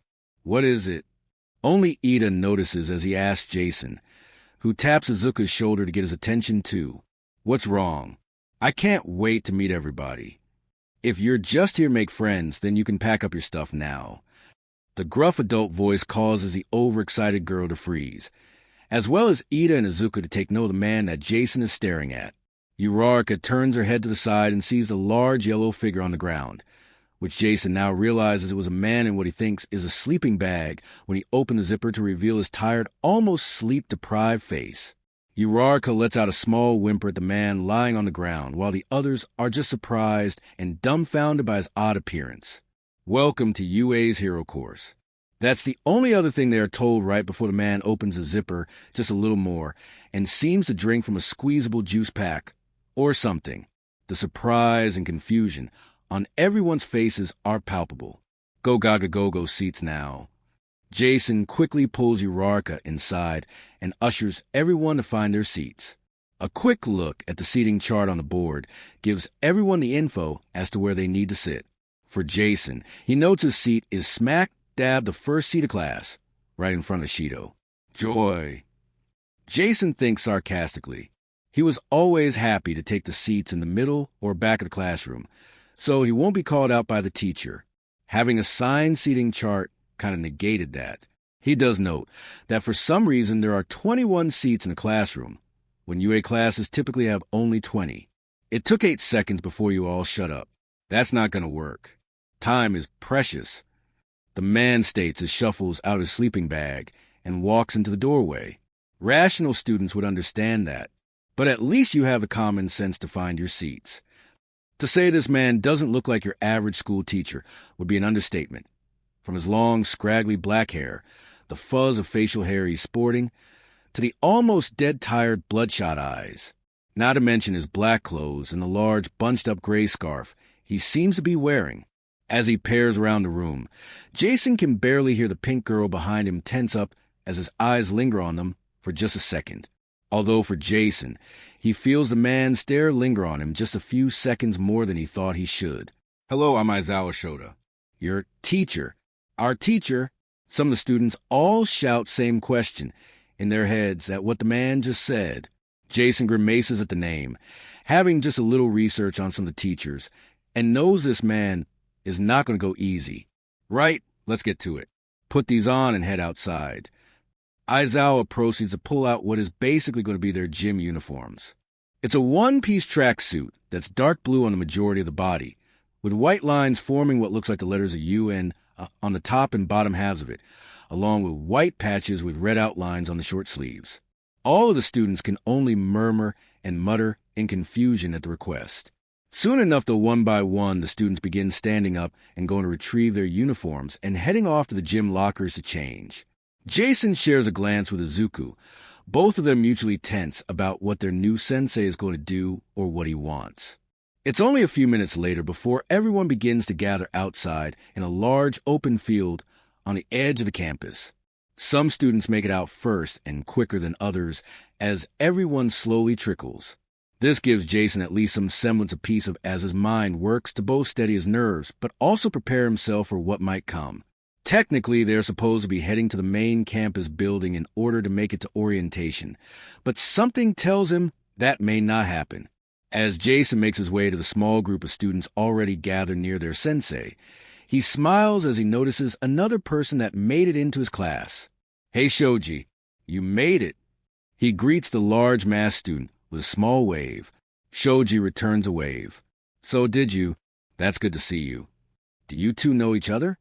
Ashido comes up and leans in between the two of them, her curious nature taking over. "Sort of." Jason scratches the back of his head, looking away for a second. "We kind of just met when the practical exam started, and that was it. We merely sat together when we rode on the bus to the battle center and wished each other luck." Shoji adds on to Jason's quick explanation. "Not really much to it, but it's good to see you here." Jason replies to multi-armed student. "Hey, what about me?" The pink-haired girl pouts at Jason, gaining his attention before giving him a sly smile. "Aren't you glad I made it too? Your friend." She draws out the last word, making Jason shift uncomfortably at the fact that she is not going to let him live down his hastily made promise to her during the entrance exam. Now that you're all here, the tone of their sensei cuts through everyone's mutterings. A quick look around for Jason shows that everyone else has made it to the field, all dressed in their gym uniforms and ready to hear what their instructor has to say. "I'll get right down to it, so we don't waste any more time. You're all going to take part in a Quirk assessment test." The majority of the students repeat the last phrase he says, confusion running through them at the fact they are basically given a test not even half an hour into their first school day. But orientation, we're going to miss it. Uraraka loudly states to everyone. They are in fact supposed to be at orientation, but their teacher has other plans. If you really want to make the big leagues, you can't waste time on pointless ceremonies. Aizawa states to the entire class with his back turned to them with a black bag next to his feet. More than a few members of the class gasp at the attitude that their homeroom teacher exhibits. "Here at UA, we're not tethered to traditions. That means that I get to run my class however I see fit." Most of them tense at what he's implying. Jason gives slow, steady breaths as he soaks in the man's words, preparing himself for what he might do to them now.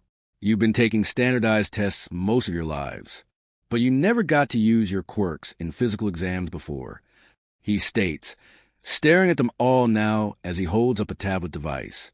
The country's still trying to pretend we're all created equal by not letting those with the most power excel. It's not rational. One day, the Ministry of Education will learn. As he speaks, Jason subtly looks around, taking in the appearance and outward looks that consist of his classmates, from a majority of them looking like they have mutation quirks. But Kugo, you managed to get the most points on the entrance exam. Aizawa singles out Bakugo, gaining his attention. "What was your farthest distance throw with a softball when you were in junior high?" 67 meters, I think. Right. Try doing it with your Quirk. He tosses the ball to Bakugo and points to the white circle in the ground behind him. Bakugo catches the ball easily enough and walks over to the circle and does couple stretches. Anything goes, just stay in the circle. Go on. You're wasting our time. Their teacher doesn't mince words as he orders the student to get to it. All right, man, you asked for it. Bakugo turns away from everyone and does one last stretch with his arms before getting himself into a pitcher's throw stance. Jason can already see the subtle pops of explosions happening in a hand clutching the ball, along with a wide, almost feral grin adorning the thrower's face. Die! Boom. True to what Aizawa wanted, Bakugo uses Quirk when throwing, creating the explosion that his Quirk is all about, surprising all but one of the students in the entire class. Oh, whoa! Izuka mutters in stunned surprise at the power and adaptability that Bakugo just uses Quirk for in sending the ball far away. Really? Die? Jason mutters, pinching the brow of his nose and all, but not surprised at the loud word Bakugo used along with his throw, nor the power he unleashed either. All of you need to know your maximum capabilities. Everyone watches as the ball soars high and far into the sky, before eventually impacting the ground. A beep goes off on Aizawa's device. It's the most rational way of figuring out your potential as a pro hero. As he holds up the device, it reveals the distance that Bakugo threw the ball, 705.2 meters. Many of the students gasp at seeing the sheer distance he threw it. Whoa, 705 meters, are you kidding? A blonde-haired boy with a black lightning bolt streak in his hair exclaims, I want to go. That looks like fun. Jason momentarily smirks at the giddiness that Ishido exhibits at the display before returning to his focused state. This is what I'm talking about, using our quirks as much as we want. A black-haired boy with thick circles on his elbows is fired up about the whole thing. While most of them are pumped about the situation, Jason gets a bad feeling when he sees the dark look the teacher sports. So this looks fun, huh? The tone in his voice gets the others' attention as well. You have 3 years here to become a hero. You think it's all going to be games and playtime? Idiots. He doesn't mince words, not at all. Jason has to steel himself to keep from flinching at the creepy smile his teacher gives them all, although others are more visible in that state. Today you'll compete in 8 physical tests to gauge your potentials. Whoever comes in last has none and will be expelled immediately. Huh? What? Immediately? Most of the students voice their surprise at this new development, and this time Jason does flinch in surprise as he yells in his head, now realize just how high the stakes have raised for everyone here. His view immediately shifts over to Izuku. He grimaces as he sees his friend almost shake and has a scared look about him, even as he grips his right hand tightly with his left. Damn it, Aizu. He growls in his head before getting a feeling of someone watching him. When he looks forward again, he flinches as he sees his teacher staring right at him with that same smile on his face, right before he turns to stare at Izuku. Not good. Not goddamn good. Like I said, I get to decide how this class runs. Aizawa states, shaking everyone from their moment of panic as he grabs a bit of his hair and pulls it up, giving everyone a smirk as he gives everyone a completely unobstructed view of his expression. If that's a problem, you can head home right now. Jason lets out a low and inaudible growl from the others as his hands clench tightly at just how heavy his teacher is to them right now. You can't send one of us home. The loud outcry from Uraraka snaps Jason out of it as she protests this. I mean, we just got here. Even if it wasn't the first day, that isn't fair. Jason is almost tempted to stop her and tell her to keep quiet, lest she garner their sensei's ire. Oh, and you think natural disasters are? Too late. Jason groans in his head as he continues to tell them all exactly why life is unfair, or power-hungry villains, HM, or catastrophic accidents that wipe out whole cities. Each example he gives just makes everyone realize just how right he is, as painful as it is to hear. No, the world is full of unfairness. It's a hero's job to try to combat that unfairness. If you want to be a pro, you're going to have to push yourself to the brink. For the next 3 years, UA will throw one terrible hardship after another at you. So go beyond. Plus Ultra Style. As much as his words try to sting us, He's right. We're going to have to push it in order to become heroes. And it's obvious he's especially not going to go easy. Jason thinks as flexes his fingers. Their teacher curls his finger in a come-on gesture. Show me it's no mistake that you're here. This gets everyone no longer panicking to now getting themselves ready for the trials ahead. Jason cracks his neck a few times, rolling it every which way before getting ready to stretch his legs. This is the real deal, all right. Can't expect anything less from this school and our new sensei. Aizawa Shota, I've heard that name before. This is not going to be a cakewalk for obvious reasons. Oh, and I almost forgot. Speaking of unfairness, Aizawa reaches down and picks up the bag. Takeda. Jason jerks a little at the loud call out his name, but he's still able to reach out and grab the bag that is tossed to him. He looks confused at the bag before looking back at his teacher. Due to your special circumstances, Jason grumbles at his instructor calling him out like this in front of everyone. All eyes stare at him as Aizawa continues. I put in a request for you to keep that on you at all times while you're here attending school. Jason looks down at the bag before zipping it open. When he looks in, his eyes widen as he stares at the item. Reaching in, he pulls out the item. Whoa! What the dash? That's cool. Multiple comments come out from his fellow students as Jason hefts up his new shield. It's a solid steel circular shield with titanium-studded rivets on the front with no forms of decals on it. It's actually supposed to be one of the support items for his hero costume. Having a shield of some kind to help him tank hits from enemies and villains alike just felt like something that would help him in his hero career. I pulled that from your hero costume. Aizawa speaks up, getting everyone's attention again, more specifically Jason.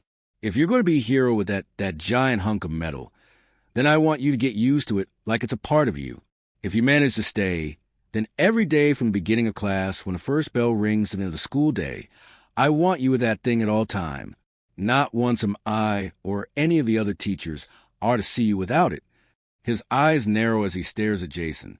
And I better not see you leaving it or dropping on the ground either when we do these tests. Jason doesn't look perturbed by this condition the school has given him. Instead, he looks down at the shield and finds the straps for it.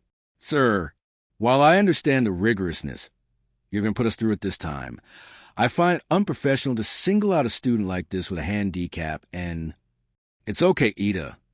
Jason's calm voice stops Ida from continuing on his rant. He slips his arm into a strap holder on the inside of the shield before adjusting. I don't mind, but that shield is just added weight. If it's not a mandatory support item needed to regulate your quirk, then... Hey! Jason speaks, shutting the glasses wearing boy up as he gets a firm hold of his shield before turning and giving Ida a smile. Like I said, I'm good. Just par for the course here at UA. He rolls his left shoulder and arm, getting a feel for the new weight he's carrying, mentally thanking himself for adding weights to his runs.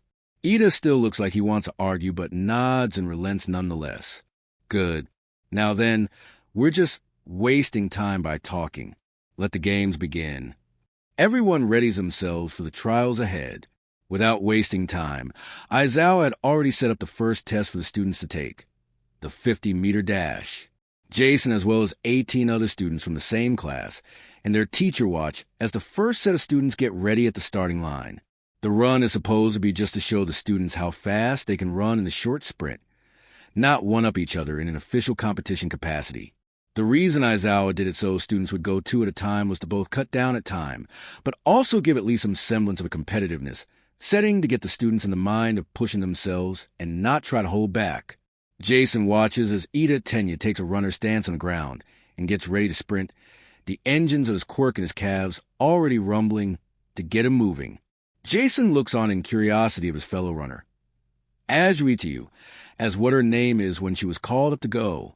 Her quirk giving her the frog-like appearance she has while also giving her the abilities and traits of a frog.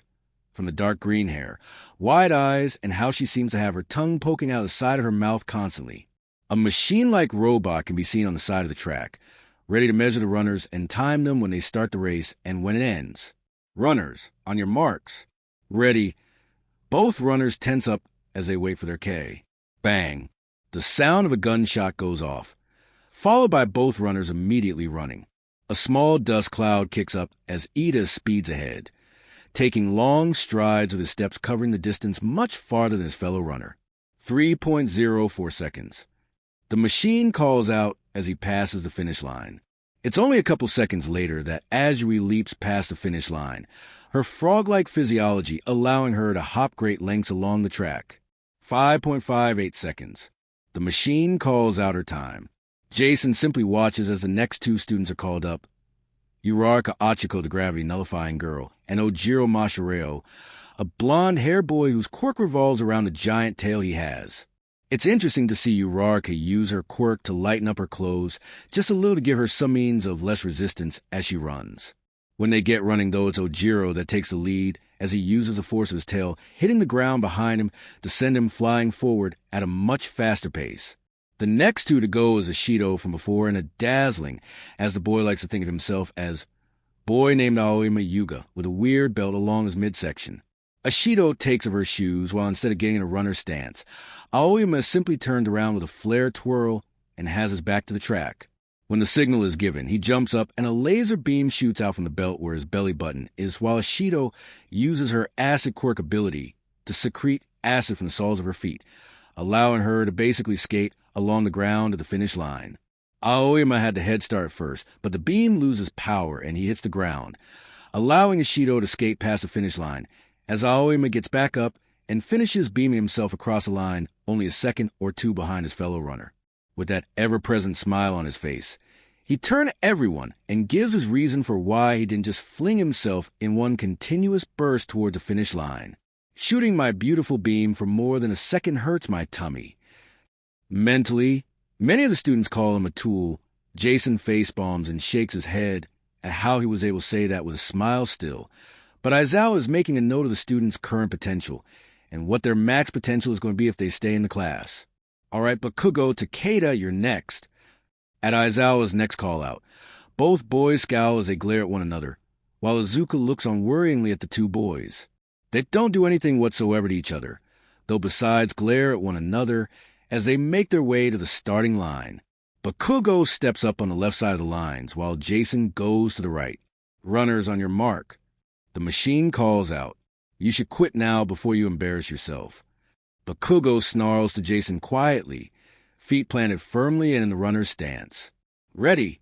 Shut it.